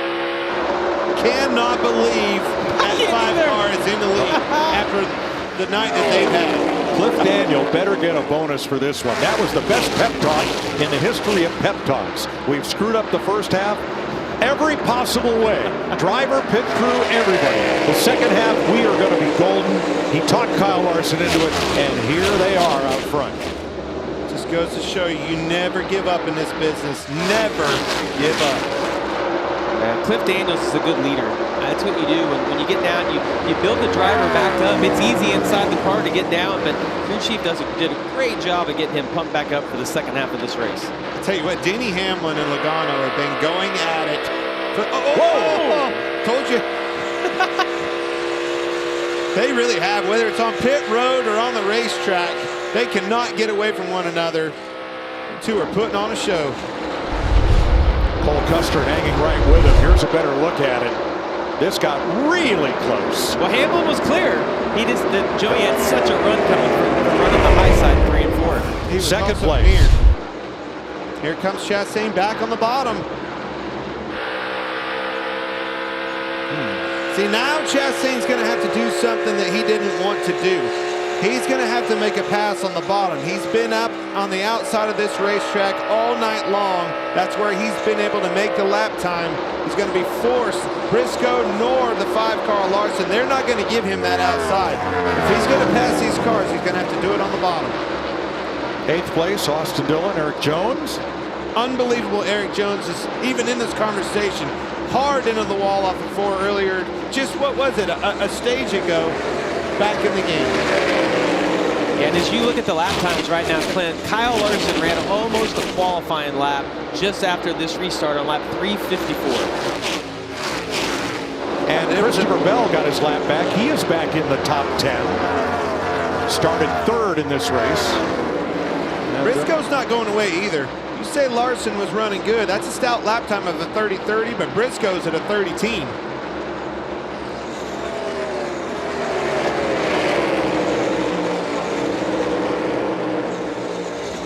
And 5th, 6th, and 7th. That seems to be where the energy is in this lead group and where the action's going to be. Yeah, and it's interesting to me, Clint, to see the line that Larson's running. He's right in the middle of the racetrack. You see those guys behind him, Chastain's running just a little bit higher. To me, Larson likes the balance of his car right now, being able to run in the middle, because if those guys start to catch him, we know how good he is around top, and he'll get right up against the wall like we saw in Kansas. Now, Cole Custer is trying to pressure Denny Hamlin. But if Custer looks up in his mirror, he is going to see Kyle Busch closing in. Going back to Cliff Daniels and the job that he's done, obviously that pep talk keeping everybody under check there, but keeping up with this racetrack, I think that car's damaged. Kyle Larson hit the wall pretty hard earlier in the race. I think he's done a good job of not only keeping up with the racetrack conditions, but making adjustments on that car to where Kyle Larson in that car can make some passes, make it maneuverable, and run the lines like you're talking about in the middle of the racetrack. Yeah, Kyle said a little bit ago he was loose in the middle of the corner, which isn't something that you typically hear out of any driver. It's normally loose in or off and tight in the middle, but they've gotten the balance of that car better. Cliff Daniels has made some nice adjustments to that. Larson's running great lap times right now. Seems to be the best car on the track at this point. Seems to be. Jamie Little on our leader. It is just unbelievable what they have overcome, and I'll tell you, I give all the credit to the man on top of the box there, Cliff Daniels, and what he has done to just motivate this team. Don't give up. Let's stay in it. We've overcome a lot. We're not out of it. And you know who that reminds me of? Chad Canals. Absolutely. Cliff's ups and downs of emotion, Clint, remind me of the driver, Kyle Larson. It's like the highest high is the same emotion on his face as the lowest low.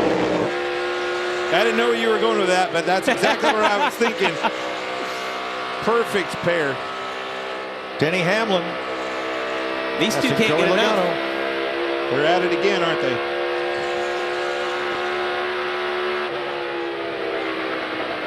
And that'll bring Cole Custer right up on Logano. But them leaders are right there. You saw in his in-car. They're right there in front of these two. Right there, Christopher Jones, Eric Bell side by side. 8th place.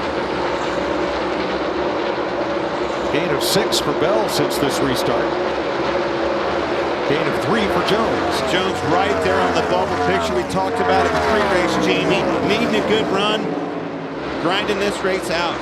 Another solid run. Been all over the place just like everybody in this race. 23rd, 14th, 3rd, 11th, 8th. Knocking on the door of the top 10. Yeah, and you talked about the big contact that Eric Jones had on the exit of turn 4. It looked way more significant than what we saw Chase Elliott have. I think it just has to do with the angle of how you hit, how flush you hit. Is it more the right rear quarter panel, or is it the wheel that hits the wall?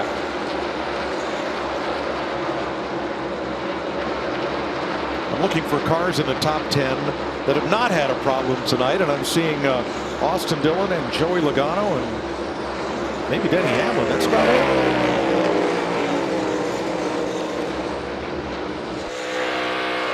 It's been one of those nights, hasn't it, boys? Nice move for Custer, but Logano coming off the high side of turn 2 comes right back to his bumper.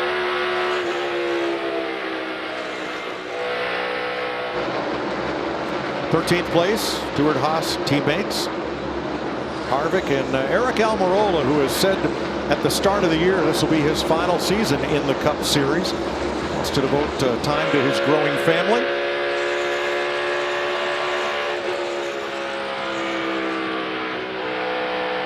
Ross Chastain has led 144 laps of this race and currently sits 3rd. Regan? Well, Mike, I just checked with the team. There has not been a word on the radio from Ross Chastain about that race car right now. Super focused on trying to get back to the front, but no comments from the driver.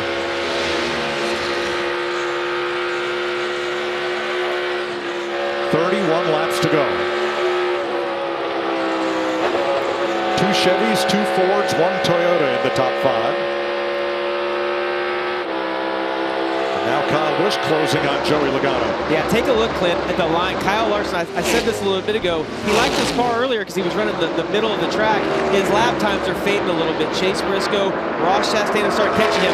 Look at the line that he's moving. He's searching around right now. He's went all the way to the wall. The line very similar to what we saw Joey Logano running earlier in the race. To me, this is kind of his crutch. This is where he's going to go when he's trying to find the last bit of grip. But it takes me back to that Xfinity race. I vividly remember I watched that race right up in the middle of 1 and 2. I watched the 7 car, started to get loose, got to the lead, passed Josh Berry, his teammate, got to the lead, started to get loose into the corner. Josh Berry catches him, makes a pass, gets loose, gets into the wall. That might be what's happened to that 5. Start getting loose in, can't carry that speed, move up, try to make the track bigger. Yeah, those 2 behind are catching him about 2 to 3 tenths a lap, which is a ton at Charlotte. But catching him and passing him will be 2 different things. Kyle Larson on an 11-race winless streak. That is the longest of his career since joining Hendrick Motorsports. 29 laps to go in Charlotte. Side by side.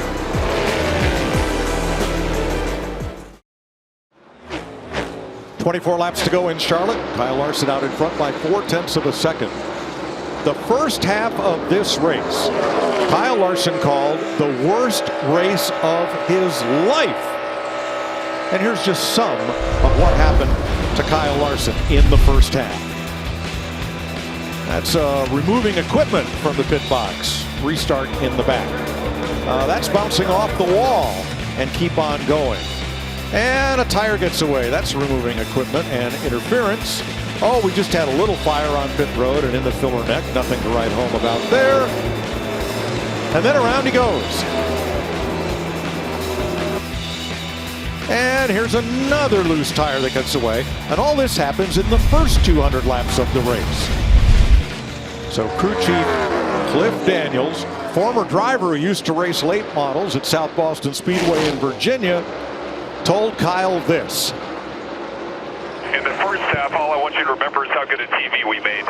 We went from the back to the front more times than I can count. We hit the wall, we spun out, we literally caught on fire.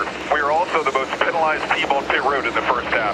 All that means is that in the second half, already we're going to be starting way better than what we started the first half. We've got to go execute right now. I don't really know what the hell you're worried about, but I'm fine. The team's fine. Everybody down here is nodding their heads and giving a thumbs up, so let's go. Yep, I'm fine.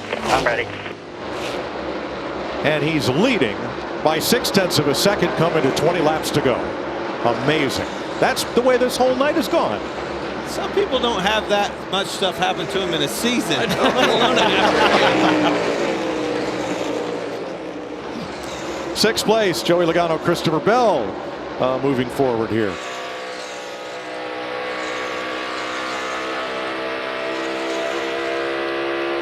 Now Chase Briscoe in second, half a second back. He's got his elbows up. He's trying everything he can to catch Kyle Larson. The 14 ran Larson down. Was running a 10th and a half or two quicker, and it looked like he caught a piece of the wall off of turn 4, had a really slow lap. But he is regrouped, and he is now tracking Larson down again. But when I'm watching this, Clint, it just appears Larson's right up against the wall. Briscoe's able to run that one car length lower, but he's going to have to do some type of a slide job in order to clear him, because the lanes that they're running, he won't be able to make that pass. Well, and looking ahead, there's just not lap traffic that's racing door to door that's going to, take that line away from your leader, Kyle Larson. He's going to have to do it the old school way and try to figure out, as he catches him, move down in the middle of the racetrack like you see him doing right there and try to find a way around him. But I agree, as we were replaying Cliff Daniels, speech to his team, I'm thinking, boys, you better hurry, because this 14's catching him in a hurry, and then he got off of 4, lost a lot of ground.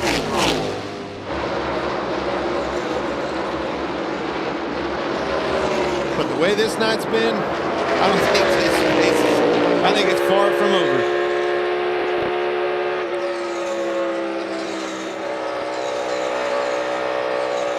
Mike, Clint, and Jamie, I've been emailing, texting. I even sent a pigeon over to the racetrack to get me some information.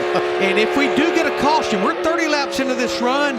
By my calculations, everybody should have at least one set of sticker tires laying for that final stop. Well, that's amazing, Larry, because we had 11 caution flags in the first half of the race. And, only 5 since, counting a stage break.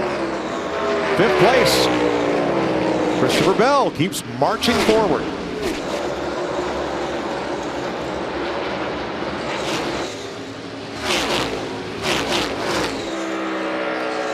Well, and here's the thing: as we watch Briscoe running Larson down, watch how much deeper Briscoe can drive into the corner than Larson. That tells me that Larson's car is either loose on entry or it's not turning when it lands. Watch how much faster he's able to drive into the corner and close up this gap on Kyle. Right there, look at that. And that's exactly what I was talking about, the Xfinity race with Allgaier and his teammate Josh Berry. Allgaier started to get loose into the corner, couldn't get in. Berry was driving in way deeper and was able to capitalize and make a pass. Forced a mistake. Flip side of that, if you're the 5 car, don't let him drive you into the corner too hard. Get loose and get this thing out from underneath of you in the wall. Stay disciplined in that car. The race is on, boys. 14 laps to go. And it's so amazing after everything we've been through, 4+ hours, 386 laps, then it's all coming down here to the end with these two guys going to give us a great battle to the end of this race.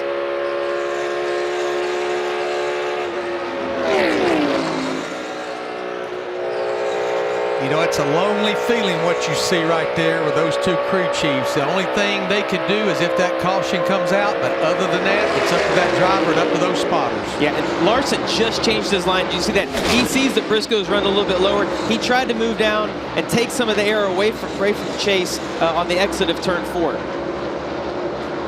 They're both utilizing their strong suits. Oh, into the wall goes Christopher Bell, and he is slow on the racetrack.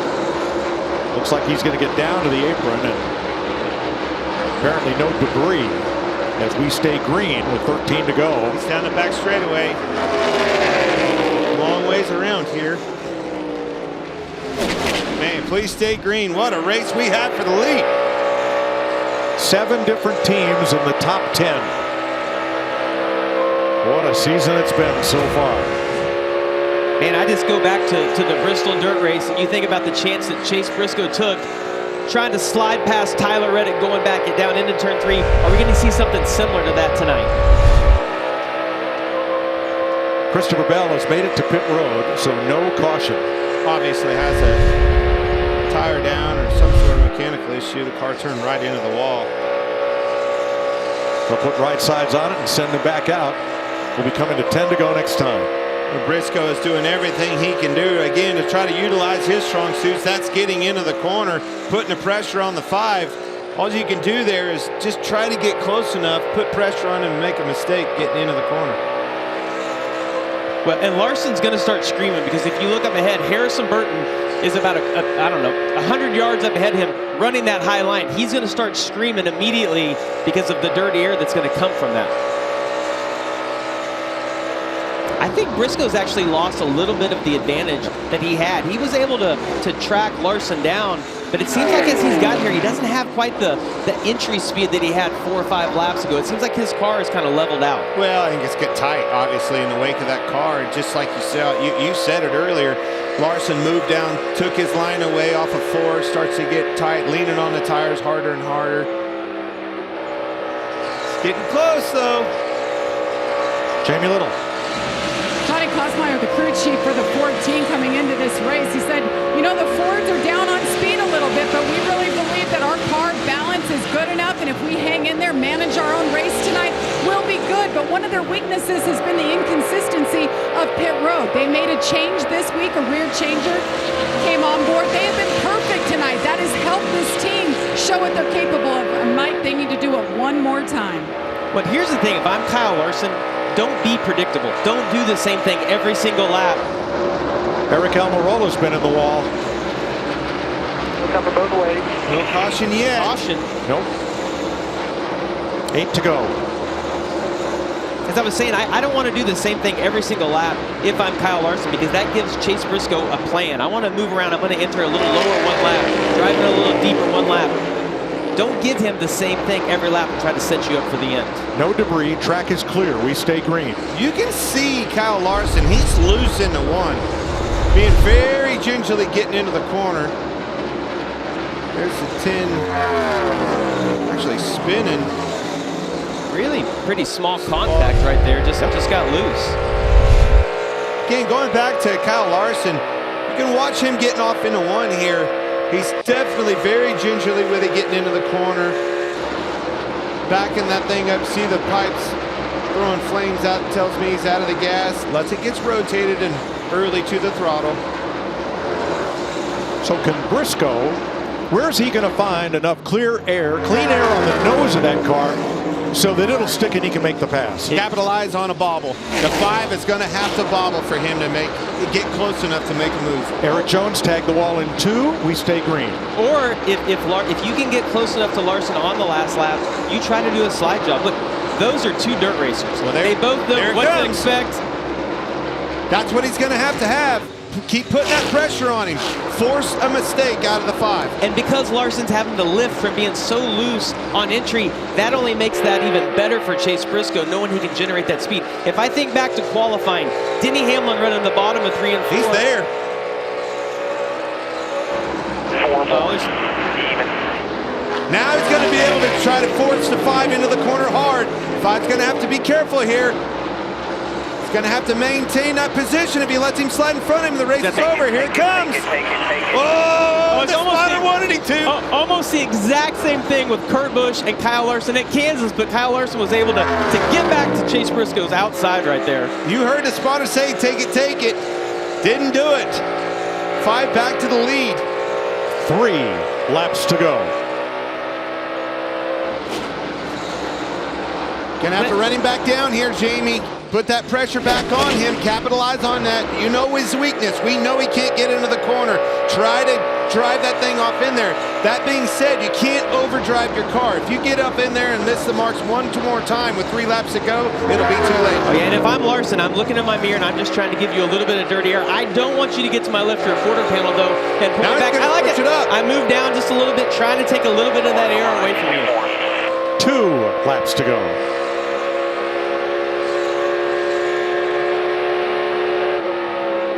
Here he comes again. Not clear, and around he goes. And the caution waves. Hey, I don't think Kyle Larson wanted to see that either. Absolutely not. That was Chase Briscoe's one shot. Well, I don't think this is one shot. I think it's one shot. It's a shot he took. Not. Yeah, it's when the opportunity presented itself to him right there. They had a good battle going, but I don't think that was his only shot. The one thing I will say, I like that kid will go for it. That's the second time that we've seen him do that. Yeah. I think that was his best chance. Maybe it wasn't his only chance, but he might not have gotten another one. Well, because you just don't know if you're going to bobble. We've seen him bobble a couple times and take a couple laps to get the speed back up. I like the decision he made right there, though, Clint. He got to his inside. They had a good race. I don't think Chase Briscoe did anything wrong. I think he's going to go back and look at, you know, the run he had before that when he was actually clear for just a minute. Maybe could have slid up.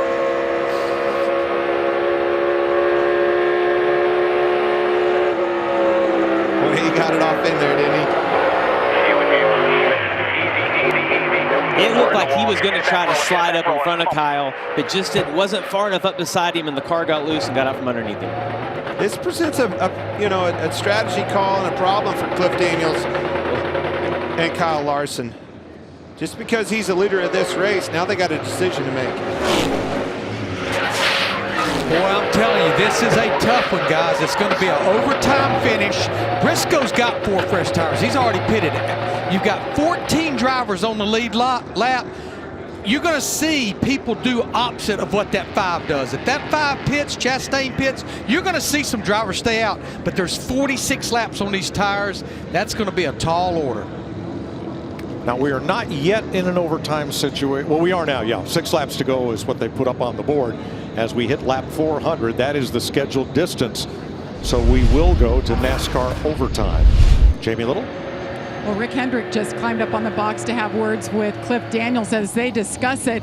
Cliff Daniels told his driver, all right, I'm thinking here, Abe Lincoln. So we have to watch. I don't know if that means they're coming in, they're staying out, but we'll figure out the code word here in a moment. So that's what, either a penny or a $5 bill? Take your pick. Yeah, right? Your guess is as good as mine, Mike. Ross Chastain won the truck race on Friday night because the two trucks that were racing for the win, one slid up into the other, took them both out, and Chastain won on a last lap pass in overtime.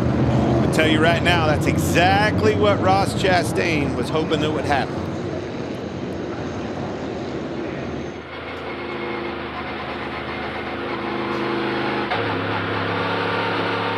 Harrison Burton gets, I believe, is the free pass on this, the 17th caution of the night. Not a record.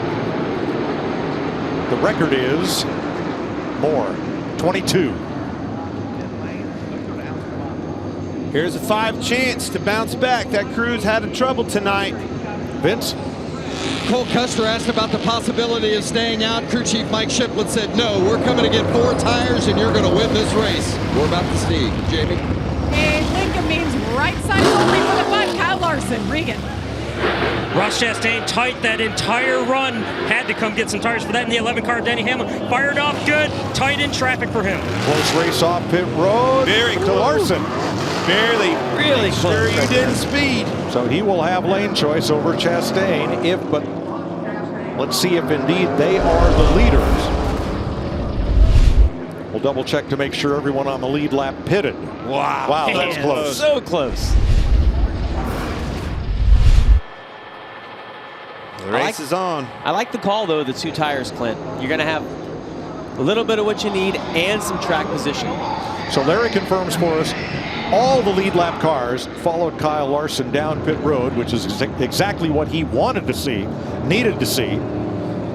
And we know that Abe Lincoln is 2 tires at this point. And Larson and Chastain will be on the front road for the restart. So NASCAR overtime. Green, white checker if all goes well. The checkered flag ends the race. However, if the leader takes the white flag under green flag conditions, the next flag ends the race, whether it's the caution or the checker. And And Larson's going to have a decision to make here about which lane choice. Where's he going to choose, the top or the bottom? The bottom has won the last 6 restarts. And the other reason that I like the bottom is that as long as you protect the inside, it's no one, when you're in the outside, people can make it 3 wide on you, and that drags that lane back a little bit, and they will do that at the end of this race. So I like the inside.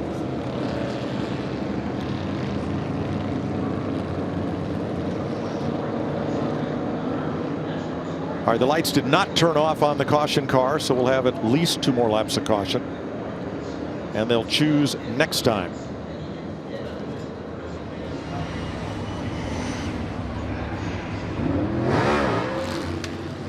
Leader by 100-mile intervals tonight. Chase Elliott now out of the race at 100 and 200 miles. Daniel Suarez also out, was the leader at halfway.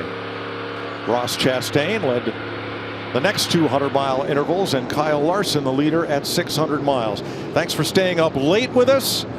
Wow, what a finish. Chase Briscoe making a really bold move on Kyle Larson for the win. It ends up causing the 17th caution flag of the night. Briscoe is still out there, but he'll restart 15th. I think Larson takes the inside here. It's going to put Logano. You know it's going to be a really good pusher. Obviously an aggressive pusher. But as long as you can block him on the bottom, I think the inside line is the right line. Wild card. Ricky Stenhouse in 4th place. See that out there. I'm with Clint though. I'm sticking with taking the bottom on this restart. What you're going to have to be careful of though is they're going to be on 2 tires. The left sides are going to have 40 laps on them. You could see some wheel spin, and we haven't really seen that come into play, but I like the move Larson made right there. There it is. There's the choose, and there are the results. So Chastain will have Stenhouse behind him. Larson will have Logano. And we are about to have the longest race in the history of the NASCAR Cup Series. In 2020, the Coca-Cola 600 went 405 laps. We're going to be at 405, 406 when this one checkers. Chastain's going to have to race Larson on this restart, but he's also going to have to be looking in his mirror, because I will be shocked if Ricky Stenhouse Jr. stays in line to the exit of turn 2. Stenhouse has to win to make the playoffs. It's a team. Look, 3 top 10s in a row. They have been running well, but Ricky Stenhouse Jr. needs to win this race to make the playoffs. Chastain's going to have his hands full between Larson and Stenhouse. Too big of a push on those front cars, by the 2nd row. That can enable their or amplify their wheel spin, like you were talking about. If either one of those cars hit them just a little bit too hard, you could really get their wheels spinning and back that line up. I think you're right. Ricky Stenhouse, 26 race regular season win and you're in. He doesn't have enough points to make the playoffs. Needs this win right here, but can he get it from 4th place? It'll be green, white, checker. Larson, Chastain on the front row. Logano, Stenhouse in row 2. Hamlin, Dillon in row 3. Kyle Busch, Cole Custer, Harvick, and Ty Dillon. Here we go. Pretty even drag race.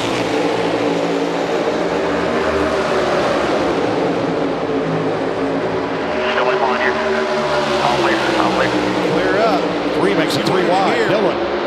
Stenhouse in trouble in the back. Comes a big run by that 3 on 4 tires. Look out, here it is. He's there on Kyle Larson. Austin Dillon bobbles just a little bit. Oh, now he's on the outside. Chastain's got him. 4 wide. Oh, they're wrecking. Unbelievable. Did the caution come out? They get the Yes. white? No. Caution before the white. Caution. We will line up and do it again. Oh my gosh. All those guys going for it coming off of turn 4. Austin Dillon looked like he was in the perfect position. Well, he was. He was. And much like Chase Briscoe, Austin Dillon had a chance to try to win it, and he took it. Caution for sure before the white flag. Chastain's heavy damage. That's caution flag number 18. I'm really surprised at the run that those 4 tires had. You knew they were going to be good, but man, I was surprised they were that good. All right, we're going to go all the way back to the restart because there's a lot to unpack here, and a number of drivers that get big runs to try to get to the front as Austin Dillon climbs from his machine. You see he restarts 6th, 3rd car on the outside. But and Logano gave Larson a good shove down into 1, and I thought when he had Chastain cleared right here, I thought the race is over. Yeah, but hold on a minute. Watch the 3 car. He already had him 3 wide on the outside. Watch the run that he gets when they come off of turn 2 out of nowhere. Here comes a 3 right now. 3 wide on the bottom, shoots to the bottom of the 4 tires, goes for broke. Larson didn't see him coming. But when Larson didn't get up in front of Chastain, that's when I think all the trouble happened. I still thought Larson was okay, Jamie, if he would have got up in front of the 1 and utilized that push. When they got 3 wide, it was actually 4 wide by the time they got off and just... Well, it looks like Austin Dillon came up a little bit, not knowing that they were 3 wide there, that Chastain was to the outside of Larson and got hooked and turned to the outside wall. Now, what I just saw there was the seas parted for Kyle Busch, and he shoots the gap right through there as we ride with Ross Chastain. You see Larson move down. Now you see him out of the gas and pushing. You see the front tires literally turning way tight. He couldn't get up in front of Chastain because of that. Holy cow. Did not see that coming. Let's ride with Kyle Busch as he gets through here.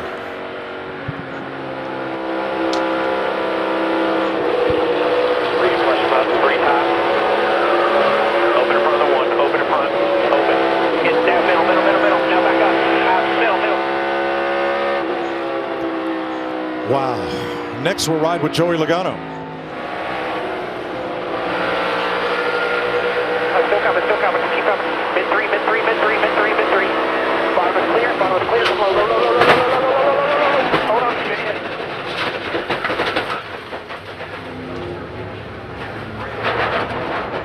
And we'll ride with Kevin Harvick.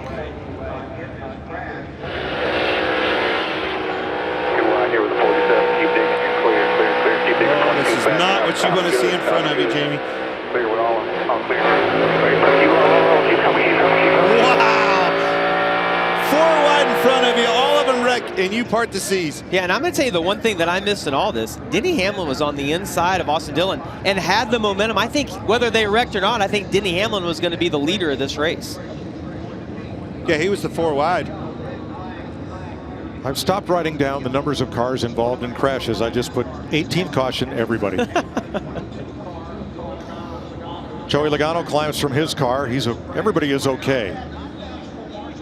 As a result, well, okay might not be the right word. Everybody is unhurt. Let's put it that way. Long night. Long night for everybody. Long night to end up like this. Just a lap from the finish. Cole Custer among those involved. So Eric Almirola getting serviced. And there are 7 cars involved in that incident coming off turn number 4 with what would have been the white flag. And Austin Dillon got the worst of it. His car already on the way back to the garage.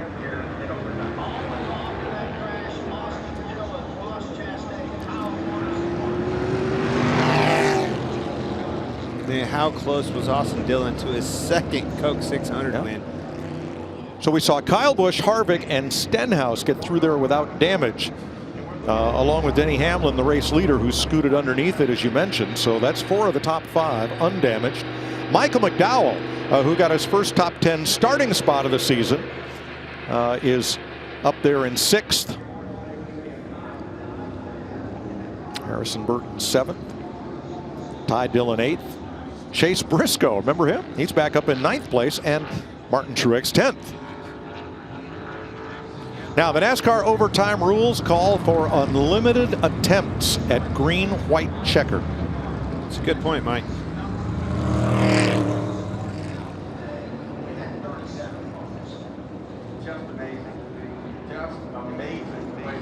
Harrison Burton may be en route to his best finish in the Cup Series, which began in February at the Daytona 500 for the Wood brothers.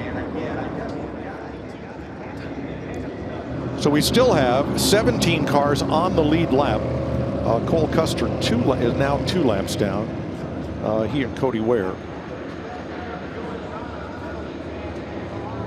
As we get ready for the 2nd attempt at Overtime, sponsored by Credit One Bank.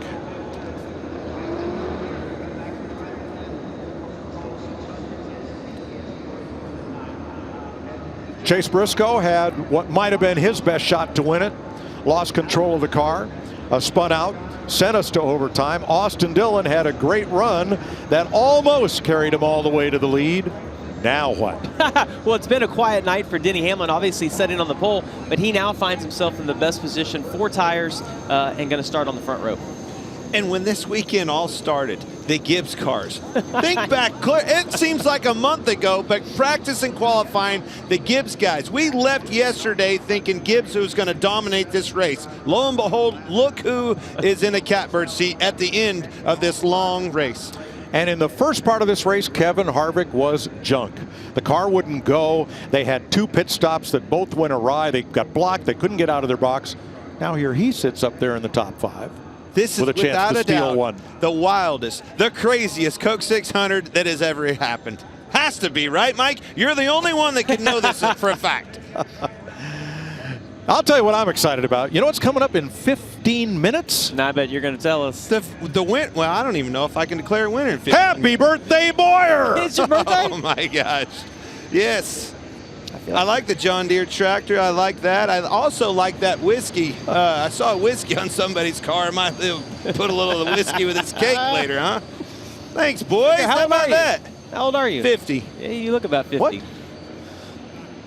We'll have Not a recount. 50. I know you're not. Thanks, fellas. 43? Happy birthday, buddy. Yeah, man, I think so. It's a rough one.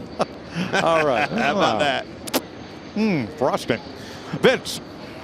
Boy, Austin Dillon gave it a heck of a run. Thought you had it there. Take us through that last moment. I hate it for our Bass Pro Shops team. The guys gave me a great opportunity there and made it happen on the restart and drove into 3, and I just got a little loose right there and tried to make it stick and didn't quite work out there.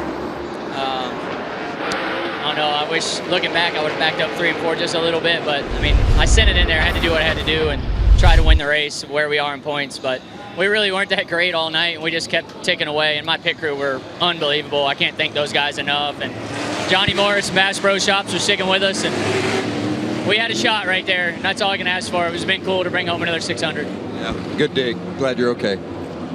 Chase Briscoe had a shot, Austin Dillon had a shot, and now we're going for our second attempt at overtime as Cole Custer's car is hauled to the garage. His night is done. So, Larry, what's the tire situation on these cars that are going to contend for this win? Yeah, we've got a mixed bag in the top 5. You've got Hamlin, you've got Kyle Busch, and Harvick all in the top 5. They only have about 2 laps on their tires. And you've got Chastain and Stenhouse on that last trip to pit road. They went with right sides only, so their left side tires have 48 laps on them. Again, that's Chastain and Stenhouse both in the top 5. More importantly, Chastain on this front row has a lot of damage on the front of his car. Kevin Harvick in the 4 going to have to make quick work of Chastain, get around him, much like that 3 car did on the outside. Tyler Reddick back in the mix. He's on the lead lap in 10th place. He'll start next to Chase Briscoe in 9th. I can't believe you just said that. I honestly, I cannot believe some of these cars that are sitting here in the running to win this race. Kevin Harvick trying to end a 56 race winless streak. And look at that 42 of Ty Dillon. That is the only car that is nowhere to be seen on my caution sheet tonight. Yet. Well, okay. Yet, Mike. No caution incident, Not over. no incidents, no penalties. All right, green-white checker, let's try it again. Hamlin and Chastain, Kyle Busch and Harvick, Stenhouse and Truex. Look at the damage on Chastain on the outside. Harvick knows he's going to get to them. Here comes Kyle Busch to the outside. What a move. Kyle Busch trying to steal another one.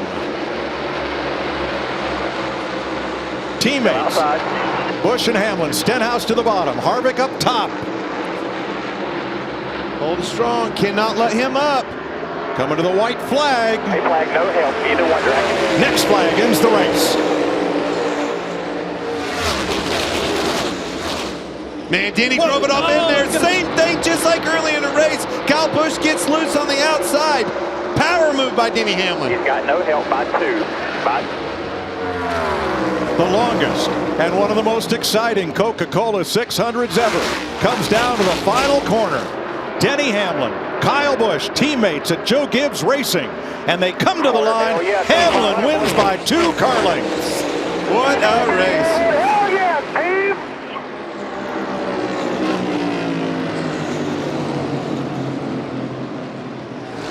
48th career win for the 41-year-old from Chesterfield, Virginia. Way to stay in it, guys. The crew, awesome job. New guys, well done. Very well done. Hamlin now tied with NASCAR's first repeat champion, Herb Thomas, on the all-time win list, 16th. Coach Gibbs to celebrate with his crew. Second win of the season for Hamlin, tied with William Byron and Ross Chastain for most victories. Come on. Just thank you for this. We want to give you the credit for it. We love you. Thank you for Jesus. Amen. Thank you. Denny Hamlin racing to remember Wentzville, Missouri's Marine Lance Corporal Jared Schmitz, who was lost in Kabul, Afghanistan at age 20.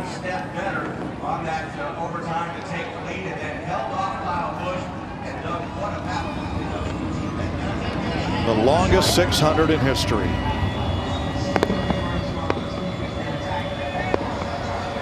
And yeah, Ricky Stenhouse did get his 4th straight top 10. And Kyle Busch misses the checkered flag by 14/100ths of a second. Briscoe back to the top 5. Yes. Harvick, long-awaited top 5 finish for him. All about grinding it out tonight.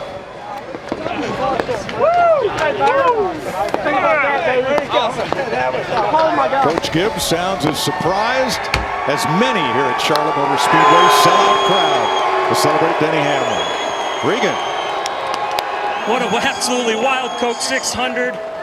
Denny Hamlin, you faced adversity before we got here this weekend. You faced adversity during the race, Memorial Day weekend. Tell me what this win means to you. It's so special. I mean, it's the last big one that's not on my resume. It meant so much, and man, just can't thank this whole FedEx team enough.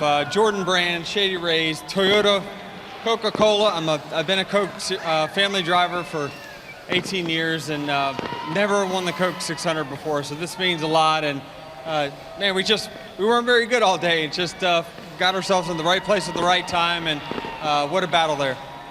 Denny Hamlin wins the Coke 600.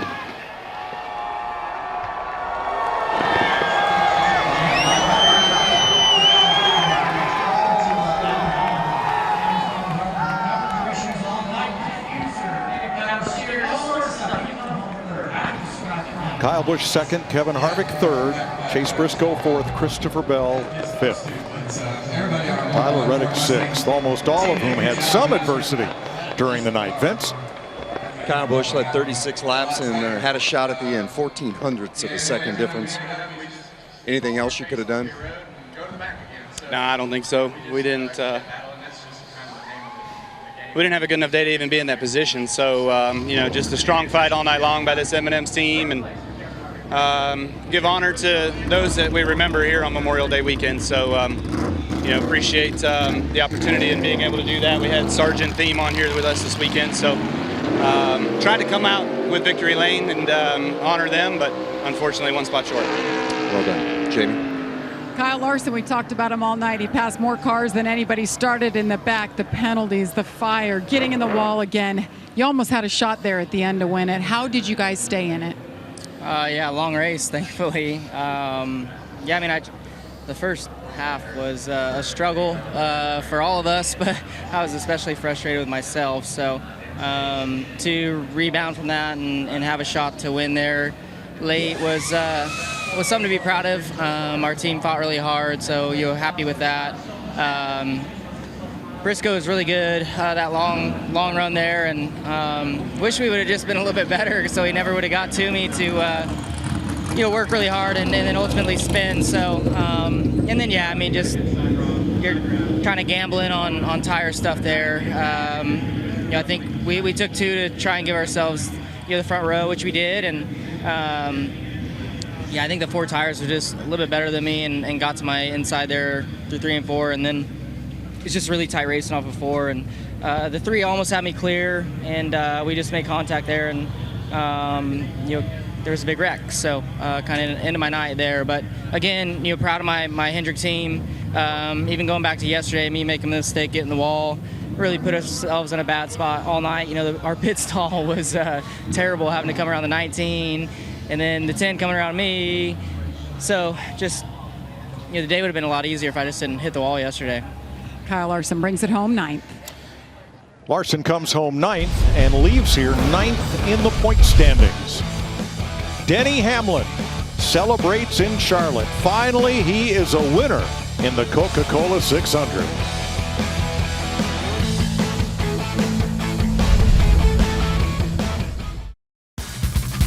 This copyrighted telecast may not be reproduced, retransmitted, or used in any form without the authorized written consent of NASCAR Broadcasting. NASCAR would like to thank all of our fans for your support, and we hope you enjoyed today's broadcast.